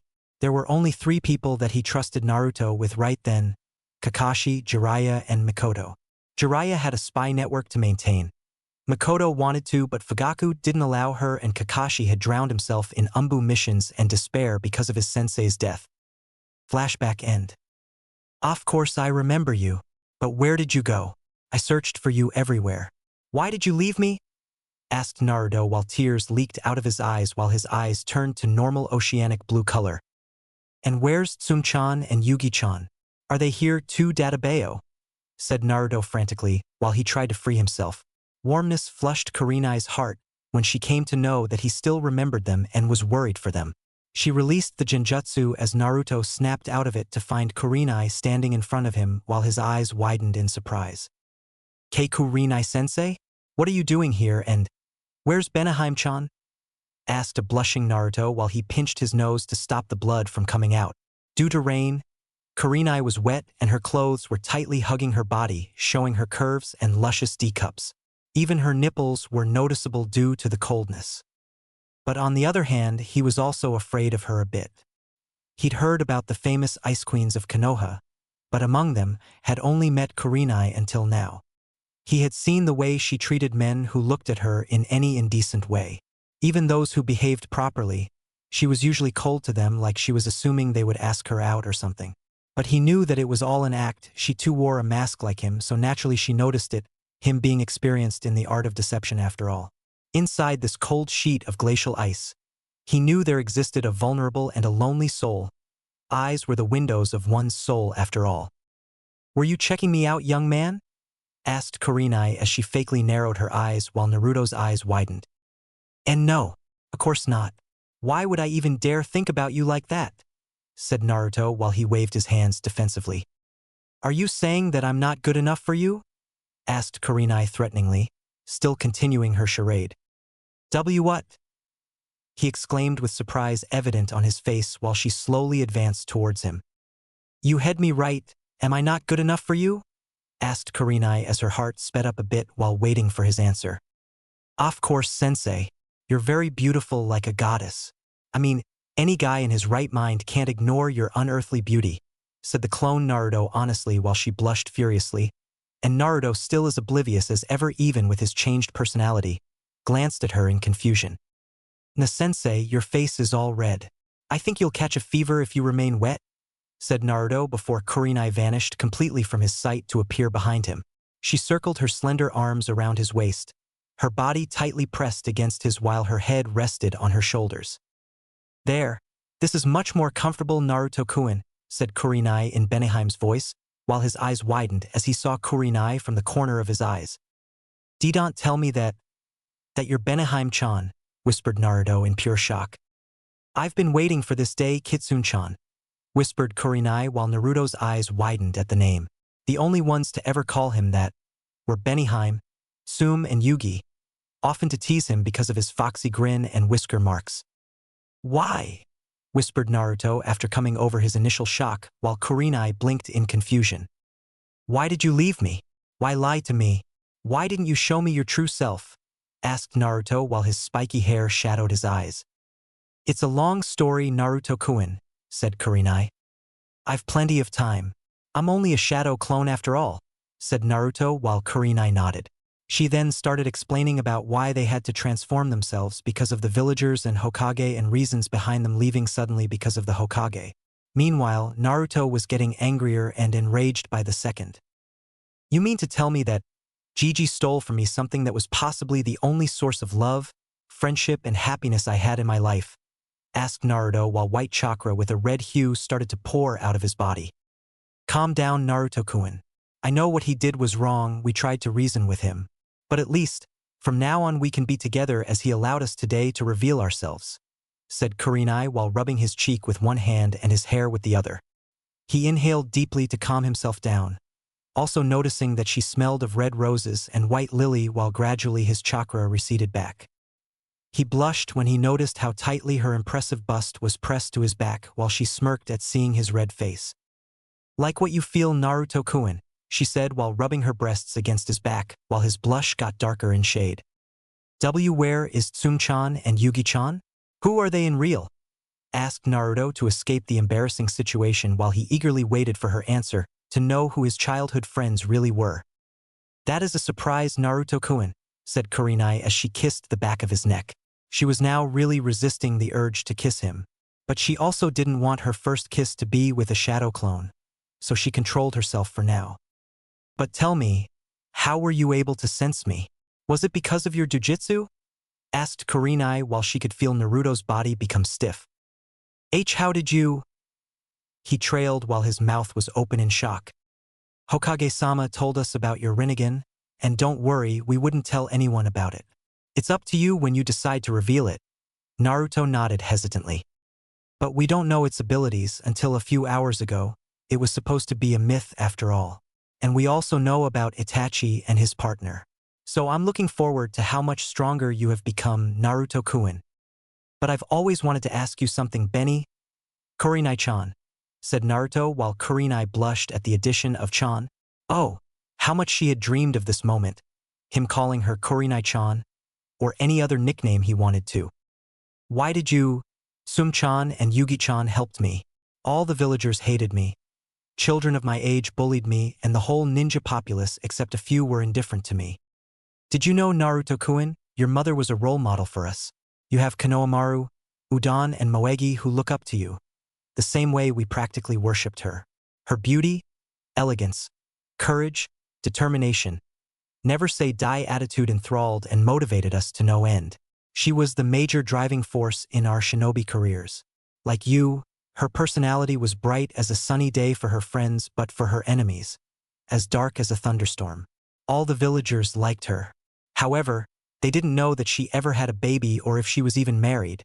Silence reigned upon the area before she continued. We were the ones that took care of her during pregnancy, although we were a bunch of brats at that time, but she too always welcomed us with open arms. But that aside, we couldn't see her son get treated like that. So we decided to help you as much as we could. I know that you want to know more about her and your father, but you'll have to ask Hokage-sama about your parents. It's a highly classified secret, finished Kurenai with sadness at being able to tell Naruto about his mother anymore. But can you at least show me how she looked? He said with a hint of hope while she blinked. I guess I can. The law included about not telling you about your mother, but it didn't said anything about showing her to you. Sometimes it's better to bend the rules, said Kurenai as she released Naruto from her hold. Henge, transform. Naruto turned around to see what was the most beautiful existence his eyes had even shown to him. His face immediately went blood red while steam protruded out his nose and ears. This? Am I a mother? He stuttered while pointing a shaky finger at the transformed Kurenai. Chapter 7, a dream to be accomplished. This? Am I a mother? He stuttered while pointing a shaky finger at the transformed Kurenai. He now completely understood what Ayumi was trying to describe about her. His mother was a definition of angel, a top-quality one at that. He just didn't know how to describe her. Beautiful, amazing, breathtaking, hot, sexy, gorgeous. All these words were just not enough to describe her unearthly beauty. Holy Mother of Rikudo Sannin. Damn, never thought my mother would be so, well, so hot, thought Naruto before muttering about his father being a lucky bastard. Even though he knew she was his mother, he couldn't help but think about her as a woman. Standing in front of him was a henged Uzumaki Kushina in skimpy civilian clothes, courtesy of Kurenai. She had long flowing red hair, heart-shaped face, light violet eyes. All in all, her face was just perfect. All the body curves were in right proportions, with D-cup breasts, milk creamy flawless skin, slim-toned waist and legs, and had an hourglass figure. A small portion of her forehead was covered by her red silky hair held by a clip, making her even more cute and beautiful. If Ayumi wasn't a bijou, he surely would have thought of her as his mom's sister. Hee, I kind of expected that kind of reaction, said Kurenai/Kushina as she had her hand on her hips. Naruto slowly lifted his hand to her face while moisture gathered in his eyes. Keika-san, he said shakily while streams of tears flowed down his cheeks as his hand cupped her cheek. Kurenai/Kushina blushed at the contact before leaning into his touch, while she put her hand on his hand to deepen the touch. Meanwhile, Naruto activated his Rinnegan. He wanted her mother's face to be forever burned into his mind. The Rinnegan could copy images or any form of writing, an ability he discovered during the training while reading the scrolls. Kurenai gasped silently when she saw his eyes. They were beautiful. His purple eyes seemed to have a glow to them, also the effects of his white chakra seemed to increase. It's okay, Naruto-kun. I know you miss her, but life is all about moving on. She wouldn't want you to cry for her every day. Rather, she would want you to accomplish your dreams and be happy. Did you know what was her dream when she was of your age? She said as she canceled the henge while Naruto wiped his tears with his forearm before shaking his head. When asked, she would always say she wanted to become the first female Hokage, similar to your dream. She said while Naruto's eyes widened at the prospect of learning that their dreams were so similar. Accomplish your dreams, Naruto-kun. Fulfill her dream. I know you can do it, she said as she put her hand on his shoulder, while he started to chuckle softly after coming over his shock. You're very precious to me, so I'm not gonna lie to you, Kurenai-chan. Although a large part of me understands the behavior of the villagers towards me, but still a small part of me hates these villagers with passion and wants nothing more than to kill them. That part of me, you can say that it is the negative Naruto, the one which was born through emotions like pain, hate, fear, loneliness, and revenge, the part which I've suppressed within the deep recesses of my mind. He said while Kurenai was shocked that inside this bright Naruto, there existed a dark one which wanted to get back at these foolish villagers for how they treated him since he was a baby. A large part of her totally agreed with getting rid of these ignorant villagers who couldn't tell the difference between a kunai and a sealed kunai. But, he inhaled deeply, but I think there's still hope for the younger generation. Right now, their views are influenced by their parents, but I'll make them see the truth. Unless a miracle happens, I know that it will be very difficult to change the views of the elder generation, if not completely impossible. The Shodame, Nidame, and the Yodame would be ashamed of these people's ignorance. When Gigi gazes upon his village from the monument, I see nothing but sadness, pity, and shame in his eyes. Sadness that he couldn't change the villagers' views of me, pity at their ignorance, and shame at what the people of this village have come to.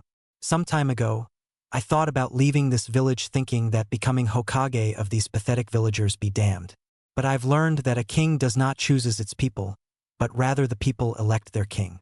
The only thing the king can do is change their views towards him. He paused to regain his breath while Kurenai was stunned at the level of maturity that he was showing. To go that deep, he truly had the traits of an upbeat visionary. It would have been the absurd height of cowardness to leave my village. Running from my problems, giving up on my dream, that's not the trait of an Uzumaki, and I never back down from any challenge. He lifted his head to gaze into her eyes. Her breath got caught in her throat when she saw the fire in his eyes. From now on, no more Mr. Nice Guy. If they glare at Uzumaki Naruto, he will not smile back but return it 1,000 times stronger. If they attack him, he would not hold back to defend himself. Consequences be damned. He pointed his thumb at his chest. I will become the best Hokage of Konoha, and if anybody has a problem with that, well, they can go eat their shit. I'm tired of trying to gain recognition from these stupid villagers. From now on, I'll treasure the precious people that I have. I'll fulfill my dream, for my precious people and most importantly my mother. He said a determined smirk while Kurenai smiled at him lovingly. I guess the Rinnegan did wonders to you, didn't it? She spoke while he raised his eyebrows. Surprisingly, your guess is right. After the awakening of Rinnegan, I have a somewhat changed outlook of life. That's why I refuse to hide under a stupid mask or dress like a clown. I'll bust these villagers straight forward, he said with an evil foxy grin while Kurenai smirked. The villagers better watch themselves from now on, she thought. But I'd better go, Kurenai-chan. The overload of information may cause a headache to boss. He already has a lot on his mind lately, he said while she nodded before walking up to him and kissed him on the cheek. Take care, Naruto-kun, and be safe. In preliminaries, kick some ass for me, said a grinning Kurenai while a blushing Naruto grinned sheepishly. He rubbed his back head before giving her a thumbs up. Sure, Benihime-chan, he said before dispelling himself while Kurenai smiled at where he was a moment ago. And I promised to you, Naruto-kun, that I would always love you, remain by your side and help achieve your dream, she whispered to herself before gazing at the sky. You'll be proud of your son, Chunin-chan, she said while a few tears escaped her ruby eyes. She really missed her idol who she had always thought of as an elder sister. I'd better report to Hokage-sama. There's no use in tracking them anymore. They're already about to reach the tower, she thought before shining out the area. Iwagakure Tsuchikige's office. Iwa's current Tsuchikage, Anoki of the Twin Scales, a shinobi renowned for his experience, flying and dust techniques, was currently battling an enemy, probably a common enemy of all the Kages except the Akatsuki paperwork. Damn, my back is killing me. If it weren't for my old age. ACK, grunted Anoki in pain. If anyone outside the village would have seen him, her thoughts probably would have been on the line. This old shrimp motherfucker is the Earth Shadow Duns? Bet this baldy punk couldn't even bend to see his own scrawny rotten limb pendicular. Anoki was interrupted by a knock to his door. Enter, he said without looking up from his paperwork. Tsuchikage-sama. A Chunin walked in with a scroll. What is it this time? The Tsuchikage said in his old gruff voice, looking bored. Generally, these frantic interruptions were all about his granddaughter Kuratsuchi, wreaking havoc in the village, mainly to test her skills or pass her time, as most of the time she remained bored anyways. This is serious, Tsuchikage-sama. We have received an urgent top-secret message from the Kazekage, said an anxious Chunin, while Anoki raised his eyebrows. What does he want? He pondered while taking the scroll. You can go now, he said. The Chunin bowed before leaving his office. He put the official Tsuchikage stamp on the scroll. The stamp mark glowed for a second, before the scroll opened with a click sound. He then started reading the scroll, his eyes getting wider by the second before an unsettling small smirk formed on his old face. Well, payback's a bitch, isn't it, Konoha? He thought with excitement. Meanwhile, the Forest of Death, the tower. Team 7 along with Kin had reached the tower a while ago. They had just entered the hall before Sakura fell to her knees, all sweaty, and was panting heavily. Naruto, you're one ruthless slave driver, she said while panting. Meanwhile, Kin was still asleep while Sasuke hadn't woken up yet. Meanwhile, Naruto was lost in his own thoughts. Ever since the shadow clone had dispelled itself, the information that he gained had shocked him to his very core. He had almost dropped Kin due to the shock, but composed himself, although barely. But his shadow clone couldn't hold his shock, and in the process dropped Sasuke. And he had to hold back himself from rolling in laughter. Sasuke was just waking up when he was dropped, resulting in his head hitting a branch, and he again lost consciousness. Sakura didn't notice anything because she was in front of the shadow clone, already tired up and panting. Even nature didn't want to hear about his rambling about the Uchiha's pride, thought an amused Naruto. But that aside, he was really giddy that he had found his childhood friend after all this time. Although in reality she was the Genjutsu mistress, and most of all, he saw his mother's appearance today. Just thinking about her made him blush. What's wrong with me? She's my mother, and besides, it's not like she's going to come back from the dead, thought Naruto sadly while choking up his unshed tears. He would never be able to meet his mother again. However, he was dead set in fulfilling his mother's dream and telling those villagers that who was the boss now. He was brought out his thoughts when he sensed his cheeks being pinched. He focused his vision to see Sakura staring intently at him while pinching his cheeks. Hard. Ow, what do you think you're doing? It hurts? He yelled as his whiskers marks were sensitive, but was interrupted when she put her hand over his mouth while glaring at him. SHHSH. She's asleep. Do you want to wake her up? She whispered angrily, but had a faint blush on her cheeks due to the contact. Damn, who would have thought he would become so handsome? MMPH? Tried to say Naruto in muffled voice but couldn't remove her hand as his arms were busy holding Kin. What? I can't understand you, said Sakura while she leaned in close to hear him. Crazy girl, he thought before creating a shadow clone. Get your hands off boss Sakura Baka, yelled the clone dramatically while she removed her hand. A sheepish expression on her face before the shadow clone's words registered in her mind. What? How dare you call me Sakura Baka, Clone Baka? She yelled while pointing an accusing finger at him. Oh sorry, what was your name again? Yeah, it was Haruno Forehead, said the clone while he transformed into Ino. Why you Ino pig? She growled while advancing towards him. Yeah, bring it on Forehead. I'll dash. The clone was dispelled before it could complete the sentence, courtesy of Naruto whose eyes were twitching dangerously. Sakura, come over here, said Naruto authoritatively, which left no room for argument. Sakura gulped nervously before nodding. She had seen him what he could do if angry and wasn't going to risk it. Why yeah? Asked Sakura meekly under the glare that Naruto was weighing upon her. Open both these scrolls and don't do anything silly now. Kin is already injured and we have to treat her injuries as fast as possible, he said while handing her the scrolls. She took the scrolls before opening both of them at the same time. Smoke started arising out of the scrolls while Sakura blinked in confusion. These are summoning scrolls? Drop them! He yelled while Sakura threw them away from her. The smoke cleared for them to see Yumino Irika standing there with proud smile on his face. Congratulations, you three. You have passes the second part of Chunin Exams, said the academy teacher while Sakura whooped with joy. Naruto was just happy to see his brother-like sensei again. It's nice to see you again, Irika-sensei, he said with a smile while Irika turned his head to him. And Naruto? What the hell happened to you? Said a gobsmacked Irika while Naruto sighed. It's an S-rank secret sensei. You just have to ask Gigi about it, said Naruto while wondering how many times he would have to repeat that line today. Irika could only nod dumbly. Anything concerning Naruto just had to become an S-ranked secret. I hope QB has nothing to do with this. Who knows, it might be influencing Naruto, thought Irika, concerned for his favorite student before his eyes landed on a girl in Naruto's arms and an unconscious Sasuke on the back of another Naruto he presumed was a shadow clone. What happened to Sasuke? And who is she in your arms?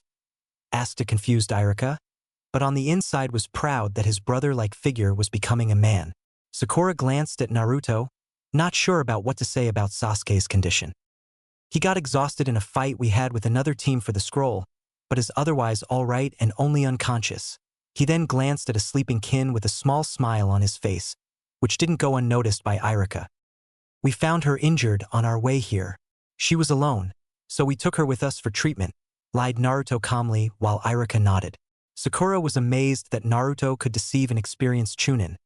Masking his emotions like that was just amazing. But that aside, do you know the meaning of these scrolls? Asked Irika in his lecture voice while Naruto paled at that tone.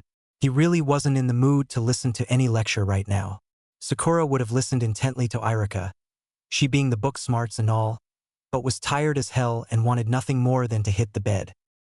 Irika, however, didn't pay them any attention, rather took the scrolls and put them on the uncompleted message on the back wall. He then started explaining the meaning of it, all the while facing the wall. So in nutshell, you should concentrate on enhancing your mental and physical skills. Any questions? Asked a smiling Irika, proud at how well he had explained the riddle. He turned his head to see nobody but a scroll on the floor. Confused as to where they went, he opened the scroll and started reading it.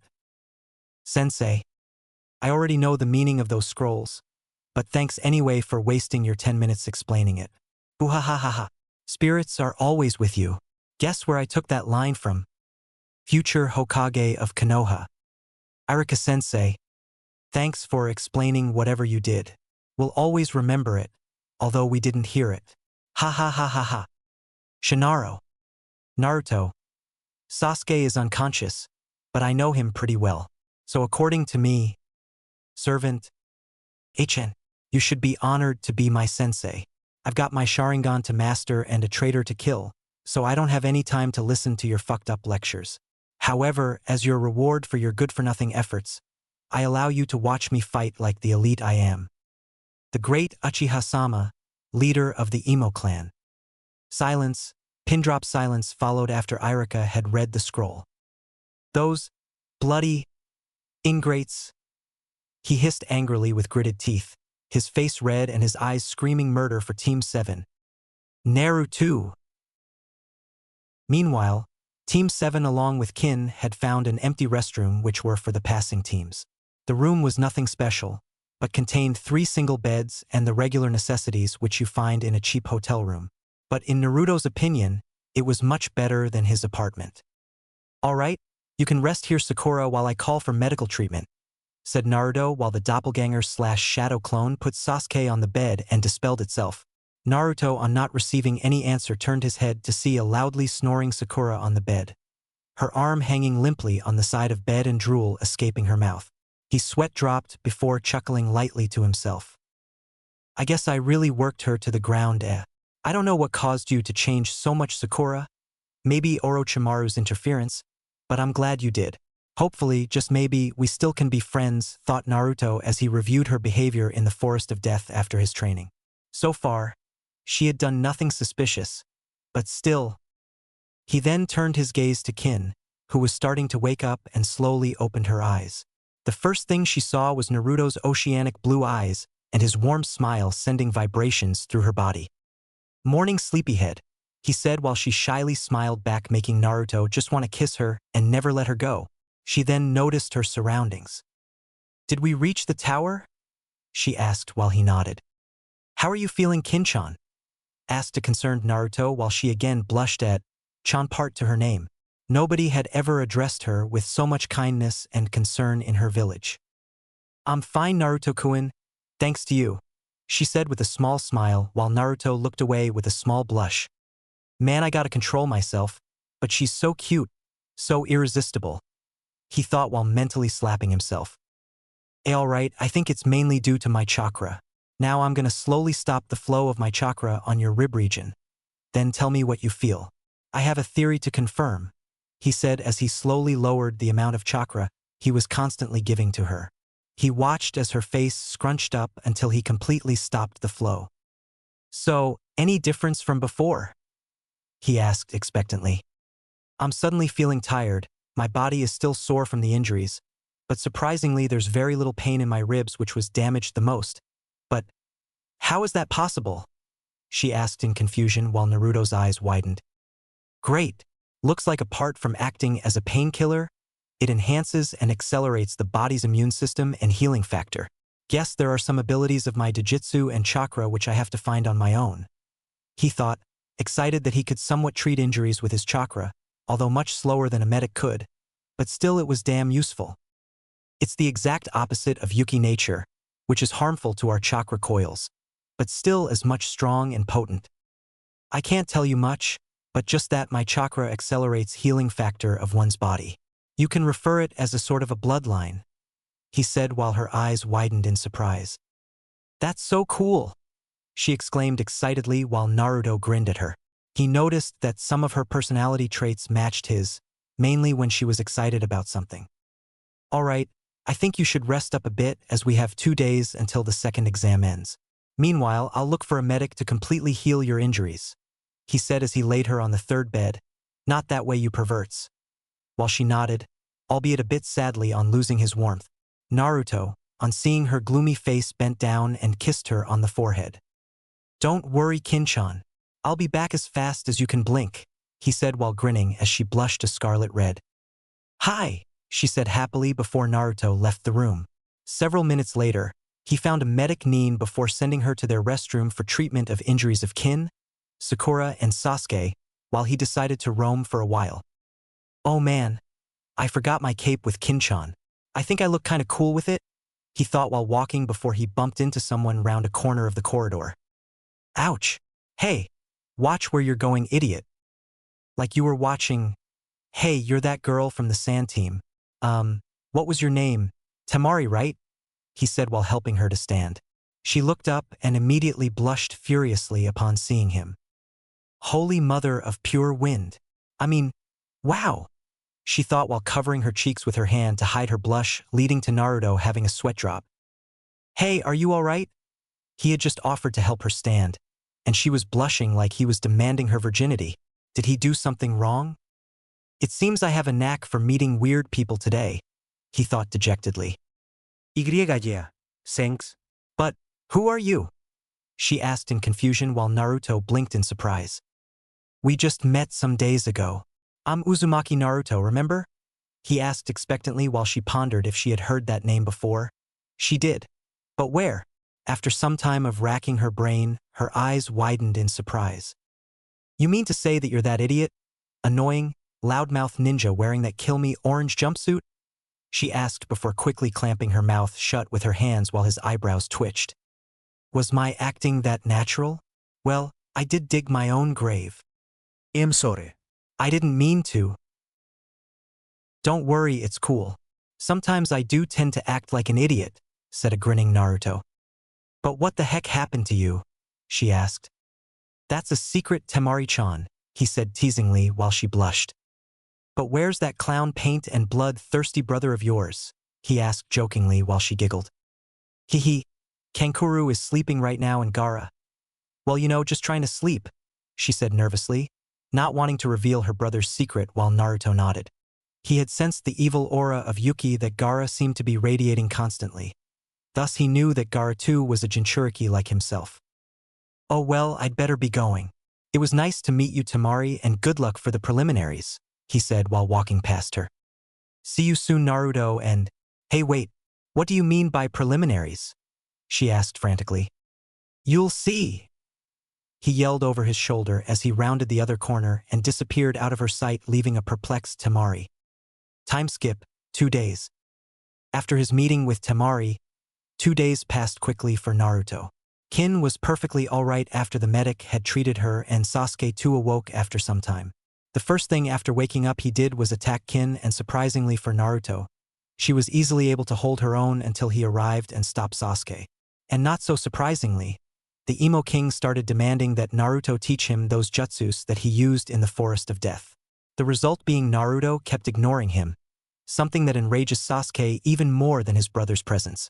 So as expected, Sasuke challenged Naruto to a rematch right there, and then while Sakura tried to play the peacemaker, Naruto just kept ignoring him, not wanting to waste his chakra. Eventually, Sasuke gave up and started doing what he does best, i.e. brooding. Aside from that, Naruto again went to his mindscape and met Ayumi. They spent quality time with each other. Ayumi telling Naruto about his mother and all her experiences. She was a who knows how much old demon after all. Naruto too enjoyed her company very much. After 12 years of loneliness, he had finally found a friend, and he would be damned if he let this opportunity go to waste. He too shared his experiences, jokes, his pain, and she understood him very well as she had seen his memories. He had finally found a shoulder to cry on, someone to hug when he was lonely, someone to embrace when he was asleep.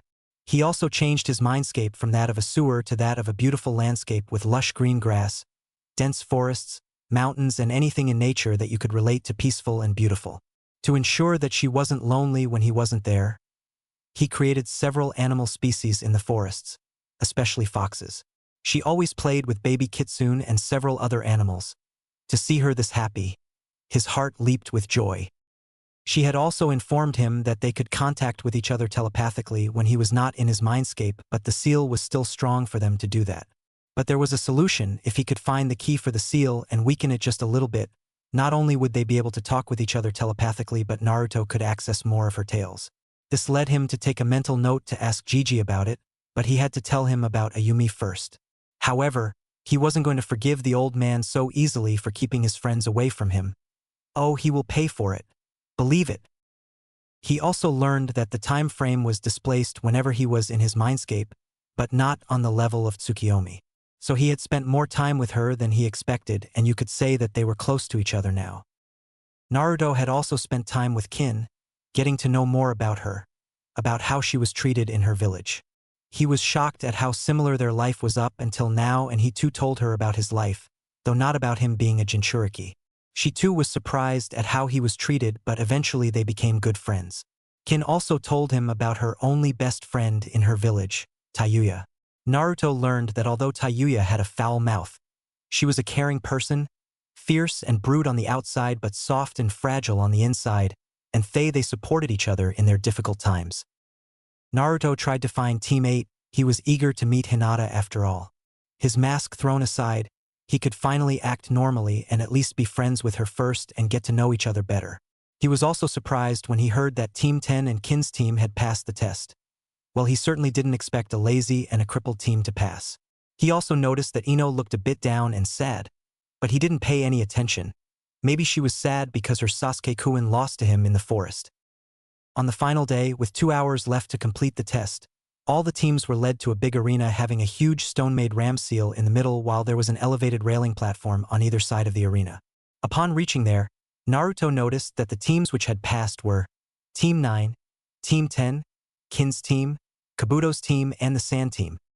Except the passing teams, no one else was in the arena right now, while he noticed the surprise stares he was getting from Kabuto's team and Kakuru. Apparently Gaara was only interested in giving blood whoever his mother was. Naruto was, however, more watchful of Kabuto. He had a bad feeling about that guy ever since he met Kabuto. He then noticed that there was still no sign of Team 8 and sighed sadly. I guess Hinata-chan's team couldn't pass the test. But still 2 hours are left. There might be some hope, thought Naruto optimistically. 1 hour went by and Naruto began to lose hope when suddenly he heard some rustle outside of the arena. Small guys. I knew we'd pass. Right, Akamaru? Asked an ecstatic Kiba, followed by a bark of approval from Akamaru, while Naruto smirked as he definitely knew that voice. Looks like they passed the test, he thought, but was brought out of his musings when he heard an all too familiar soft and an angelic voice. Wait for us, Kiba. He heard the muffled yell of Hinata. I'm telling you, Hinata, we are probably the first team to pass the exam, choked Kiba mid-sentence when he saw a total of 6 genin squads staring at him in amusement. Meanwhile, Naruto sighed, shaking his head in amusement. What an idiot, he muttered while chuckling lightly to himself.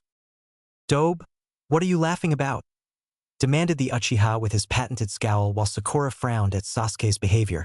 She had been constantly observing his behavior for the past 3 days and found that Sasuke was the reason for most of their fights.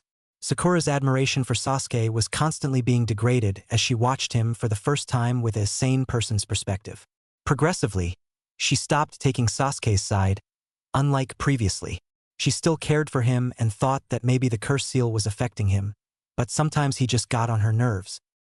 What? Do I have to ask for your permission, Uchiha-sama? Asked Naruto sarcastically with a roll of his eyes, while Sasuke narrowed his eyes in anger. But before he could make his emo remark, Sakura stepped between them.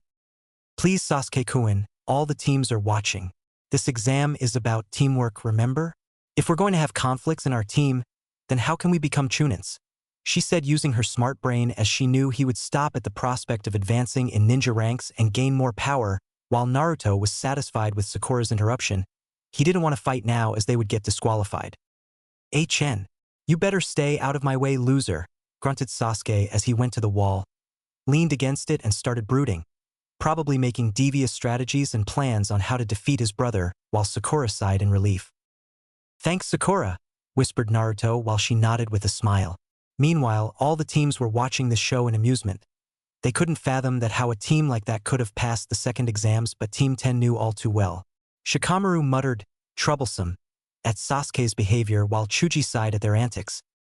How could I ever have felt something for an idiot like him? Thought Ino with a frown as she watched Sasuke. What a bunch of losers, said Kankuro with a confident smirk, while Temari was busy blushing when she saw Naruto again. Mother wants your blood, Uchiha, thought Gaara with a psychotic grin, leading to a nervous Kankuro and Temari stepping away from him. Meanwhile, Zaku was busy glaring at the Uchiha, his eyes seeing only one thing: revenge. Kin had joined her so-called team, while Dosu was constantly glaring at her. Niji had an arrogant smirk on his face. Tenten was busy sharpening her kunai, while Lee was doing one-hand vertical push-ups, all the while yelling about his youth crap. Kabuto was also keeping a close eye on Naruto. He could feel that Naruto's power had somehow increased drastically during the second exam. On the other hand, Hinata and Shino had just reached the entrance where a dumbfounded Kiba was standing. However, Shino and Hinata weren't surprised at all to see the 6 passing teams. They had already predicted this, as they completed the exam just before the time limit. They became scanning the teams, and as expected, Hinata became ecstatic when she spotted Team 7, but was confused when she didn't see any orange. Where is Naruto-kun? She thought when she didn't see him anywhere in the arena. However, she did found someone she hadn't seen before, who was wearing a white cape with his back towards her, who she dismissed as a possible Yamanaka proctor because of his blonde hair. His blonde hair made her suspicious, but she just ignored it. She also noticed that Sakura was talking to Sasuke about something before he went towards the wall. Worried about Naruto, she approached Team 7, Sakura to be specific. She timidly poked Sakura on her shoulder. Sakura-san? Asked Hinata while Sakura turned towards her. Oh, Hinata. Congratulations on passing the second exam, she said cheerfully while Naruto was busy in his own thoughts. So he didn't notice that Hinata was standing beside him. Neither did Hinata, as she was worried about Naruto. Thanks, but do you know where Naruto-kun is? Asked Hinata. wondering where her favorite blonde is. Chapter 8. The preliminaries begin. Do you know where Naruto-kun is? She asked timidly while Sakura blinked in confusion. What do you mean? He's standing right? She trailed off when she realized that Hinata hadn't seen the new Naruto before inwardly grinning evilly. Sakura slung her arm over Hinata's shoulder with a grin that would scare even the greatest prankmaster. Say, Hinata, do you know that Naruto told me that he liked you? She said dramatically while Hinata's face went extremely red. Really? She asked with a tinge of hope, barely able to contain her excitement if what she heard was true. Yeah, if you don't believe me, then just ask him yourself, said Sakura with an evil glint in her eyes while Hinata again blushed scarlet red. But, she stuttered while Sakura poked her forehead. Oh sheesh, come on Hinata, everyone knows of your crush on Naruto and if you don't act soon, someone else is gonna claim him. For instance, Naruto saved that girl from Sound Team in the Forest of Death and she too has a thing for him, said Sakura while pointing at Kin, who Hinata noticed that she was occasionally stealing glances at Naruto while blushing. No way am I gonna lose Naruto-kun after all these years, she thought with desperation while a determined look bloomed on her face. Where is he, Sakura-san? She asked calmly while Sakura just grinned at her from ear to ear. Why, he's right behind you, Hinata, she said while pointing behind her whereas Naruto was still spaced out about something. Hinata whipped her head lightning fast to see the same one she considered as a proctor. She could immediately feel blood rushing to her face at astounding rates and pinched her nose to prevent a possible blood loss. But the pressure was too great and was propelled back due to a huge nosebleed almost taking Sakura with her. She barely missed Sakura but was on a collision course with Sasuke, who was leaning against the wall with his eyes closed, trying to concentrate on his brooding. Wham!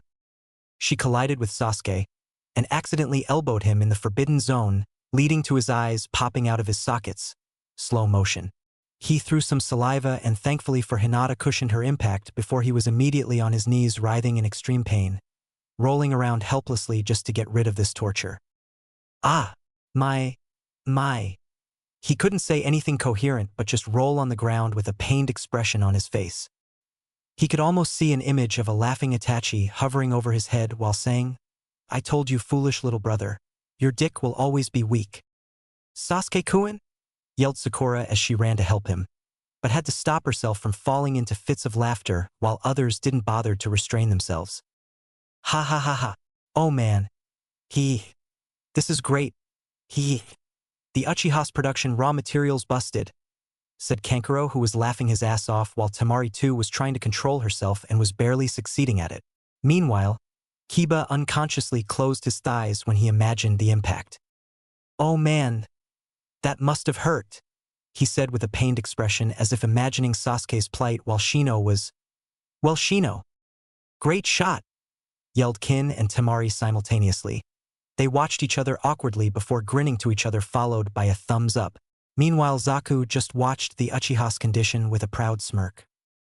That's what you get for messing with me, Uchiha, he thought, while everyone else, yeah, even Gaara, he too understands the pain of being hit there, could only express their thoughts in one word – ouch. Mother pities you, Uchiha, thought the future Kazekage. Meanwhile, Naruto just got out of his thoughts to see a starry-eyed Hinata with a huge blush on her face and a rolling Sasuke on the floor with Sakura trying to help him. Seeing Hinata's blush and Sasuke's condition, he immediately understood what happened. I guess she noticed my changes. Earlier she used to stutter in my presence, but now… He thought with a sigh before walking up to Hinata, but he was extremely happy to see her.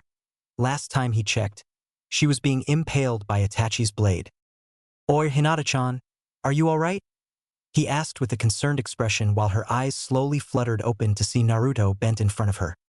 Ena Naruto-kun. She stuttered before her world began to spin while Naruto too noticed her swaying. He sighed before putting his hand on her forehead and started to apply his chakra on her forehead. Immediately, she stopped swaying and noticed, just like Kin, the strange effects of his chakra. What are you doing, Naruto-kun? She asked with a blush but noticed that she was not fainting this close to him, which was a miracle in itself while Naruto's eyes hardened. I can't take it anymore. I have to ask her. It's now or never, he thought before nodding to himself inwardly. Hinata-chan, do you hate me like all the villagers? He asked with a frown while Hinata's eyes widened. Of course not, she said frantically. Then are you afraid of me? He asked with his piercing gaze while Hinata would have just lost herself in those beautiful blue orbs if not for the seriousness of the situation. Why are you asking me this, Naruto-kun? There's no way I'll be ever afraid of you, she said with a sad expression while all others watched this strange scene curiously. Then why do you stutter in front of me? Why faint? Why avoid me? If that's not fear, then what it is? What makes you different from the rest of villagers and shinobi populace then? If you like me, then why never approach me? He asked while her eyes widened in surprise. And Naruto-kun? She trailed while avoiding his gaze. Eye contact, Hinata, he said firmly while she immediately jerked her head to look into his eyes. Eyes which were usually bright were filled with loneliness and pain. I know you liked me right from the start. I know you followed me. I am not an idiot, Hinata. I know you secretly cheered for me in the academy, secretly prayed for me, but why? Why didn't you ever approach me? Why didn't you try to at least be my friends when I was lonely, when I sat lonely by the swing? If I'm the one you like, shouldn't I be a source of comfort for you? Shouldn't you be comfortable around me? Shouldn't you be just yourself around me and forget all of your problems in the world? He said with an emotionless face. He refused to cry in front of everyone, but he had to know the answer. He was fed up of this game of cat and mouse while tears started to well up in Hinata's eyes at hearing the pain in his eyes. Meanwhile, Kin, Sakura, Temari and Ino were also sad at hearing him, but Ino was hit the hardest among them by his pained confession. If only I wouldn't have behaved like an ass back then. For what it's worth. I'm sorry, Naruto, but I promise that I'll make it up for you, thought Ino while Shikamaru put a comforting hand on her. He too was a bit sad that he didn't approach Naruto again, although they were friends early in the academy, but eventually only him and Chuji remained friends. Naruto looked up when he felt a hand on his shoulder to see Kiba standing there with a frown on his face. Naruto, I don't know what happened to you, buddy, he said while gesturing to Naruto's appearance. But you shouldn't create a scene here, before Naruto glared at him. Kiba, you don't have any idea what has happened in the past few days of my godforsaken life, but I'm in a foul mood and I want some dot now, he growled while Shino just remained passive, standing by the side of Kiba, ready to defend Hinata if something happens. Naruto, I understand that you were lonely. I at least had Akamaru by my side in times of trouble, but you have to understand that life for Hinata too was not easy. Her father? He trailed, not wanting to reveal anything more in front of the contestants while Naruto just sighed frustratingly. Hayutan, Hayu Kekai, Hayaru Dumu, Ice Release, Ice Barrier, Ice Dome Prison, whispered Naruto after going through a couple of hand seals, both hands, and slammed them on the floor, the effects of which were an ice dome getting created around him and Team 8. Just as the dome was about to complete, he created a shadow clone outside it and signaled him to keep watch while the clone nodded at him. Team 8's eyes widened after seeing something which should be impossible for a genin. What did you? Trailed Kiba in amazement as he saw that they were completely surrounded by this igloo-like structure while Shino's eyebrows could be seen above his glasses. Hinata didn't say anything, but she was just as gobsmacked. However, a large part of her was still saddened by Naruto's claims. She knew what he said was true, but she too had her own reasons. Don't worry, this is completely harmless and also acts as a soundproof barrier. Now we can talk without caring about anyone, said Naruto before he again touched Hinata's forehead and started applying his chakra. Meanwhile, all the genins were astounded at what they had just witnessed except Gaara, who was grinning like a psychomaniac, and Sakura, who had already saw Naruto using ice manipulation. Sasuke too had an amazed look on his face, although he was still in pain from the blow. This power. Why don't I have this much strength? No matter how hard I train, why can't I get stronger? I feel like I'm getting nowhere. Naruto, how can you be so strong? You were supposed to be the dead last and I was the rookie of the year. I will get this power no matter what I have to do, he thought while clenching his fists and gritting his teeth. Sakura was looking at him with worry. She knew he would be overwhelmed at the display of Naruto's skill and was worried about Sasuke's reaction ever since the Forest of Death. And now her fears were coming true. Naruto, how strong are you really are? Just what the heck happened in the forest? Thought Team 10 while Niji had a frown on his face. Meanwhile, Tenten and Lee had somewhat akin to admiration in their eyes. YOSH, Naruto-kun's flames of youth shine brightly? Lee yelled before pumping his fist in air while all the genins except Team 9 flinched at his loud volume, Kabuto having a deep frown on his face. He could be a problem later in our plans. I have to report to Orochimaru-sama about this unexpected development, he thought while adjusting his glasses. That was so cool, exclaimed Kin with shining stars in her eyes while Zaku and Dosu wanted to, but couldn't refuse her claim. It was indeed cool, they thought begrudgingly. No one touches this dome or disturbs boss right now, said the clone authoritatively while glaring especially at Sasuke. The others wanted to say something but sensing his foul mood didn't bother to. Ice Dome. All right, about your father, I know everything as to how he treated you, he said to Hinata, whose eyes widened in shock. But how? She asked. It doesn't matter right now, you still haven't answered my questions, Hinata. I wouldn't have killed you for just saying a word to me back then, said Naruto while Hinata bowed her head down, not wanting to tell about her insecurities, not wanting to look weak in front of him. But I may not get this opportunity in the future. Naruto-kun has taken the step now. I can't back down now.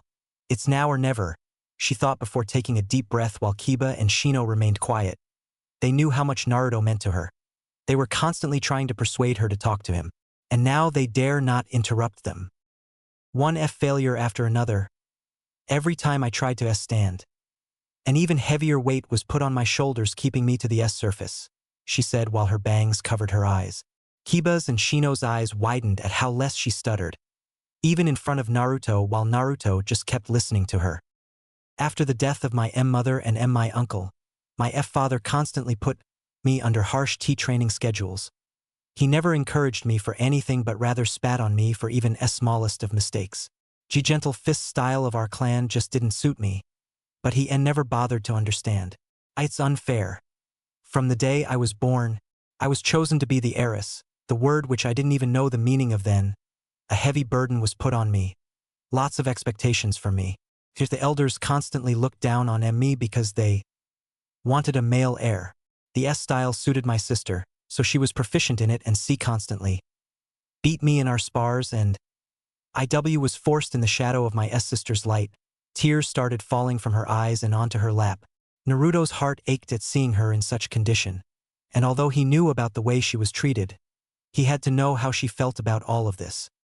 Hinata, whispered Kiba while clenching his fists. Damn her clan. Constant harsh beatings, constant failures, constant cold looks and glares from my father, sister and my cousin degraded my self-confidence. Self-esteem so much that I began to doubt if I could ever do anything right. In the Academy, I tried so many times to approach you, but every time I would see the disappointed face of my father. My insecurities holding me back, me having thoughts like, She bit her bottom lip to stop herself from crying. She couldn't break down in front of him, but when she felt a warm hand on her shoulder, she looked up to see Naruto smiling warmly at her while tears started flowing down his face. His warm and loving eyes urging her to let it all out. That pushed her over the cliff and she threw herself at him. Naruto was surprised as well as Kiba and Shino. It was a miracle that she hadn't fainted until then. But this... Hinata hugged Naruto tightly while she sobbed uncontrollably in his chest. He encircled his arms around her petite figure and held her to him. IW was too afraid to approach you. I still am. What if you don't like me? What if you think of me as a weak person just like my father? I can't take your rejection. Even thinking about it makes me want to cry. Besides you were always interested in Sakura-san. Esodish that fact T2 pushed me back. I am sorry Naruto-kun, but I am just not confident like you. She stuttered in his chest while sobbing loudly, whereas Naruto just rubbed her silky hair delicately. Kiba had tears in his eyes at seeing the condition of his sister-like figure and was clenching his fists at not being able to do anything for her, while you could see streams of tears below Shino's glasses, on his cheeks. Hinata-chan, there's nothing wrong in crying. You can let it all out, and no matter what happens, I would never consider you a weak person. A spark is all you need to awake the sleeping fire in you. I know you are a strong person, so whatever happens. He paused as he lifted her head by her chin and grinned his famous grin. Don't ever give up. And remember that I would never leave you, he said while Hinata gave a small teary-eyed smile. Kiba had a smirk on his face while Shino had an almost unnoticeable smile on his face before they wiped their tears. Hinata wiped her tears and determination took birth in her eyes before she stood up and pointed her thumb at her Hitai 8. And I promise on my L-Leaf Hitai 8 that I would never leave your S-side Naruto-kun, she said while Naruto could see that she was desperately trying to stop her stuttering. He knew that her father had severely damaged her self-esteem, but he also knew that with time, her stuttering would stop. Don't worry, Hinata. We too are with you. After all, what are teammates for, right, Shino? Said Kiba before patting Shino's back. Indeed, said the bug user with conviction. Thanks, Kiba. Shino, she said with a small smile before Naruto put a hand on her shoulder at which she blushed, and he was a bit surprised that she didn't faint. Great, Hinata-chan, you didn't faint, he said with a goofy smile leading to her blush getting deepened at the compliment as well as at the chan part while Kiba smacked his forehead. What an idiot, he muttered to himself.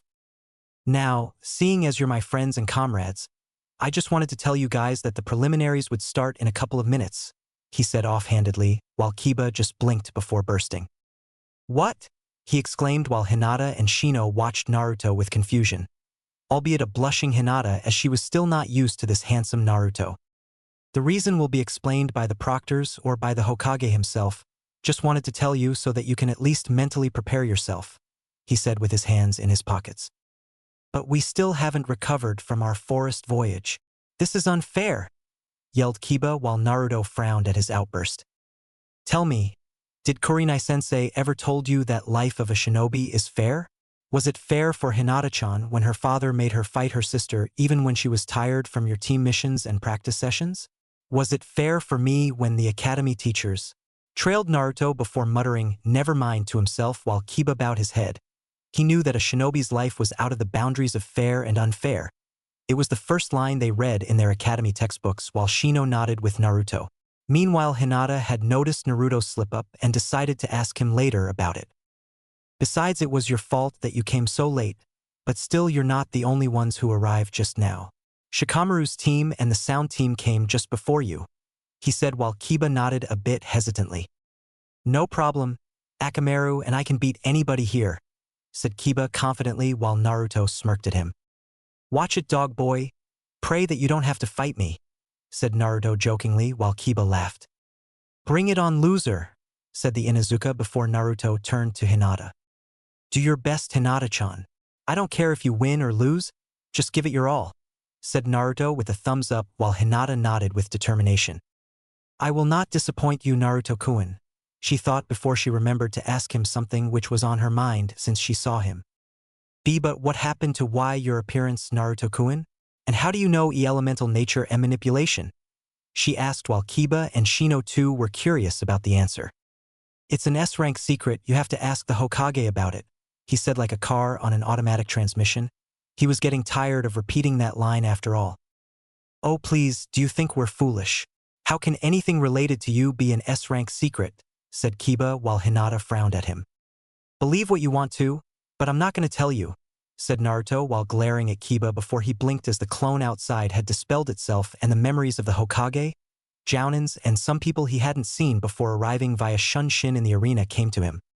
Gigi has arrived, alright guys, let's go and kick some genin ass, he said before forming the snake seal resulting in cracks beginning to form on the dome before it collapsed completely for them to see everyone's wide eyes except the Hokage. You could see the blushing faces of almost every female there, whether it be Genin, Chunin, Jounin, or Akage Mei, Samui, Karui, Yujito, Hana, Yugao, Temari, Kin, and some other female Jounins who Naruto didn't know. On the other hand, Naruto was fairly pleased to see the gobsmacked faces of the ones who had just arrived. He could see Kurenai smiling lovingly at him from behind the Hokage and that Psycho Proctor smiling seductively at him. Actually, all the female were giving him those strange seductive looks making him extremely nervous and uncomfortable. He started scanning all of them, most of them he knew because of his pranks. Because of the Chunin exams, most of the Jounins were deprived of any missions for the village's security and hence almost all of them were present except some few ones. Most of them I know. Holy Isachi, thought a blushing Naruto. Blood started to crawl to his face when he saw Hana and Yugao, both of whom were grinning at him. If two beautiful women like them would grin at you, well, let's just say even Sasuke might melt. His blush deepened when he set his gaze on Mei, Samui, and Yujito, especially Mei's flirtiest smile. His mind was getting into overdrive at the attention of this many beautiful women. He'd rather fight Orochimaru again than be in this position. Meanwhile, Kiba was grinning lecherously when he noticed them while he wiped blood off his nose. Shino just stood impassively while Hinata was fidgeting nervously under the stares of possibly every jounin of the village. She hesitantly lifted her head to see Kurenai smiling proudly at them, lifting her confidence even more after her talk with Naruto. Meanwhile, the other genins were staring between them and the Hokage, trying to decipher the situation. But most all, they were still astonished over the ice dome that Naruto had created. Hehe. Sorry for the wait, we were discussing something private, away from prying ears, said a nervous Naruto apologetically, not sure what to say in this situation. Flashback outside the ice dome. Several minutes had passed after Naruto had created the dome, while the clone was still keeping watch for the proctors and was talking with Kin and Temari about something. Ino wanted to join in the conversation, but she knew now was not the time as it would just create a scene here. Sasuke was better than before, but that area was still sore for him while Sakura was concerned for him. That was awesome, Naruto-kun. You must have trained hard to control a rare element like ice like that, complimented Kin while the clone blushed and was grinning while rubbing of the back his head. Thanks, I guess, he replied. But how can you do ice manipulation? Not even Jounins are capable of such a feat. Do you have a bloodline? Asked Temari skeptically while the clone gulped nervously. Why did boss leave me here? I'd rather be inside the dome than try to deflect these questions, he whined. Never mind that, you two don't know each other, right? So let me introduce you. Kinchan. This is Temari, and Temari, this is Kinchan. He introduced them while they greeted each other politely and shook hands with each other.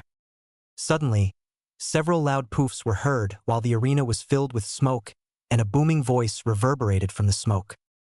All right, maggots, congratulations on passing the second exams.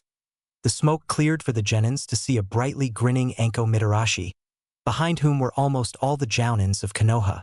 You could see Kakashi reading his smut novel, a smoking Asuma, a cold-looking Kurenai justifying her title of Ice Queen, and Guy who was grinning like an idiot, Baki who was the jounin sensei of Gaara's team, the Sound Team sensei, Orochimaru, and other Konoha jounins who hadn't taken any teams and specialized in other areas. But Anko's face along with every newly arrived one's face turned into that of surprise when they saw a human-sized ice structure in the middle of the arena with a blue-eyed, whisker-marked, white cape wearing blonde standing on it. Every jounin except the Ice Queens had only one thought running through their minds, yondaime. While the female jounins were blushing, but Anko quickly cut them off before anyone could say anything. Sensei? Thought Kakashi in shock. What is this? As far as I know, there's no ice user in Konoha, and I fairly doubt any of you could do this, said Anko in a demanding tone while the clone raised his hand. Actually, I created this, he said with a grin leading to a pink tint on the female jounins, including the Ice Queens, while Kakashi became a bit suspicious at hearing that voice before. He had heard that voice before, but it wasn't that of his sensei. Then his eyes widened in shock when he saw the whisker marks resulting in him dropping his book. Naruto? He thought while getting surprised looks from his fellow jounins. As far as they knew, he had never dropped his book even at the most shocking facts. Are you kidding me, brat? There's no way in hell you could know chakra nature manipulation, let alone creating an element as rare as ice, said a jounin. What exactly did Rinnegan do for him? Thought the Ice Queens simultaneously with wide-eyed looks on their faces. They were already thrown for the loop when Kurenai told them that he knew nature manipulation for water and lightning element. But this was absolutely absurd. Even Sharingan didn't grant you that much. Hokage-sama will explain when he gets here, said the clone as he awkwardly used the term sama. He was not used to this formality crap, but in front of so many jounins he had to be careful. Before anyone could say anything, Hiruzen, Mei along with her bodyguards and A along with Yujito, B and his team arrived via Leaf, Water, and Lightning Shunshin. They too sported similar reactions like the jounins while Hiruzen too was surprised. He wasn't expecting Naruto to be able to use a sub-element so early even with the shadow clone training. Hiruzen was also a bit nervous of Naruto's reaction as Kurenai had told him. rather while smiling evilly that Naruto knew about him keeping her away from him. Hokage-sama, would you kindly explain these people about how can I use ice manipulation and about my changes? I'm tired of saying the same thing over and over again, said the clone while glaring at Hiruzen, while the newly arrived ones looked at him with amazement, except Hiruzen. Meanwhile, Yujito, Samui, Karui and Mei were blushing profusely before Mei quickly composed herself. What a handsome man. I think it would be fun to flirt with him, thought Mei with a smile. Now that's what you call cool, thought Samui while retaining her emotionless look. What a fine specimen. Kitten, you have to claim him? Purred Nibi in Yujito's head while sending mental images of Yujito and Naruto doing something which Jiraiya would be proud of. Shut up, Nibi, she thought while blushing furiously. Ah yes? Reikage Dano, Mizukage Dano. This is Uzumaki Naruto, said the Hokage, gaining wide-eyed looks from everyone except the Genins and the Ice Queens. Most of the shinobi populace in the village didn't hate Naruto for what he carried, but still remained indifferent to him and held no grudges against him. But they were still surprised that this was the same shrimp prankmaster who wore a Kill Me orange jumpsuit. Naruto-kun, you really intrigue me to no end. It would be interesting to see what else has changed about you, thought Orochimaru while licking his lips like the snake freak he was. This is the dead last they were talking about, thought Mei, Karui, and Samui simultaneously, not believing their eyes. How can a genin capable of feat as rare as elemental manipulation and sub-element at that be called a dead last? I know what all of you are thinking, but I will explain later in my office, so no questions for now. And Naruto, care to tell us why do you have this created here? Asked Hiruzen while pointing to the ice dome. Sorry for the disturbance, Hokage-sama. Boss was just discussing something with Team 8 in privacy. I'll immediately inform him, said the clone, glancing at Kurenai, who was looking at him in confusion, while he nodded at her assuringly before dispelling himself. Flashback end. All right, we have wasted enough time. Anko, if you will, said Hiruzen while signaling Anko to go ahead before she nodded and stepped in front. All right, I want all of you in columns of your respective teams in a minute, she said authoritatively before the Genins quickly started forming lines adjacent to each other. Thank you, Anko. Now, first of all, I want to congratulate every one of you for passing the second part of Chunin Exams, continued Hiruzen before introducing the Genins to the Reikage and Mizukage. After that, he started giving his speech before explaining about the preliminaries leading to an uproar by some teams.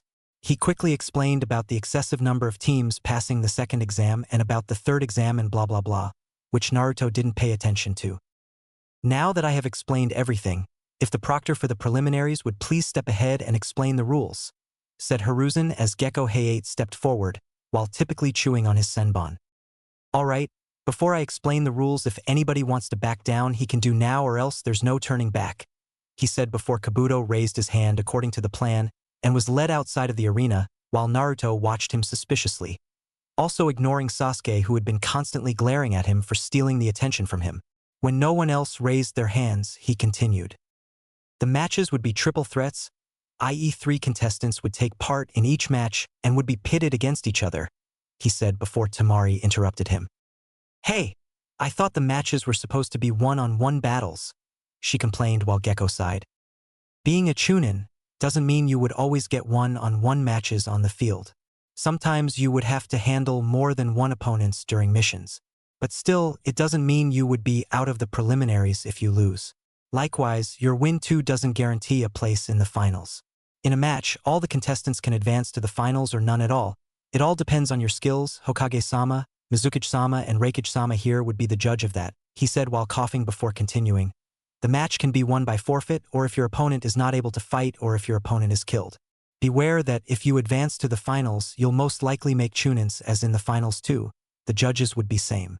There you most likely have to showcase your skills to the foreign merchants and nobles then. Now are there any questions? He said while none raised their hands.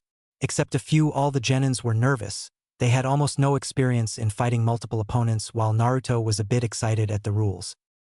I guess I can finally test my skills in these preliminaries, he thought with a smirk while clenching his fists in excitement. Sasuke too smirked cockily at Naruto from behind. Just you wait, Dobe. I'll show you that I'm much better than you, he thought while Sakura had a determined look in her eyes along with Hinata. Alright, the names of contestants of who would be fighting the first match would flash on the screen while the rest of you, with your Jounin sensei, will go upwards on railing. Also, the names would be chosen completely at random, so you may have to fight your own teammate, so prepare yourself for just about anything. Explained Hey8 before the names started flashing on the screen at random. Hyuga Niji versus Akimichi Chuji versus Inazuka Kiba. The names flashed on the screen one by one, leading to a smirking Niji, a whining Chuji, an excited Kiba, but at the same time frustrated a bit because he was still tired from the second exam. Meanwhile, all the other genins went upstairs with their respective senseis. Kakashi was still looking at Naruto gobsmacked, wondering just what the hell happened in the forest. When they reached upstairs, he put his hand on Naruto's shoulder, who turned towards him. Naruto? What happened? He asked in a barely audible whisper before glancing at Sakura, who was shaking her head in denial that she didn't know anything, while Naruto just pinched the bridge of his nose in frustration. Why can't everybody stop asking questions just for once? Kakashi-sensei, the only thing that I can tell you now is that Orochimaru attacked us in the forest, he said while glancing towards Sasuke before Kakashi's eyes widened in surprise. Orochimaru? What could he want from his team? Then he followed Naruto's gaze towards Sasuke and sighed. Of course, he should have known the Sharingan. I have no idea how you guys survived, but I'm glad you did. Also, I suppose Sasuke has a curse mark, whispered Kakashi while Naruto nodded at him. Listen, sensei, I know you have a lot of questions, but I'm tired and want nothing more than for this day to end. I know you helped me a lot in my Yuki control training, but please understand me. Gigi will explain everything to you when the time comes. But for now, can you please drop these topic? I'm gonna showcase some abilities that'll leave you dry for answers, but can you just swallow everything today, sensei? He said in a pleading tone. He was emotionally and mentally drained. These past few days were like a roller coaster ride from him. He himself needed some time to think while Kakashi nodded in understanding. He could see that his student was emotionally a raging maelstrom right now and needed some time to get used to this. He would give him some space for now, but was eager as to what abilities he was talking about. All right, are you three ready? Asked Hey8 while Niji nodded, activating his Byakugan while settling into his gentle fist form. Chuji too nodded, albeit a lot hesitantly, while Kiba immediately ate a food pill to restore his chakra. Meanwhile, Reikage grinned in anticipation of the battle. It's been a while since I've seen a Hyuga, a Akimichi, and a Inazuka in action. This should be good, he said while Mei nodded with him. You ready, Akamaru? He asked his partner, who barked with him before he nodded with the proctor. Hey8 raised his hand before yelling Hajime and jumped out of the center to the side. I'm warning you guys, you should just give up or suffer a shameful defeat by my hands, said Niji cockily while Kiba growled at him and Chuji became even more nervous. I'm not one to go down without a fight. No matter what, I'll just give my best, he said before crouching on all fours, while Chuji too became determined at Kiba's declaration and nodded with him. Kiba and Chuji looked towards each other before nodding, while Niji narrowed his eyes at them. Immediately, Kiba dashed towards Niji at a higher speed than a genin should possess. Niji was startled by his speed and agility, but that was to be expected of an Inazuka, and besides he was used to sparring with Lee, who possessed much greater speed than Kiba. Kiba went for a midsection palm thrust as Niji avoided it with grace before going for a palm strike towards Kiba's shoulder, but became unsettled by his smirk. He's planning something, thought Niji before his eyes widened when he heard Chuji yell. Buban Baika no Jutsu, partial multi-size technique. Shit, I forgot the fat one. That ingrate, he hid himself behind the Inazuka deliberately so his chakra network was hidden from me behind the Inazukas. These losers just might be a bit of challenge for me after all. He thought before using a chakra-enhanced jump to dodge the rolling Chuji, who was now like an air balloon and was coming at him at high speeds. Upon missing him, Chuji just collided with the wall, his enlarged body getting stuck in the crater. Niji, using his chakra on his feet, was standing on the ceiling right now before he saw the Inazuka and his dog coming at him with his Byakugan, rotating at high speeds. Gutsuga, dual piercing fong, yelled Kiba, having creating the man-beast clone before initiating his attack when Niji was in midair. They're both targeting me. I have to get rid of one of them quickly, thought Niji while barely avoiding Kiba's attack before rushing towards Chuji, who was still dazed from the impact and was now in his normal size to escape the crater. Upon reaching him, Niji unleashed a flurry of palm strikes, not targeting any vital organs but doing enough damage that he would be out of the match. Chuji grunted in pain. He felt like 1,000 needles had pierced his body, and that he didn't have any chakra left before falling to his knees and fell face first on the floor. Kiba and his clone, Akamaru, skidded to a halt from their attack before glaring at Niji, who was smirking at him. That bastard, he used that opening to get rid of Chuji. I don't think I can go on anymore.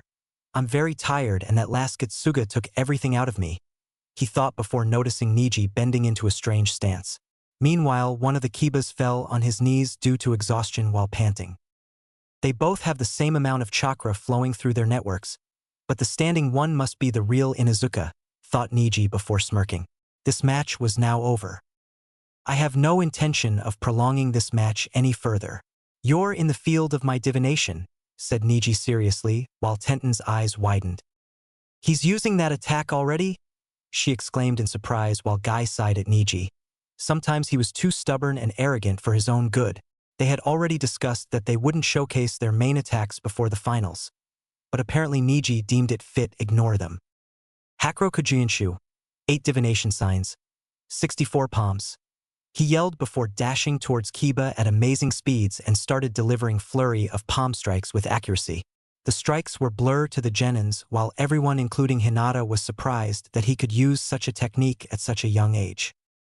32 palms, he said in continuation with his attack after delivering the 2, 4, 8 and 16 strikes, but before he could finish the last set of 32 strikes, he was given a shattering punch to the side of his head, courtesy of the clone, or was it Kiba, before Niji was sent flying back before colliding with the wall, resulting in him spitting some blood. Everyone saw a panting Kiba standing where Niji was a moment ago, while the one who was attacked poofed back to show a critically injured Akamaru. "Akamaru!" yelled Kiba while bending down to check on it. Akamaru's breathing was labored and Kiba instantly knew that a vital organ of its body was struck during the attack. "Proctor, call for medics, my partner's injured," he yelled while checking for Akamaru's pulse. "Sorry kid, as per the rules, since you both are treated as one contestant, so getting medical attention even for the dog means that you two forfeit the match. So either you have to forfeit the match or continue fighting and wait for the match to end," said Hayate apologetically. "What? That's ridiculous!" exclaimed an infuriated Kiba. "So what will you do, Inuzuka?" Kiba turned his head to see Niji standing there, while wiping the blood off his mouth, and growled at him before turning to a whimpering Akamaru. "Shit, guess this is it," he thought before nodding towards Hayate. "All right, I forfeit the match, just call for the medics quickly," said Kiba with frustration while Niji scoffed at him. "Coward, why don't you just say you can't win against me? After all, once a loser, always a loser," said Niji before glancing at Hinata to make his point clear, while Naruto glared at him. "Winner? Hyuga Niji," he said while medics came and carried Akamaru and Chuji on a stretcher. "That Hyuga is really getting on my nerves right now," he thought while clenching the metal support of the railing, almost breaking it.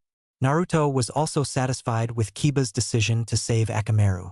After the talk with Naruto, Hinata was a bit more confident and was angry at Niji.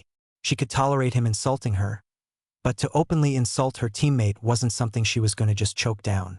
It was time that she grew a backbone and reply him back. "I'll show you, Niji and I-san, that I'm not as weak as you think," she thought while clenching her fists before Kurenai put a comforting hand on her shoulder. "Although the Hyuga is a genius when it comes to fighting, but he needs some attitude adjustment. Don't you agree, Hokage-sama?" asked a while Hiruzen nodded with him before muttering about all Hyugas needing attitude adjustment. "Let's give Chuji a barbecue treat, shall we? That's the first time I've seen him fight seriously," said a smoking Asuma, while Ino and Shikamaru nodded with him. "Man, this is so troublesome.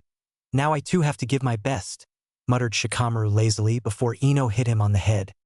"Geez, you're such a lazy ass. Can't you show determination once in a while for something? Like Naruto," she said before immediately clamping her mouth with her hand and began to blush in embarrassment. Shikamaru and Asuma smirked at her from the corner of their eyes before Ino yanked Shikamaru with his collar.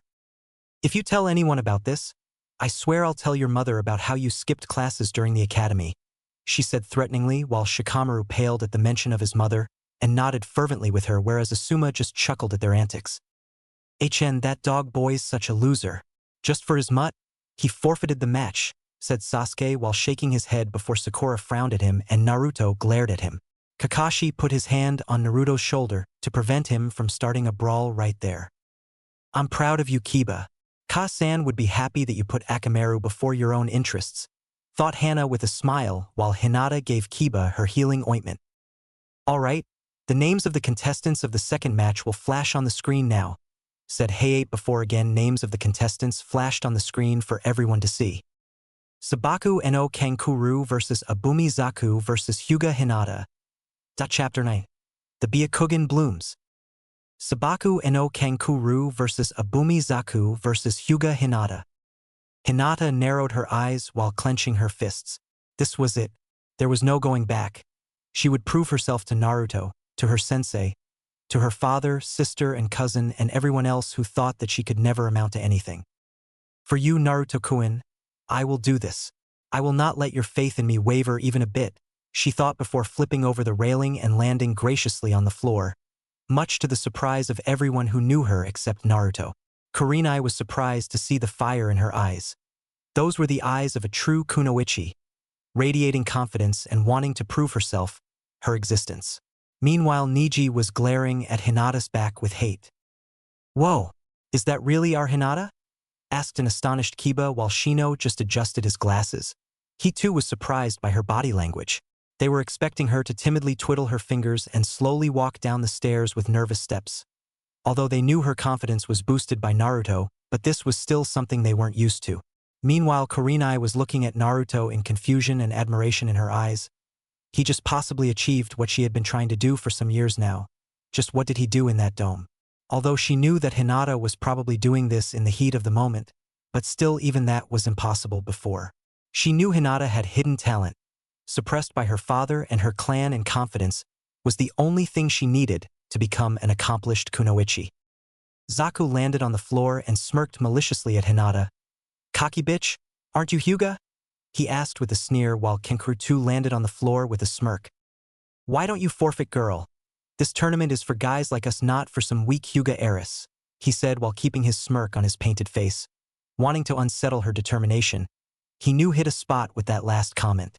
He knew about her status as they were made to know about major clans of Konoha in detail for their Konoha invasion plan. Hinata narrowed her eyes at him while activating her Byakugan, glaring at him at the comment which only succeeded in stealing her determination before slipping into the gentle fist stance. You're lost, bitch, but don't say that I didn't warn you, said Zaku while shrugging before Kankuro spoke. Hey pal, what do you say we team up and beat up the cocky Hyuga? Said Kankuro intimidately, while Zaku nodded with a malevolent smile whereas Hinata just ignored them. Meanwhile, Mei frowned at what they were planning to do. Now inwardly she wanted nothing more than for the Hyuga girl to beat their asses. How dare they underestimate the power of a kunoichi, a determined one at that. Hey, that's not fair. Those guys are teaming against Hinata, said an angry Sakura while Naruto was watching them calmly, which surprised Kakashi to no end, as he was expecting Naruto to burst instead of Sakura. If she can't beat those two pathetic genins, then she doesn't deserve to be a kunoichi, said Sasuke with his patented scowl while Naruto and Sakura just ignored him. They're trying to intimidate Hinata into forfeiting the match so that they don't have to face any extra competition. The Hyuga clan is renowned throughout the world for their gentle fist, so naturally they don't want to face her as even one blow from her would disrupt their flow of chakra, making them almost defenseless. I'd say they're actually scared from her, said Naruto with an amused smirk while Kakashi's lone eye widened to that of Saucer's. Was this really Naruto? The loud, unpredictable knucklehead ninja who takes actions first before thinking? Well, he was justifying the unpredictable part. Sakura nodded with him whereas Sasuke h-ed in response. Hey clown, are you scared of her? Yelled Naruto out of nowhere before a tick mark grew on Kankuru's forehead, who yelled back. It's war paint. While Samui and Karui just sweat dropped. That's one weird genin. Both thought simultaneously as they stared at Kankuro in exasperation. Oh sorry man, didn't know clowns fought wars, said Naruto with a goofy grin, while almost everyone chuckled at that comment. Sakura couldn't hold it in and burst out laughing while slowly others joined in too. Kakashi was just chuckling to himself while Guy was shouting about Naruto's flames of youth shining brightly. Kankuro gave a dirty look towards Hayate, who was chuckling to himself while holding his senbon. Well, so that he doesn't swallow it accidentally. What? The kid has a point, you know, he said while chuckling. Whereas Mei was smiling amusingly at Naruto while Samui had a smirk on her face, typically thinking that it was a cool comment, while Omoi was confused if he should suck on his lollipop anxiously or laugh, resulting in him laughing anxiously while sucking on his lollipop, which was a strange and a hilarious scene to say the least. Yujito had a blush on her face, mainly due to the commentary of her sex-crazed Bijou, while Hiruzen was chuckling to himself, shaking his head at Naruto antics. No matter how much he changed, he'll always be a prank master of the leaf, capable of lighting the moods even in the most serious situations. Anko had an excited grin on her face while she was eyeing Naruto with a seductive look, whereas the rest of the Ice Queens watched Naruto with a dreamy sigh. Naruto saw Anko out of the corner of his eyes and shuddered at that look, but at the same time blushed at seeing her pretty face, that he had to admit, before turning his head to the other side to hide his blush. Oh, shying away from me, and Naruto-kun? I wouldn't leave you that easily, thought a grinning Anko while Temari was laughing at Kankuro. Now she got something new to tease her brother. Meanwhile, Naruto's sudden outburst seemed to calm Hinata's nerves as she smiled innocently at Kankuro, who was grumbling to himself incoherently, while Zaku too couldn't stop a snort of laughter escaping his mouth. Alright, that's enough. Are you guys ready? Said Hayate, still chuckling lightly to himself, while the three of them nodded, whereas the atmosphere immediately became tense as the match was about to start. Hajime!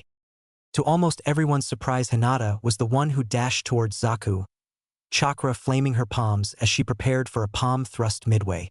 Meanwhile, Kankuro had jumped back from the two as he was a long-range fighter and began waiting for the right opportunity to strike.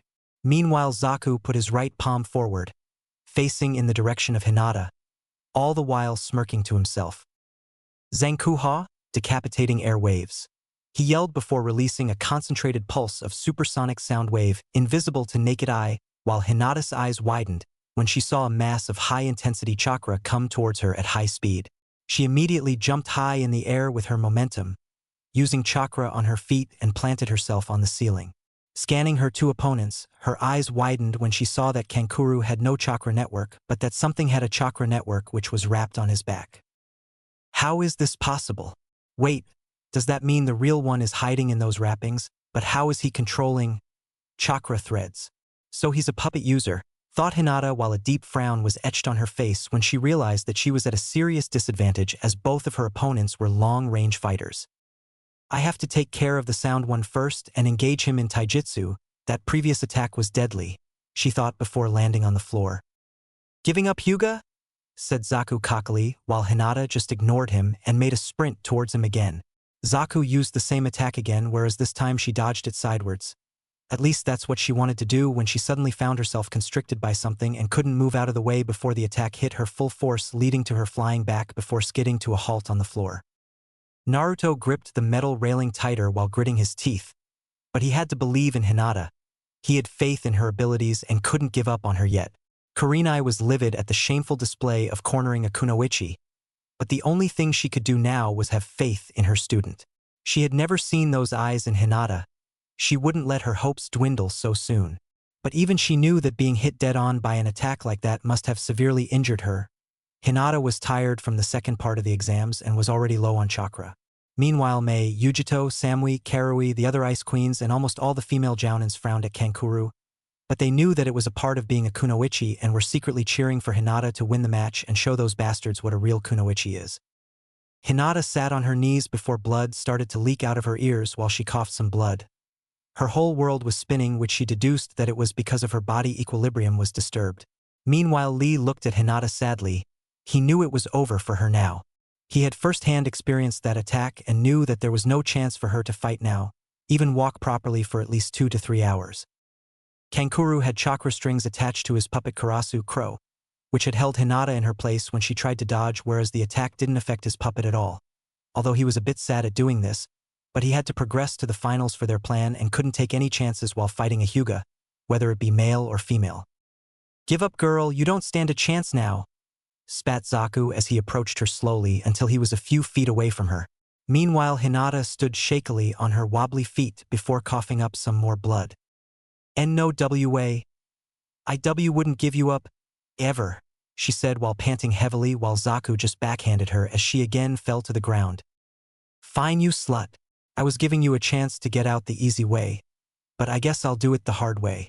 I've been itching to try out a new attack anyway, said Zaku with a predatory smirk as he pointed both of his palms at Hinata, only inches away from her face. This will take you out for at least a month, maybe a coma or worst, you'll just die, he said with a dark expression on his face. Hinata, quit it already, you're in no condition to fight. It's not worth to risk your career, bursted Naruto as he finally had watched enough and knew that Hinata was in a bad condition right now. Meanwhile, Hinata couldn't hear anything except the loud ringing in her ears due to the previous attack. The only thing she could do was red lips with her Byakugan and only understood when Zaku told her to give up. Because of the backhand slap, she didn't hear anything further. Not even Zaku's. Her eyes widened when she noticed both of his palms just inches away from her face and saw the vibrating form of his palms, as well as the high amount of chakra in the attack. She knew if hit by this one, she wouldn't survive. She could almost see death coming in her face in the form of high-frequency supersonic vibrations from the hole in his palms. Zenkyo Kokua, extreme decapitating air waves. She couldn't hear him. She couldn't hear shouts of Kurenai and Naruto. She couldn't hear anything.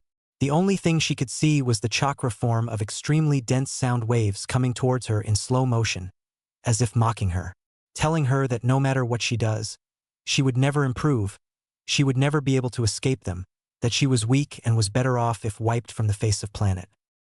She could almost see the disappointed face of her father, the sneers of the elders of her clan, the arrogant smirk of her cousin and sister in those invisible waves. But her mind and heart went into overdrive when she saw the grinning face of the one she loves the most. She could almost subconsciously hear him. Never give up, Hinata-chan. No matter what happens, no matter how many odds are stacked against you, no matter how many people think you are weak, believe in yourself, have faith in yourself. March forward, pursue your dreams, pierce through your enemies, says a grinning Naruto while giving her a thumbs up, determination shining in his magical sapphire blue eyes. She closed her eyes as the waves of death drew near. She could feel something warm, something she had never felt before emanating from the pit of her stomach and expanding all over her chakra coils. Thank you, Naruto-kun. I love you so much. I would never give up. I'll keep trying till the end and in the afterlife too if I have to, she thought as the warm and comfortable feeling in her stomach grew. But when she felt that same warm burning feeling reach her eyes, she snapped her eyes open, which were now a shade of glowing blue in the middle. The world zoomed out as everything became even more slower while she welcomed this comfortable warm embrace before everything came back to normal. Naruto didn't know what was going on. He was screaming for her to forfeit the match. It was like she couldn't listen to him, which he deduced that it must have had to do something too with the sound attack. He shouted in despair before jumping over the railing and dashed towards her with high speeds. He didn't know when he had activated the Rinnegan, but was surprised to see a huge amount of chakra expanding all over Hinata's chakra coils, and when the chakra reached her eyes. Boom! There was a short impulse of chakra blast which almost made him fly backwards, but he braced himself before landing on the floor and consciously deactivated his jujitsu as he didn't want to reveal it before his fight. Everyone's eyes along with his widened when he saw a silver glowing figure of Hinata along with her long hair, her angelic glowing hair swiveling with the wind created by the blast. The silver glow slowly died down for them to see Hinata standing there with her eyes closed. But one significant difference about her appearance was her long hair, just like in Shippuden, but with the addition of bangs on either side of her face. Hinata-san, stuttered Naruto as he called for her. He had no idea what the fuck was going on here, but he was worried sick for her. Meanwhile, Zaku was sent flying back because of the blast, but he flipped in midair and landed away from Kankuro and Hinata. Hinata was enjoying and taking comfort in this strange warmth when she heard one voice which was deeply imprinted in her heart. She slowly opened her eyes and gasped along with everyone else who could see her eyes. Hinata was completely astonished and mortified at what she was seeing. The level of detail of everything she could see didn't ever seem possible to her. Her vision had drastically improved. She could see chakra pathways and tenketsu chakra points in a much greater detail than before. Some chakra points which earlier were not visible to her were not as clear as a day. Her range of vision had improved by leaps and bounds as she could almost scan most of the forest of death, also noting the fact that the supposed blind spot of the Byakugan wasn't there and that she could perfectly see through the complete angle, i.e. 360 degrees. She also felt completely rejuvenated, almost like she never had went through the second exam, also noticing the fact that she now possessed longer hair than before, well, much longer. She turned her head to see Naruto standing a few meters away from looking at her with a surprised expression and a small blush adorning his cheeks. She gasped for the second time when she noticed the white chakra with a mixture of small amount of red chakra flowing through his coils. His chakra coils have expanded drastically since the last time I checked his pathways, she thought, amazed at the level of detail she was able to see his chakra network through. She also noticed a strange seal on his stomach and stored the question for later. She had a match to win. Why your eyes? He again stuttered in shock. Hinata would have laughed if not for the situation.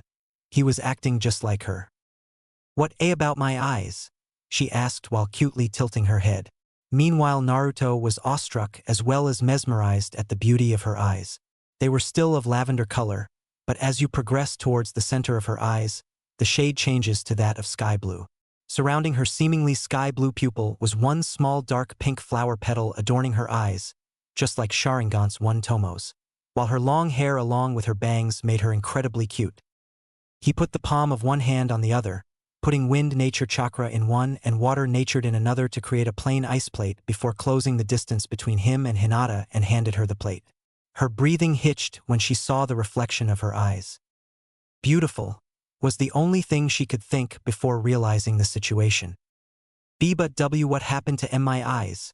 She asked worriedly while glancing towards Naruto, who strangely was smiling with pure glee. Isn't it obvious, you idiot? Your Byakugan has evolved, Databeo, he said before grinning in excitement while Hinata's lips slowly curved upwards before it turned into a full-blown smile of pure joy. Really? She asked, barely able to contain her excitement while he nodded vigorously. She squealed before jumping at him and hugged him tightly while he accepted it gladly. But I've never heard of a second level of Byakugan, she asked in confusion, both not noticing the fact that she was barely stuttering now. See, I always told you that you were special, Hinata-chan, he said while swiftly moving his hands through her long hair, whereas she snuggled into his chest. Ahem, they both immediately separated, blushing furiously, and noticed a wide-eyed Hayate staring at Hinata in bewilderment. Actually, when Naruto scanned his surroundings, he noticed that everyone had their eyes the size of saucers, mouths open like they were trying to say something, but nothing came out. Hinata blushed in embarrassment when she noticed all the stares directed at her. Even Orochimaru, who was acting as a sound team Jounin sensei, couldn't believe his eyes. Second level of Byakugan? You've got to be fucking kidding me. Kurenai had tried several times to dispel a possible Jinjutsu, not believing her eyes. Nobody had an idea what was going on. The Byakugan wasn't supposed to have an upgrade. It was just like a stock product with nothing to add. Mei, Hiruzen and A were rendered speechless. First by the fact that today something happened that wasn't ever heard of, and second by the fact that how casually Naruto and Hinata were acting about this. But Hiruzen, the Ice Queens and Naruto weren't surprised that much. A few days ago, even Rinnegan wasn't supposed to exist. Meanwhile, Kurenai had an evil grin on her face. Oh, she couldn't wait to throw this at that bastard Hayashi. The supposed weak heir has reached a level of Byakugan which possibly hasn't ever been achieved in the Hyuga clan. Ha ha ha ha. She could already imagine the stone-faced, arrogant-laced, and the almighty unfazed leader of the Hyuga clan bowing before her and his daughter. He, sorry? You have a match to win, right? Asked Naruto sheepishly while rubbing the back of his head, whereas Hinata nodded with a smile. All right? I guess we should continue the match. You guys ready? Asked Hayate while Hinata nodded with a predatory smirk, whereas Zaku and Kakeru were not feeling so confident right now but nodded a bit hesitantly. Zaku was already tired because of using a high amount of chakra in that last attack, whereas Kakeru brought back his puppet in front of him. You're an idiot, Dosu, using so much chakra in one attack. Even if you would have taken out the girl, you still wouldn't have been able to fight the puppet user, thought Dosu while shaking his head.